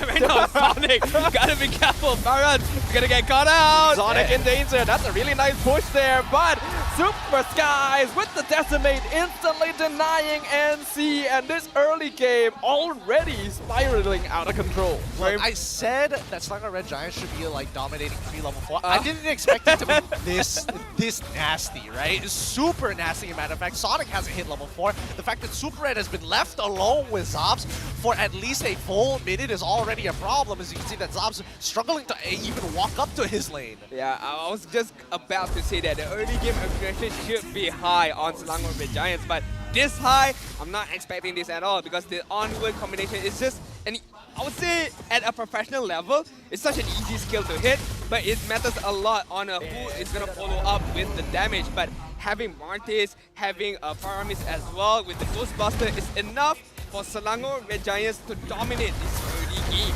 Yeah, I mean, look at the amount of control that they have. They get to do whatever they want, and even though they could look to potentially engage or steal, really isn't going to make a difference. MPNC is heavily prioritizing making sure that Zobs is going to get to that critical mass, no matter what. Look at how much pressure they're putting on too. They respect that Alpha will win against Terizla in this matchup, so they're constantly rotating Super Zack or Super Skies over to cut the wave safely, make sure that he's able to get his levels, and make sure Alpha cannot leave his lane. Speaking of leaving, Pancake's gonna miss that onward entirely. Now walking through the tower, he's gonna eat a lot of damage. He's lucky that Hawk didn't get close enough for that seat. Well, it doesn't really matter. He's got the roll boots anyways, but at the end of the day, I would imagine that Mali-chan is going to start becoming more relevant in these fights. Oh! Okay, with the flicker over the wall into the onwards, and that's going to be a free kill onto Mali-chan. Not able to dash over the wall though with his ultimate. That's a bit awkward. Are they not going to go for the mid lane there? They had a very good opportunity to actually chunk out at least a good amount of the gold shielding. But instead, they decide to back off. Okay. Yeah, very interesting. I mean, they got the kills, should be able to take at least a few gold plating armor down on the mid lane. But again, yeah, lost I guess. But MPNC, Hawk is already level 4, Mali is already level 4, so this would be the time for MPNC to go a bit more aggressive. So much damage. Super Skies even gonna use the Decimate just to connect, and the flicker forward gets Super Red his second kill of the game. Yeah, but Super Gorgeous just now starting to struggle in the lane, having proxied so many times. If he ever gets into a full front-to-front engagement against he basically loses all the invade though from SRG. Earth Shatter knocking up Sonic. Who got it? It was Skies. He steals away the purple buff with the Retribution. I mean, Slango Red Giants right now, every single movement that they are doing is, again, to perfection. And every single movement are rewarding them very, very highly right now. 1.6k lead, 4 kills on their hands, and just might, the second title will fall onto the hands of Super Skies, because I'm not seeing any rotation coming in from NC. Absolutely not. I wouldn't expect MC to actually contest it, right? You're already 2 levels down. There's nothing much you can really do about it except focus on your win conditions, which is Zobs on that top side. That's why you see Pancake. He's actually hovering around, knowing that 3 people is more than enough to deal with the neutral objective. So therefore, I'm going to open up the map and make sure that Super Red is okay. The Earth Shatter, last minute Earth Shatter, allowing Pancake to steal off the Turtle Crab goal right there. And MPNC just again trying to find any kind of ways to be able to pop the Divine Judgment, the RWM, but everything! Pancake once again flickers forward, but Sonic pops his ultimate, keeping him in place, regenning up, gets the collide with Super Red, but still not surviving. A killing spree for Super Red. Meanwhile, Zav's gonna be looking for the trade of the tier 1 up top, but he's gonna be forced to get out of here. Hawk providing scouting. Red Giants will not push the issue. They already got one. All right, nicely done. So far, so good for the Selangor Red Giants, not giving a single kill over to MPNC. I would have imagined that Super Skies was going to go for the purple buff in Bay, but it's really dangerous considering that Mali-chan has not been seen. Oh, no, he has been spotted out in the mid lane, and now they go for the purple. Ooh, Super Gorgeous, 5k gold lead, Super Skies 6k gold lead. Uh-oh. It's not looking good, it's not looking good, but Super Skies. That red tree actually hit Hawk instead, but I think he still got it. Still got it! I mean, alright, you win some, you lose some, am I right? I mean, when you're too good, you don't need the retribution to steal. Sonic did get it. Oh, okay, thank it's God. fine. Oh, thank God, thank God, thank God. Which feels bad for Skies that somehow Red Tree decided to auto-target the enemy roamer instead. Trying to contest. Oh, here comes Hawk. Divine Judgment pulling Super Skies back. Here comes the Cold Altar, keeping him alive. Red Giant still in the area. Renner's Apathy gonna collide with the Kaja as Yeah comes in from the side, but the Alpha doesn't quite have enough damage yet. So Red Giants will just easily walk out of here. Yep, well played by Super Skies, saving the second half of that motor coil to get him out later on, so that way he has some distance between him as well as Yeah after the Spear of Alpha. Now the turtle is back up, and hopefully Sky doesn't accidentally whiff that retribution like he did the other day, but at the very least, Sonic, he is struggling. A level down, at least he's close to the gap. Should be a free turtle for Selangor Red Giant because Sonic did use his retribution to clear off the minion on the mid side. So again, a hat-trick of a turtle for Selangor Red Giant, dominating early stages and dominating this mid-game stage as well with the neutral objective on their own side. Seems like the Marads may have been a little bit too experimental by MPNC here. There is a reason why the dinosaurs are extinct. And right now, Red Giants are making him feel it very heavily. As you can see in the jungler head-to-head, Sonic, like, the numbers speak for themselves. Oh yeah. I mean, the fact that Super Red already has 3 kills and he's a marksman jungler at this point in time. I mean, give that man all the roles. Yeah, give him all the roles. He's capable of it. Alright, but 4k gold leads Selangor Red Giants in the driving seat right now, but we have yet to see NC, you know, really committing with the Divine Judgment. We've seen a couple of Divine Judgment, but not all in as of yet, because Super Zack has that Count Alta, allowing Selangor Red Giants to, you know, prolong the team fight and having that second wave of health to just play around. Sonic gonna get pressured here, but Skies himself is not gonna have enough damage to take down the dinosaur. Conceal play into the mid lane. They're gonna try and save Gorgeous. He's been caught by the Divine Judgment as Full Altar comes out, and Hawk is removed from the play as Mali, Flicker not gonna save him. Yeah, chased down in the back line. Zams, he gets one, but it's gonna cost him everything as Skies gets the double kill. Sonic eager to even things up, but the dinosaur is too slow. He's not gonna be able to kill Super Red. Oh my goodness, Super Red is ginormous this game. 5-0-5. He's like, last game, I got outplayed a little bit. This game, I see no more. I did not like the placement of ultimate coming in from Sonic. Yes, he managed to swallow out Super Red, but when he spins it out, I was expecting he spin out onto the tier 1 turret on the mid lane, but instead he went for the tier 2 mid turret, but it wasn't enough to kill off Super Red. So again, a couple of times the Detona's Welcome was used, but it was not placed well in my own personal opinion. I think he definitely could have been better, but no matter what he did, even if he was able to kind of collide with the wall to get the initial stun, I don't think he would have been able to kill Super Red, right? If he does it against the tier 1, the rest of his teammates bail him out of the situation. If he goes for the tier 2, maybe there is some hope that Super Red flickers in an awkward spot and he can continue to chase him down. But if we talk about the AI winning prediction, I would agree. 78% overall against the 22% against MPNC. Red Giants have regained full control here.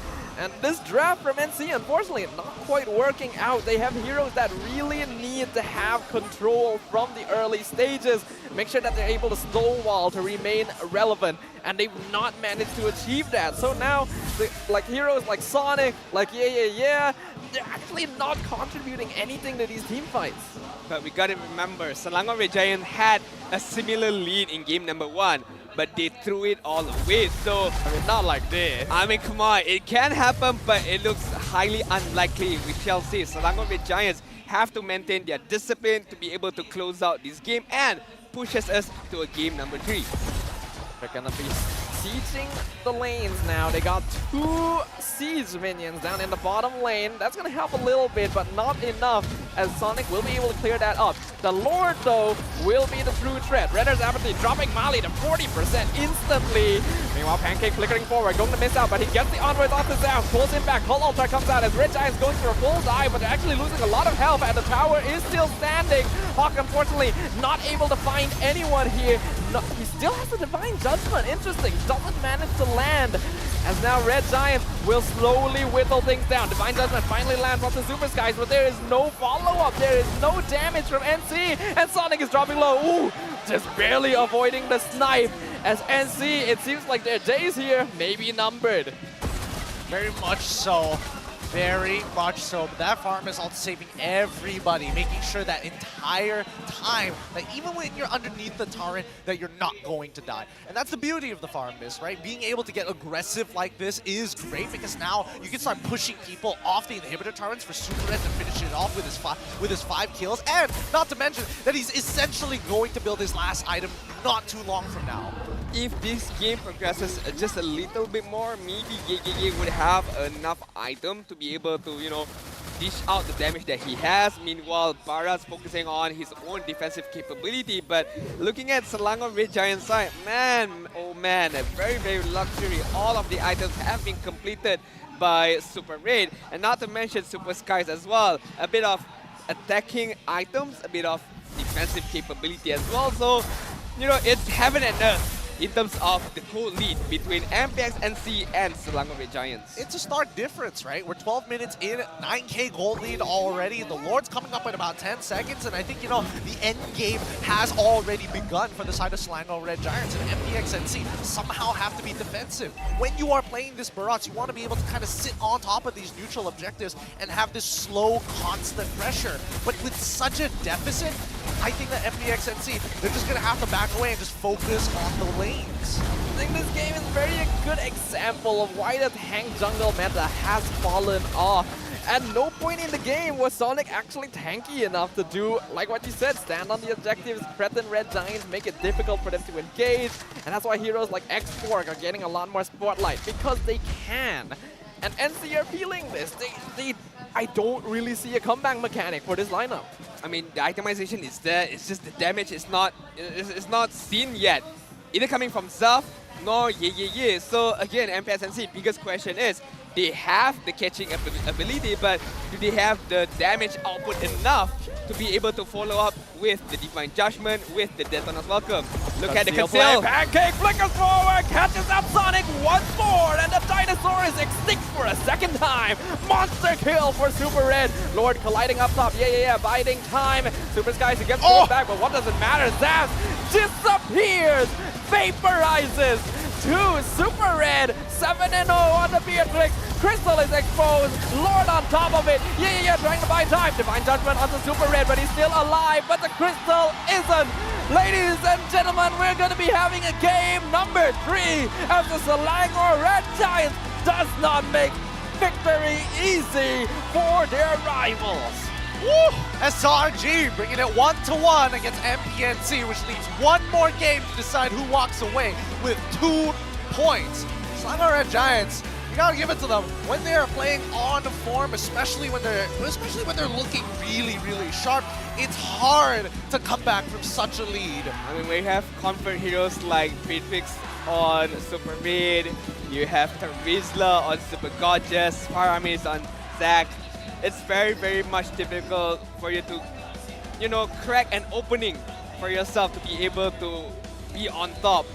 And as much as I like the differentiality coming in from MPSNC, but I mean, there's a reason why we all follow the meta, the current meta, and there's also a reason why we shy away from this, I would say, unorthodox picks. I think it was just great adaptation, though, from the Red Giants as well. We can definitely blame the draft a little bit for NC. Nice, definitely the draft. Yeah, we watched the movies, you know, in Jurassic Park, there's a reason why you don't bring back the dinosaurs. And here, it's not just that. It's the fact that now Red Giants has their comfort heroes, they're able to engage better, and they recognize that, oh, Gojas doesn't have a good matchup. So let's bully out not let him play the game. Alright, never mind. Let's take a look at the MVP from Selangor Red Giants. I'm gonna guess it's gonna be super... Oh! It's gonna be Pancake! Oh, wait. That is not Super Red. We're getting some very mixed signals right now. Wait for it. He's not done with the bit just yet. Okay. Yeah, there we go. Show that, Martin. Show that Lance on the can itself and stack like a goddamn legend. Alright, Super Red is our MVP of the game. 7-0-0. The true marksman, the true damage dealer, almost hitting 1k gold per minute. The itemization, you see it and you know how to build on these victories. But what impresses me the most is the laning stages of Super Red, right? Very aggressive, not allowing Zaf to farm up very, very well. Similar to game number 1, but again, right now, having comfort heroes by Selangor Red Giants and very disciplined gameplay as well.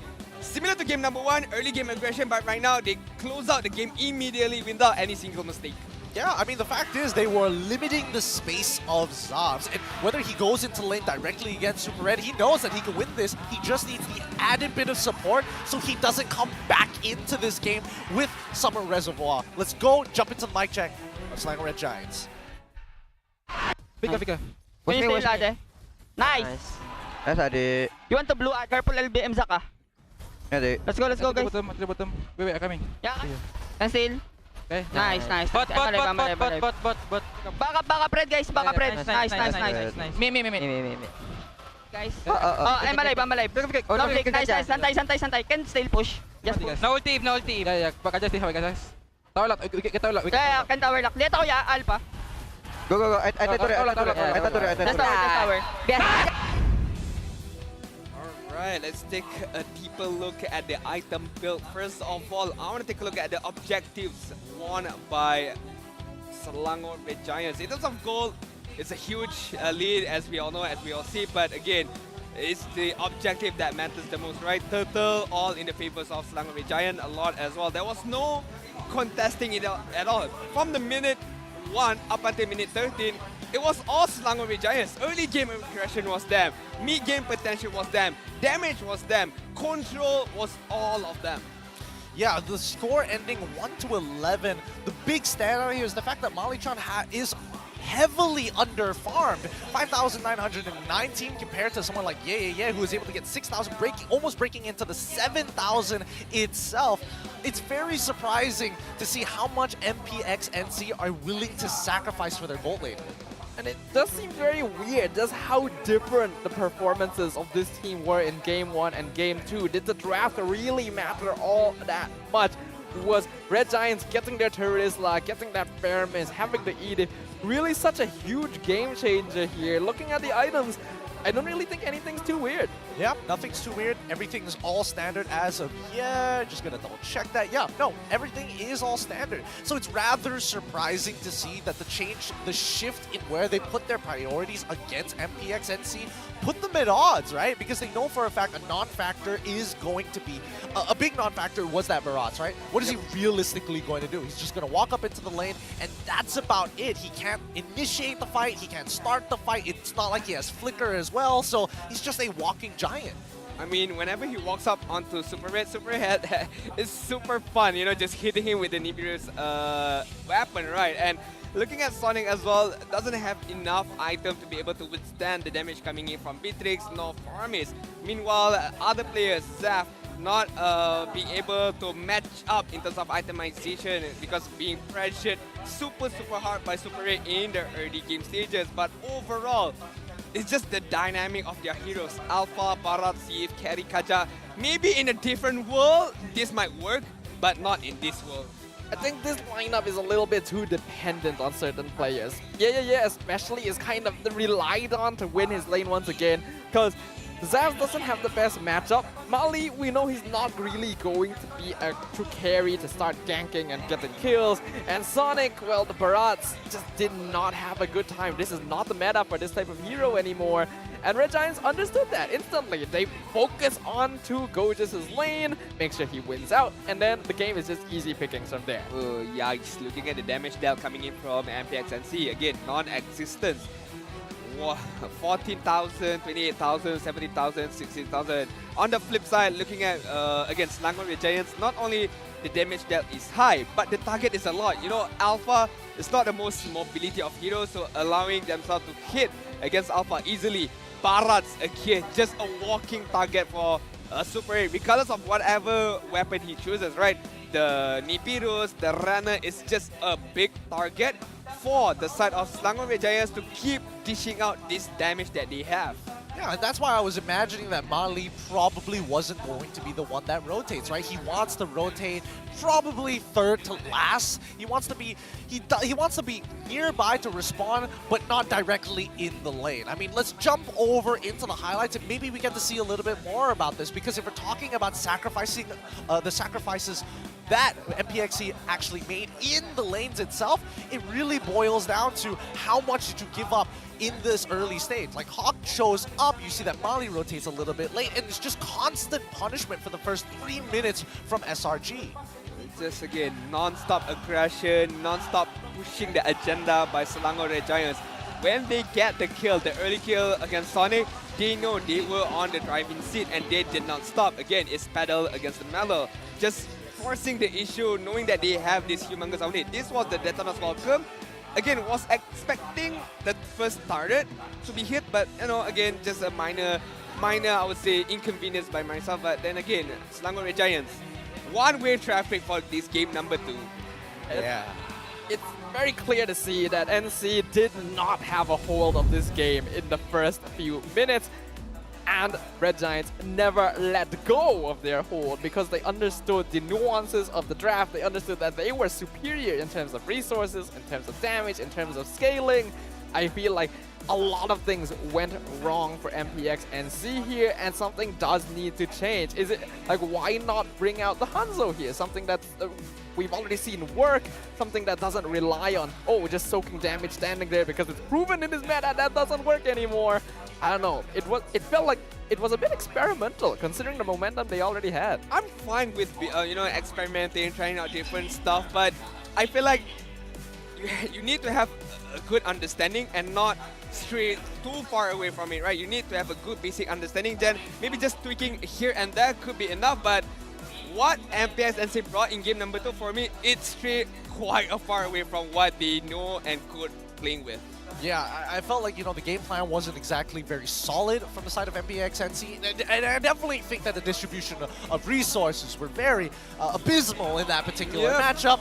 But then again, they were already like 5 kills down 3 minutes into the game, so that's also pretty devastating to deal with. Hopefully, they do recover and pull themselves together mentally, because for the upcoming draft, I think this is where Arcadia is really going to take advantage of the patterns that we have seen in Game 1 as well as Game 2, in particular, the Yves.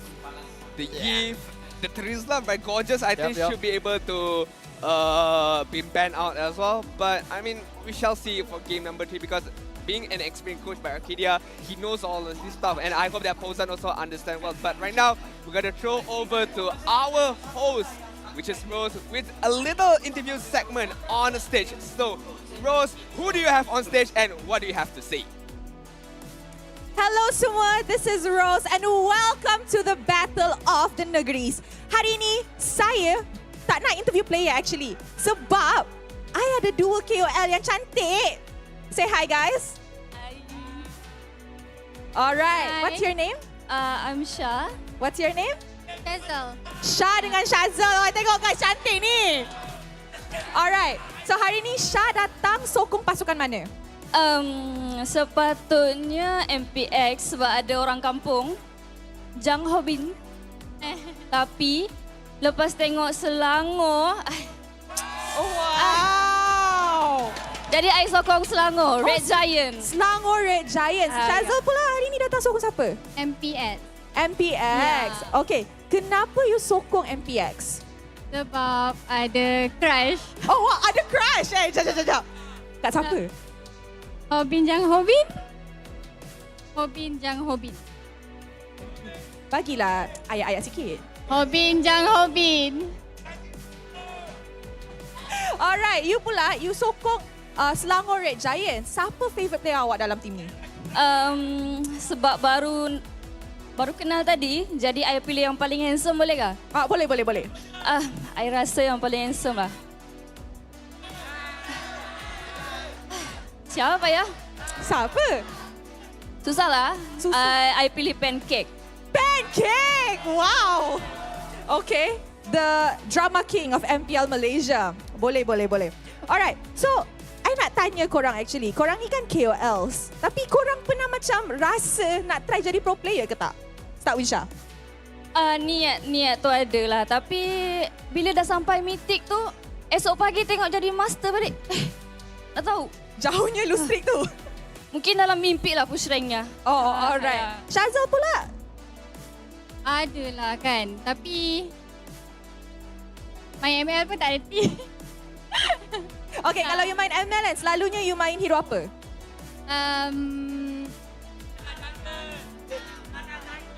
Boleh lah, Nana lah. Nana. Alright, Syah? I main Angela. Angela. Papi poo. Comel. Alright. So, sekarang kita nampak 1-1 dah skor sekarang kan.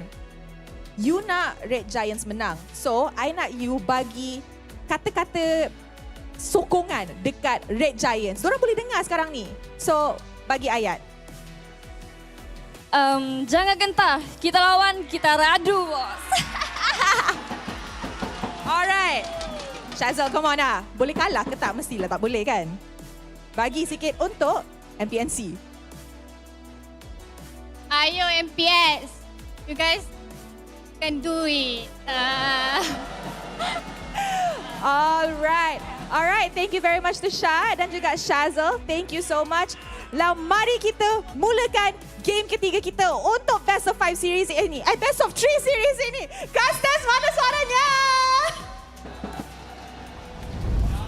Wow, thank you so much, Rose, and the two KOLs on stage just now, Shazal and Shah, or as known as Lukman and Johnson. For a couple of times right there. Definitely. Those are their nicknames. No, definitely just not your nicknames, but yeah. All right, game number 3. I mean, we've seen it all. Parrots, Alpha, good heroes, but just a bad debut today. I mean, I'm not going to sugarcoat it. Not good heroes. Bad heroes. Bad heroes, come on. I mean, I think it's good enough because another good thing is going on is the SAM 100 Plus Sports Commentator Awards, where we have 2 of our beloved casters, Lafel and Sam Frost, who are nominated. So we need your support. Please, I beg you guys, go vote for them. How? Just scan the QR code and vote for them. I'm not going to sugarcoat this. I think they're kind of good at their jobs. And maybe you do too. So if you do agree, please vote for them, because this is not just for them. It's for the community of MLBB to represent. Now, coming into this game 3 and potentially 4 and 5 based on what Rose mentioned, I would imagine that a lot of changes need to be made. Number one, the sides of which they are on. It feels like, you know, MPX and NC are a lot more comfortable on red than they are on blue. Because again, when you're on blue side and you get that first initial pick, most people go for the flex because it's standard. I think that with the limitations that they do have, it's starting to become very evident that it is a straightforward composition. There's not a lot of complexity, as you mentioned before, and based on what we saw earlier, with the low third, they did mention that they're looking for an analyst and they're looking for some extra depth to the team. If Milo was not on red, I would suggest Milo. But unfortunately, Milo is best analyst. Best analyst so far, man. But yeah, speaking of the compatibility and the drafting as well, do you think that the Terizla and the Yif might be banned out for this game, for this next game? I would say Eve probably not, but Terizla deserves some respect. They banned it out against Gorgeous in game 1 and then they let it through, and well, we saw what happened. There's a reason why this hero is a problem. So I do feel like going into game number 3, there needs to be some change. There needs to be a little more respect. I appreciate some experimentation. Now, I do still like unique hero picks, but I did not like Baraz. They need to do the ultimate. Experiment. The Nana Golin. The Nana Golin, man. The Nana Golin, man. Are we really gonna go there? I tried it, and I lost pretty bad. But because I'm they not, might not. Yes, because I'm not a professional player. They are, so they should be able to do it with the Niners as well. Looking, giving them all the moral support to be able to close this game out. Remember, it's not just the 3-point is on the line. Who is the better state is also on the line. Yeah, but you can see that the fan bases are making sure they can transfer their energy to their players up on stage here. But this is where it's all going to matter. Wait. Wow. Oh, can we just like enhance on that piece of paper? We're going to get so many insights there. The value of that piece of paper right now. You would thought it's like hero stats or individual stats, but it's actually just SRG's game schedule for next week. It's like, what's the next game, my guys? I don't think we need to put much thought into this last one here. Just imagine. But again, I mean, if MPNC have the Niners, SRG, Selangor Red Giants have their Ultra Cell, their fan base giving them all the support that they need right now to be able to get this victory for game number 3. Gideon. Yep. In terms of drafting, because it always boils down to the drafting, right? For Arcadia, do you think Arcadia is gonna go for again another comfort pick for Gorgeous Super 8, or is he gonna whip out a different kind of drafting for game number 3? I suppose that he is going to whip up something different and especially get something good for Gojas this time round. Game number 1, struggled a little bit. Game number 2, still struggled a little because it was a direct counter matchup, but there are ways around it so that you can start influencing the rest of the map during team fights. Game number 3, this is where I think where Coach Arcadia is like, all right, I've got all the pieces that I need to line this up perfectly. So I'm curious whether they are going to be on blue side this time round, because I would only imagine that MPNC is like, yes, give us red. Logically, NC would want to be on red side. Being a weird team with unusual picks, you will gain so much value because red side offers more creativity by having that last pick, more responses. And I'm excited to see it. About as excited as all the fans here at Dewan Seri Putra. We're going to be going into the last game of the day. I don't think we expected a series like this, but I'm still going to hold on to it. I predicted a 2-1 for Red Giants. It's looking pretty good here. I mean, yep, definitely. It's all 50-50 from now on. But we have to, discuss a little bit about the players. I mean, what is their mentality? What is their mindset? Having Selangor Red Giants having the international experience, right, should have the better mindset, the better stamina as well. Meanwhile, MPNC, I'm not saying that there's no experience there, but international level, just not there yet. So hopefully MPNC would be able to, still calm things down, focus on the game on hand, especially these crucial moments of drafting. Yeah, I think that in this particular case, I would imagine that the Selangor Red Giants would have a very clear conscience of who to actually hurt, because they saw a lot of the weaknesses from MPNC in that lineup, especially the better performing players in game number 1 heavily got punished in game number 2. Okay, right now, drafting has begun. Game number 3, the one that decide it all, Selangor Red Giants. He's gonna ban out the Kaja as well as the Angela. Meanwhile, NC, the Fanny, and Joy is gonna get banned out. Very interesting. Pakiro, Selangor Red Giants ban out as well. So first pick, the options are quite open for Selangor Red Giants. Valentina is one of it. Still open, can be picked up and be given to Super Zuck. Obviously, they're threatening the Terizla here. NC are going to be forced to use a ban on it if they don't want to have to deal with Super Gorgeous on his comfort hero once again. But if they do that, then, like you mentioned, all the picks like the Valentina are going to come out. It's actually very interesting, like why Red Giants would ban the Kaja here, because they do have first pick. And even when Hawk had it last game, it didn't really work out for them. look, I don't know, I must be tripping or something, but last time I saw Johnson was when I was in Cambodia, bro. So I don't know about this one, Chief. But Rizla does get banned out, and we do see a bit of semblance, you know, a combination of things that Salina Red Giants learned from game number 1, and MPX just maintaining their game number 2 plan. Right. First pick for Selangor Red Giants. Again, Valentina is open, a very high winning percentage hero, but another comfort pick. Another comfort pick. I cannot with that mask, man. That's terrifying. I cannot, because the lights are dim, and when you look into his eyes, man, oh man, super scary. As scary as Cloud is going to be given to Super Red. I mean, the MVP for game number 2. So this is going to bring up the question: are they just going to be like, all right, Harith, Zobs, here you go, take it, win that lane, do us some justice? Is it going to be it?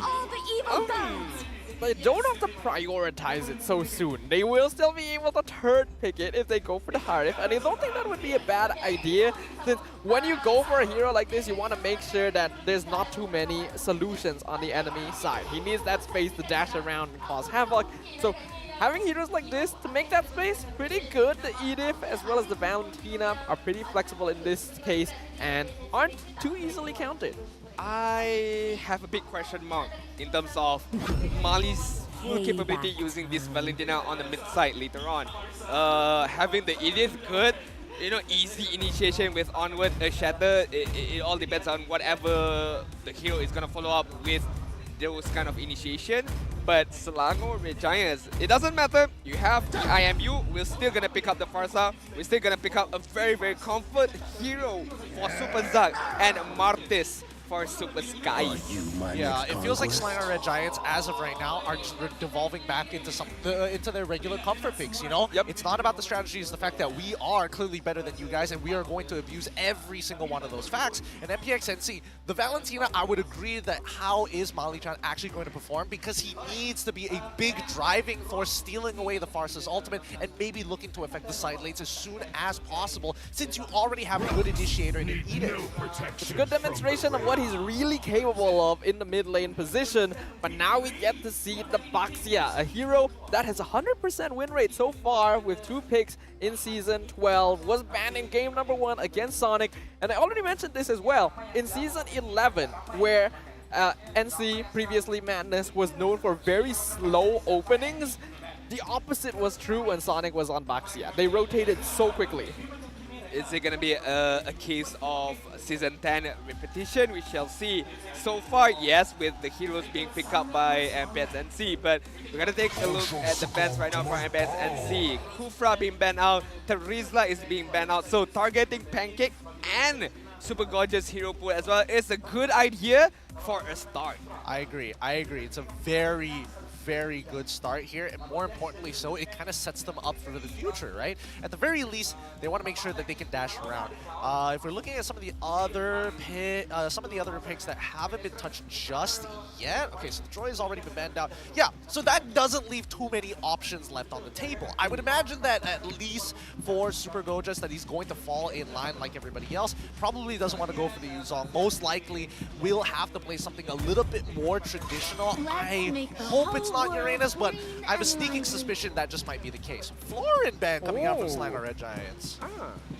Interesting. Wait, so they're suspecting that this is going to be a support roam because they already have the Baxia. That does make sense, but it confuses me as to how the players would switch around, because you'd expect Mali to play on the Florin. If he does that, then Hawk has to play Valentina, which is also weird. So I see where Red Giants is coming from, but I can't really associate it with the players on NC. Same question mark here. For MPNC, I'm not sure the last ban, but for Selangor Red Giants, if they want to take out one of the comfort hero by Zaf, Harith could be the option right now for Selangor Red Giants. Good call out right there. Grok is going to get banned out by MPXNC. Is it possible for MPNC to pick up another support healer here? Something in the likes of Estes. It's weird. There's a reason we don't really see Estes much anymore. Yes, his healing is still kinda stupid, But when you're against a team that has a lot of early game burst, you have a Claude that wants to scale towards the late game, has good AoE, I don't think it's going to work out. I don't know. I think we just suck at Estes, to be fair. That's fair. Like if it was MPX, understandable. yeah, if it was MPX NC, maybe there's a chance because this is something that they whipped out before. But Slanger Red Giants is like, okay, even if you have mega healing, it's not going to change the fact that CC is going to be highly prioritized. So ban out that Diggy instead. I think that's a much better shout. And if MPX NC want to be going for a composition that wants to play front to front, front to back, if not, look for some backline divers on top of everything else, then maybe there could be a place for this Estes. And even then, Feathered Airstrike's still a strong ability. You did mention about Super Gorgeous getting more of a traditional EXP laner, right?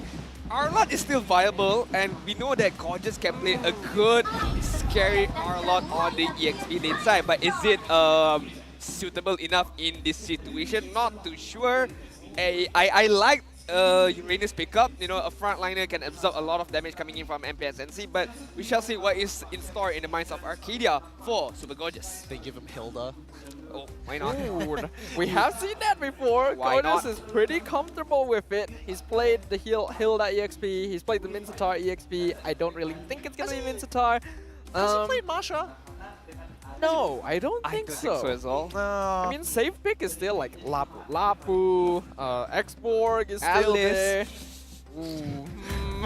I thought you were going to go with the Nana. Come on. I'm not going to. Oh! There it is. There's the Xborg, finally. Okay, all right. Finally, we get to see the Xborg. We do get to see the Cho this time coming in for Pancake, and I think he's got a lot of work on his hands because there's so much CC to actually deal with from the side of MPX NC.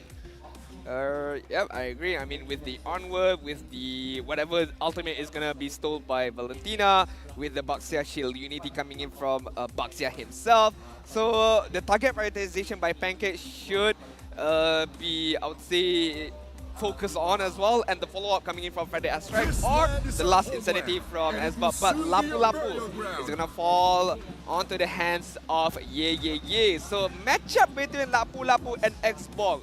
Gideon, what do you think? Lapu Lapu and Xborg, it's pretty uninteractive for the most part. Lapu Lapu just wants to clear lane and Xborg just wants to get out of it. Pretty much, but I think Lapu Lapu does match better into Xborg compared to like almost every other EXP laner in the meta, because he actually has some aggressive play. His ultimate can actually threaten Xborg if he plays it well too. So I'm interested to see how this will develop, because this is going to be game number 3. These two long-time rivals ever since their time in the Tier 2 scene here in Malaysia encounter one another on the MPL MY Season 12 stage, bringing it the full series, showing us exactly what they're both capable of. The Selangor Red Giants eager to maintain their consistent win streak in Season 12, and NC wanting to show the world what this organization can do.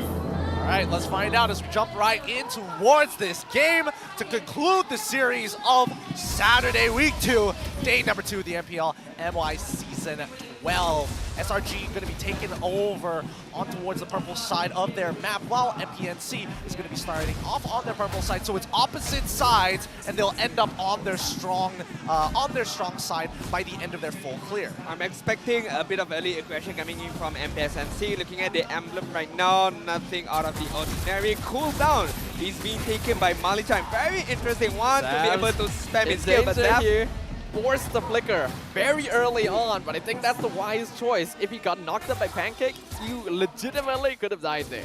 I mean, good enough, right? I mean, no better spell coming in from Zaf if there is another engagement coming onto the top side. I suppose, but I'm more curious, why don't we see the invades already? Why haven't we seen this, at least for Sonic, start to get ahead here against Cikugais? He's technically a level down as of right now, and I was expecting him to like instantly take his buff, walk over to the enemy side, steal his jungle right in his face.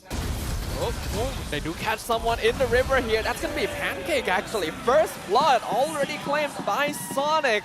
Slightly slower rotations, but there we go. That's the start NC wants. I mean, at least it gets the job done, no matter slow or fast. MPSNC right now able to secure that kill, but you know, now the invading of jungle only commenced by Sonic right there, you know, stealing a bit, one camp out of Super Skies. But rotation is going to commence on both sides because the first turtle is going to arise on this bot side. Pancake already in prime position, but already showed himself towards Sonic.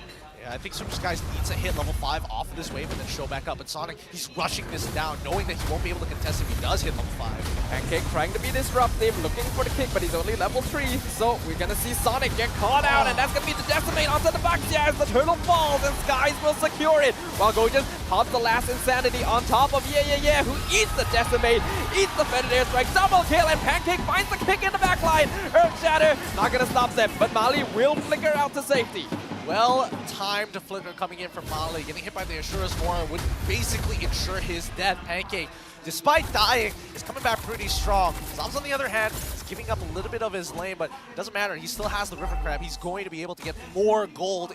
But in terms of EXP, Super Red, making sure that he's already forced Zobs to miss out a couple of the minions. Yeah, I like the chain of skills coming in from Selangor Red Giants. The feather airstrike was opened up by Super Zack. The kick from Pancake right there was just at the right timing, pushes the target onwards to Super Zack, who used the feather airstrike to perfection. So yes, MPNC got the first blood, but as the game progresses, Selangor Red Giants are in the lead right now with 1 turtle on hand and 2 kills in their favor. Yeah, and it looks like is actually doing pretty well against Super Gorgeous right now in lane, so we gotta make sure. Oh, Pancake. Pancake gonna get caught out onward, and the Reddit raid's going to miss entirely, but they still catch out the toe, so that may cause Hawk as the Decimate finds the Edith. Sonic gonna slow things down with the Tortoise's Poissons, and Red Giants will not pursue the issue.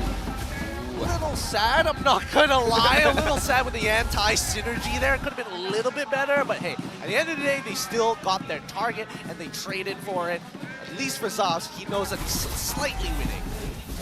Again, pressure on the top side, allowing Super Red to just hyper farm away to be able to get his trinity of items. But as of now, looking at the shift of, I would say, momentum are still in the hands of Selangor Red Giants. They are still dominating at least, I would say, 55% of the map as the second turtle arrives on the top side. Hawk is within vicinity. We have to take a look. Where is Sonic right now? Nice check on the Pancake, but he's able to dash out and penetrate once again as Primal Wrap actually disrupted, slowing it down from Hawk. Feathered Airstrike comes out of Super Zack as well, trying to zone them out, but it's Skies who's actually dropping real low, so he cannot continue, and Sonic will secure the turtle. Selangor Red Giants, they have to be together on the call on who they're targeting specifically, and right now they're not finding it just yet, having to play defensively and allowing MPNC to actually get a, well, I wouldn't even say much of a lead, but they do lessen the damage that Selangor Red Giants have put onto them with their 3-2 score. Yeah, I mean, a good showing by MPNC right there with the turtle dance, managed to secure it and managed to, just disturb Selangor Red Giants, zone them out pretty well, not allowing Super Skies to steal away that turtle. As we approach the 6th minute mark, we have to take a look at how is Selangor Red Giant is going to initiate with Pancake by using the Way of the Dragon, and the follow-up is enough or not. Meanwhile, MPNC just, farming away for Sonic and Zobs.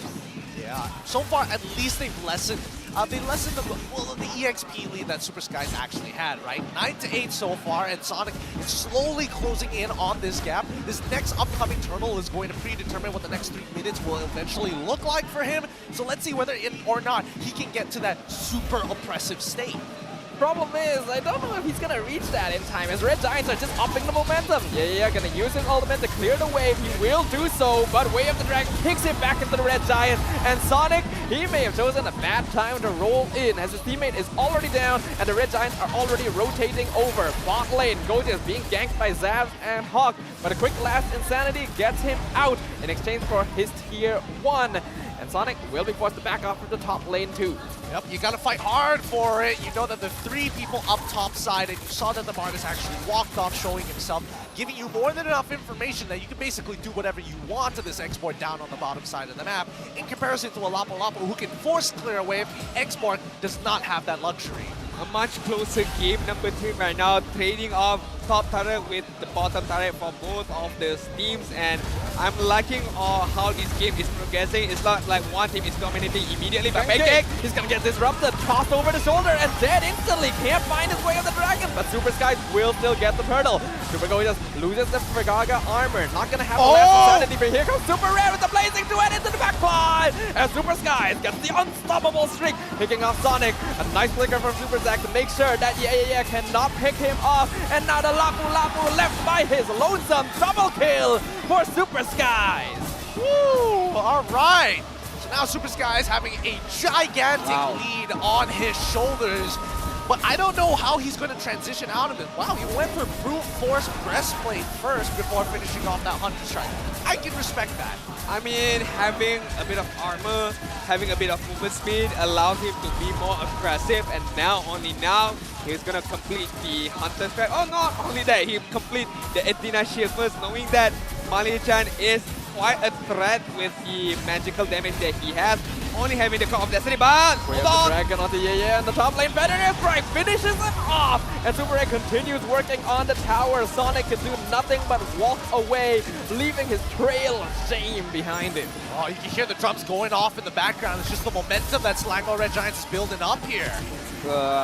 Again, I was saying that it was close, but right now Selangor Red Giants with the last insanity is the 4 members of NC, forcing them all into full defensive positions, and Hawk staying for way too long, biting the bullet to Super Red. What was he? I don't know, he just took it. He just took it. He was like, yep, I'll die for this. I am willing to go. I am willing to die to Super Red for this, to prove a point. Go on without me, team. Leave this to me. It feels bad. It feels really, really bad. But right now, in comparison between these two junglers, 6-0 and 1. Meanwhile, Sonic 1-2 and 1 is the heaven and earth differences right now. Having the brute force breastplate, Athena Shield, and completing the Hunter Strike, allowing Super Sky. I mean, Super Sky having no damage item just yet, only the Fury Hammer. Imagine the Hunter Strike is gonna get picked up. Imagine the damage that he can deal on towards MPNC. Regardless of Foxtail having a high health, regardless of Foxtail having very high defensive stats, it wouldn't matter at all.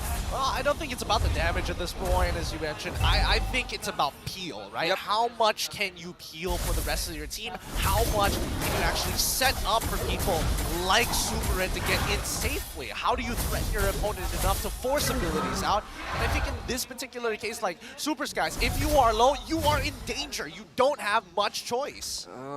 MPNC, they have high ground defense right now.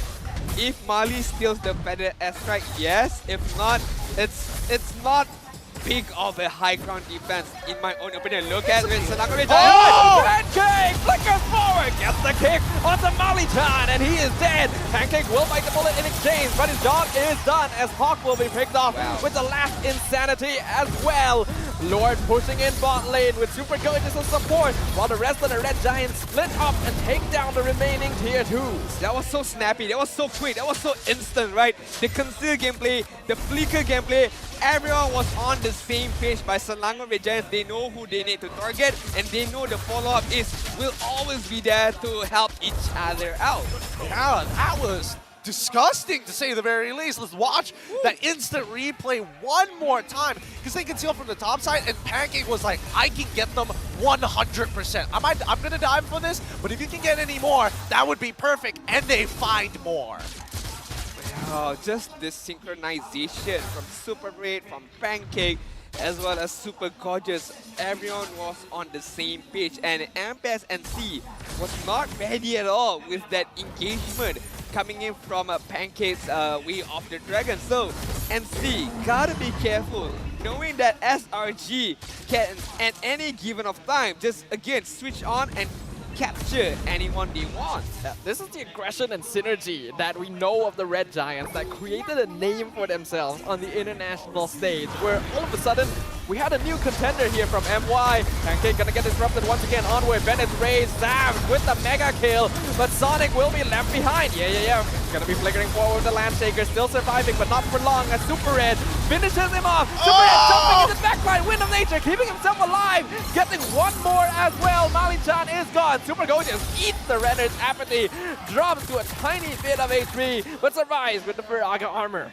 Whew, that was dangerous. That was so dangerous, and a very good call for Super Red to actually decide to back off the safe way, to try to greed out and take a couple of heals through auto-attacking the minions. Just well done all across the board. But MPNC right now, Zobs, he is a force of nature. He's got some very relevant damage here, and all he's waiting for is Zach to not have the feathered airstrike. I mean, SRG, yes, is holding on to it. They know, but can they do anything They want about Pancake for breakfast, and they'll find him onwards. Penetrate drops to 40%, but not enough CC to keep him in place. And that's going to be important. The Cho is alive for the Lord fight. I mean, almost there, but not enough damage. And having Chow as your main roamer right now, having the movement ability to maneuver around, that allows Pancake to be more aggressive. Yes, 5 deaths, but 5 meaningful deaths. Gorgeous, he's gonna eat a lot. Piraga armor gone. No last insanity as Mali makes a bad choice. Somehow surviving despite diving in with his own X-Borg ult. But that means NC can no longer challenge this, and the Lord falls to the hands of the Red Giants. Oh, that's so worth it. As soon as Super Zack sees Mali in as well as Zob's flicker out, he's like, nah, I'm a flicker in as well. And if I do get a kill, even more benefits. The fact that he didn't find any is a little unlucky, but he's got really big battle spells out from the side of MPXNC. Now keep in mind, they're not going to have it by the time the Lord spawns, which is fairly soon here in about 6 seconds. And Mali-chan without Feather Astride, again, the high grounds ability, the high grounds defense by MPNC is questionable right now. Selangor Red Giants have the Lord marching on the bot side. They have the Feather Astride. They have the engagement coming in from Chow, as well as the Last Insanity and Blazing Duet.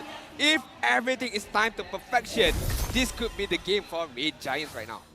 Will they be able to hit those timings as the Lord collides with the bottom wave? Beautiful wave like Pancake in the backline, but he gets onwarded once more, and he is gone, squished like a pancake by MPXNC. Not able to find that cat. Honestly, Hawk has had some incredible reaction timings to that co-engagement, but they will still lose 2 inhibitors. It's so good. Right now, a 4v5 doesn't look like an ideal situation for— Whoa! Sonic looking for the cutoff here, trying to sandwich Super Gorgeous and Skies, but they're just running off. They have more than enough mobility to make up for things. NC needs to be careful not to extend too far, as now the last insanity comes in. No! An airstrike bursts them down. Mali is gone. Decimate, godlike, double kill on the Skies, and they finish off MPXNC with multiple shutdowns and double kills to wipe out their opponents. And the crystal is now wide open for the Selangor Red Giants as their win streak continues. Oh, what a stressful game! It all came, despite Pancake making heroic plays time and time again, all it boils down to is— oh no, he's gonna do it. Oh! He's committed. Round 2, another one? Dab it up, dab it up. Yes, he's committed. He was committed right there. I mean, yeah, you guys won game number 1, but don't cry when we come back. 2 against 1. Selangor Red Giants closing off our SERU Saturday with a win with a fashionable style. Oh my god, GG well played to SRG. It just boiled down to whether or not Mali dashed or not before they initiated. What a difference here. A close game coming in as MPNC was on the cusp of maybe turning this around, but SRG just better today. It's not a big problem of FNC, you know. They're like always there, but did not manage to get a clean victory, right? I mean, up against Selangor Red Giants, it was a good showing. Managed to get 1 point off of them, but game week 3, I feel like MPNC need to make that big of a change in terms of the transfer. Yup. Oh, beautiful game. Beautiful game. All right, but right now, let's go over to our host for the interview segment. Rose, please take it away. Dan itu dia, Selangor Red Giants continues their win streak. 2 berbalas 1. A rocky start, tapi they ended it with a bang. Okay, kali ni siapa pula nak kena interview? Korang nak siapa? Gorgeous? Gorgeous. Audience yang pilih. Apa? Alright, Gorgeous. Okay, I tak nak cakap pasal menangis tu tadi lah kan. Tak nak cakap lah. Okay, gorgeous. Tadi kita nampak game pertama korang kalah. Tapi macam mana korang discuss backstage untuk reverse sweep? Apa strat yang jadi? Apa discussion yang jadi backstage? Discuss backstage tu sebenarnya kita nampak fan-fans diorang ni macam beria sangat tau. So, kita orang jadi geram lah. Dia jadi geram. Geram? Jadi geram gila lah. So macam, oh tak boleh. Oh. So tu yang Selangor Red Giants bangun. Lepas tu kan Ros, saya sebenarnya ada buat bisnes. You buat bisnes? Tapi kecil-kecilan je lah. Sebenarnya saya ada jual bisnes tisu. Mana tahu kalau korang nak ke, tak apa, saya jual murah je. Tisu. Alright, nanti I beli. Okay. Okay. Alright. I'm done. Alright. Siapa MVP korang? Siapa MVP korang?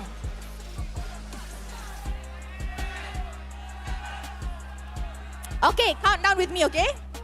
3, 2, 1. MVP kita adalah Super Zak. Okay. Zak, sini Zak. Tadi bukan gorgeous yang taunting sikit. I nampak. Zak pun taunting. Okay, Zak, sebelum you jawab kan. You tengok kamera? You buat sekali lagi. You buat yang you buat tadi. Buat. Tengok kamera tu, lepas tu buat. The reason why I suruh dia buat sebab Zak ni, dia jarang tau. Last season pun jarang pegang mic. Season ni, on fire pula. So Zak, apa perasaan jadi MVP kalahkan MPNC? Biasa kot. Gorgeous yang tengah bagi jawapan. Tak, sebab orang kan dekat bawah. So tak ada apa pun. Dekat bawah kan. Makin lama makin panas interview I atas stage ni. Alright. Dah. You nak cakap lagi? Tak ada. Oh, tak ada. Oh. Risau. I think kita bagi dekat coach lah kan. Let's give it to the coach. Coach, your players are a bit spicy. Actually not a bit, they're very spicy. Alright, coach, before we end the day, before we end our SERU Saturday, what do you want to say to all the fans who came down to support Selangor Red Giants over here at Day One and of course online? Okay, guys, thank you for coming here. Thank you for supporting us. I hope, guys, that we will see you again next week, okay? I hope that we keep this win streak going, okay? Thank you again, everyone, and thank you to our bosses. Thank you, everyone. Okay. Oh, okay. Becky wants to say something. Okay, as long as I'm coaching Selangor Red Giant, no matter it's in Tier 2, now or in the future, Selangor will always be the winner. All right, thank you very much, Selangor Red Giants. Congratulations on your win. Congratulations. Thank you. Whew, guys, I think kita semua boleh agree that the interviews are getting so much more pedas and so much more spicy. Wow. All right. So, let us throw it back to the casters untuk dapat tahu apa yang jadi dalam 2 balas 1 game ni. Casters, silakan. I like that these players have another business on hand in case one day they decide to retire. Look, they're looking towards the future. I You like gotta it. Start now. Yes, I like it. Looking towards the future and just how Zach. Why does all our MVP today, okay, no death at all. Literally no death at all, but insane amount of assists. 3-0 and 22.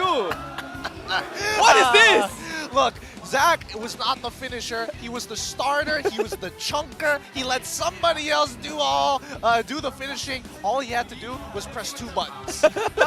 I mean, if 2 buttons gets you the victory, then that's all you need to do. Super Zach has never really been the standout star of the Red Giants. You always pay attention to Super Red, to Skies, the Gojas, but Super Zach is always there every step of the way to support his teammates and make sure they go far in the competition. Very underrated mid laner, but must be given very, very high props. The way that he plays, very consistent. Positional heroes is his biggest strength. The Farsa, the Yves, but Faramis as well, surprisingly, knowing the timing of the Call Alta was really well. But then again, when he used the Faramis, it was up against a Baras and an Alpha. So, you know, you might debate there a bit right there. Yeah, but you gotta take it as you will. Well, let's have a look at the mic check. Let's go. Ade Martis, Let's go, Maniac. Okay. Guys, dito ya. Nice. Dito kaya. Ade, try. Just try right, Ade. Nice try. Let's go first, guys. Back siya. Wait. Santay. You can give Santay. Dep mid. Lapo na guys. Okay. Uy, ako po din. Nice! Back. Top, one to top. Wait. Cover red, guys. Nice, Red. Nice. Cloud God. Ade, guys. No win chan. Nice.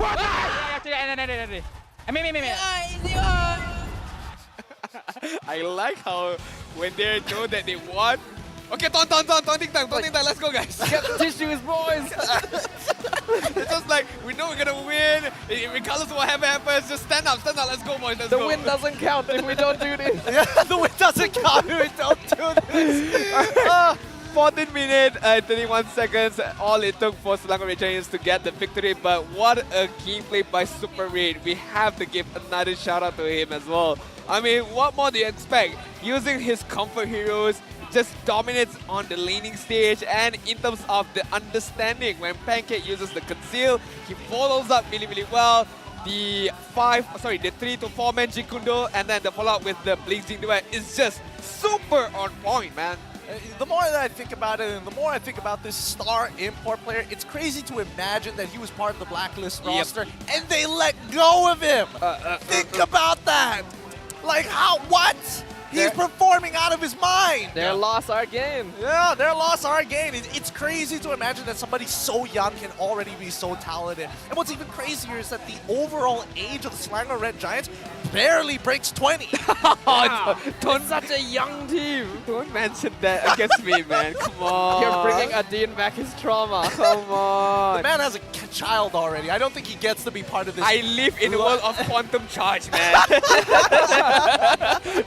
I live in the world of Electro Flash. Okay, I live in that world. But yeah, I mean, a lot of potential, a lot of improvement that can be done by Selangor Red Giants. But we can talk the similarity as well on MPSNC. You know, a young player, Sonic as well. But I feel like what Selangor Red Giant has, obviously the experienced coaching staff, from the coach, from the analyst.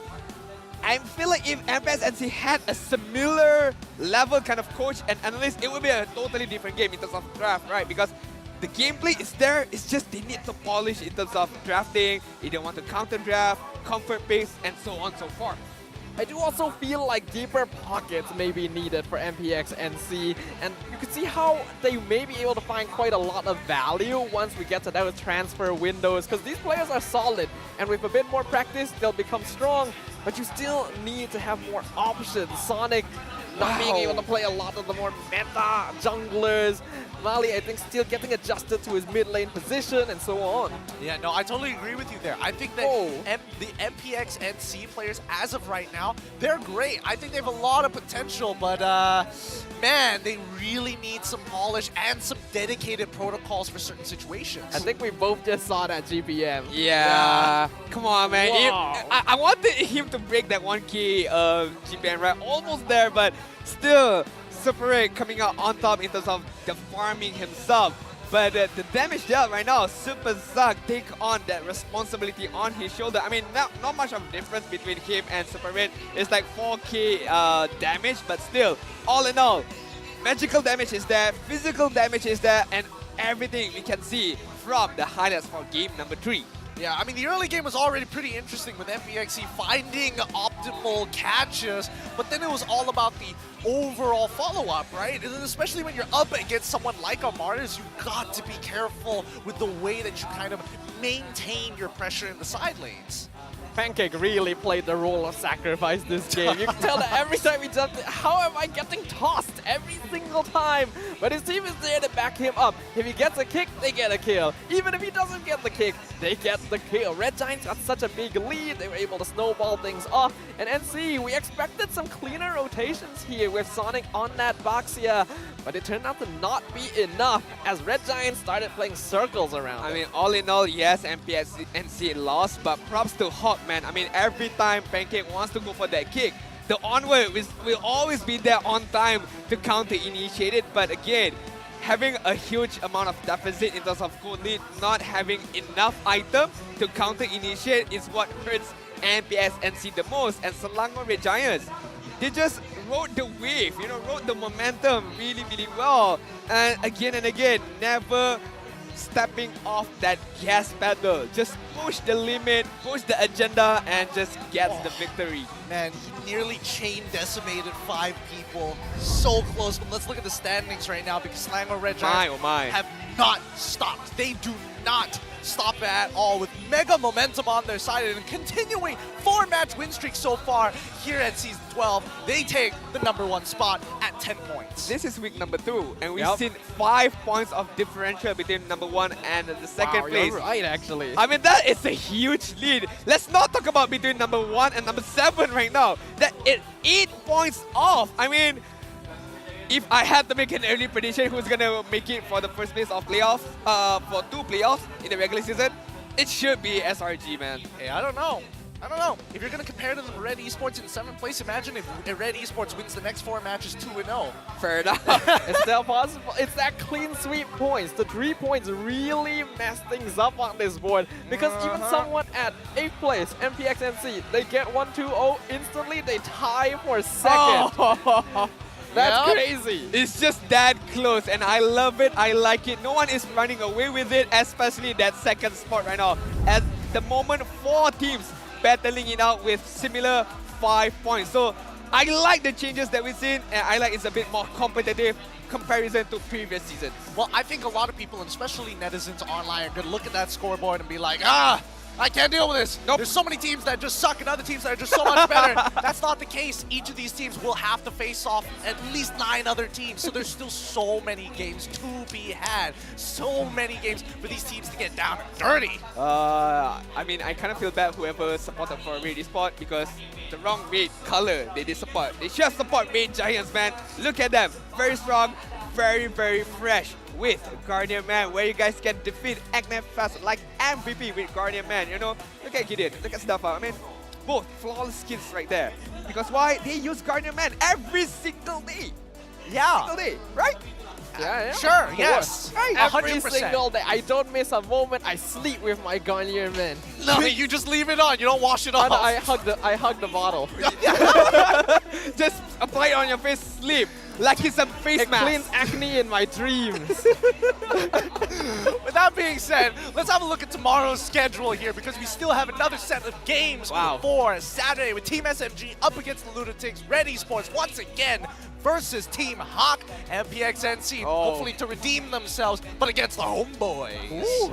We got a spicy day of matches tomorrow as well. It's almost as if the action never ends here at Dewan Seri Putra. So if you guys are in the area, you guys have already seen the crowd we have, the amazing audience. Thank you everyone who came. But for everyone who is interested in joining the party, what are you waiting for? There's no reason to hesitate. It's like free entrance, guys. There's foods, there's drinks, there's a lot of activities you guys can participate and a lot of merchandise to be won as well. Or if you guys are in the lookout for jerseys of these MPL teams, you guys can purchase it here as well. Team Hawk booth is open upstairs. You got MPXNC, you got Red Esports, you got Todak. I mean, just mention everything is there as well. But we gotta congratulate our MVP winners as well. I mean, you guys were smart enough to predict who was the MVP of today's matches. I mean, we got a lot of matches, and who would have thought you guys are the winners as well. Yeah, it's pretty crazy to imagine that somehow out of all the players that we saw here today, out of all the games, which would have been a total of 30 players, so that means after 3 series, it's a 1 in 1 in 10 chance that you get all of them correct. Well, honestly, a 3 in 30 chance, but then again, it depends on probability at the same time. We'll just leave it at 1 in 10. I gotta bring you guys to good thing. I'm just gonna say that. Just gotta say that. I mean, for vacation, nothing else. Yeah. It's cold, comfy up there, you know. Why not? Why not? Have you been to Good Thing? That should be your, Yeah? your new giveaway prize. It's been a while though. You get a trip with to Adin. Good Good Thing. Hey, bring that up on the next Mama Talk. That'll be interesting. We shall see. We shall definitely see. But man, looking at the schedule for tomorrow, I kind of feel bad for MPNC. You're gonna face Homeboys. Yeah, that's rough. But you know, they've already shown some pretty good potential here. Winning the first game, I think if they were just to polish things up, they've got a promising future ahead. Any prediction for that game? Homeboys are gonna take it. MPNC, come on, man! Way to shut him MPNC down. MPNC, come on, at least 2-1. Just don't bring out the Barats and the Alpha. You Yeah. should be fine. But that's it for today, guys. With Old Man Adin, Sadafa, as well as Gideon signing off. We shall see you guys in the next day. Hopefully you guys take care and good night.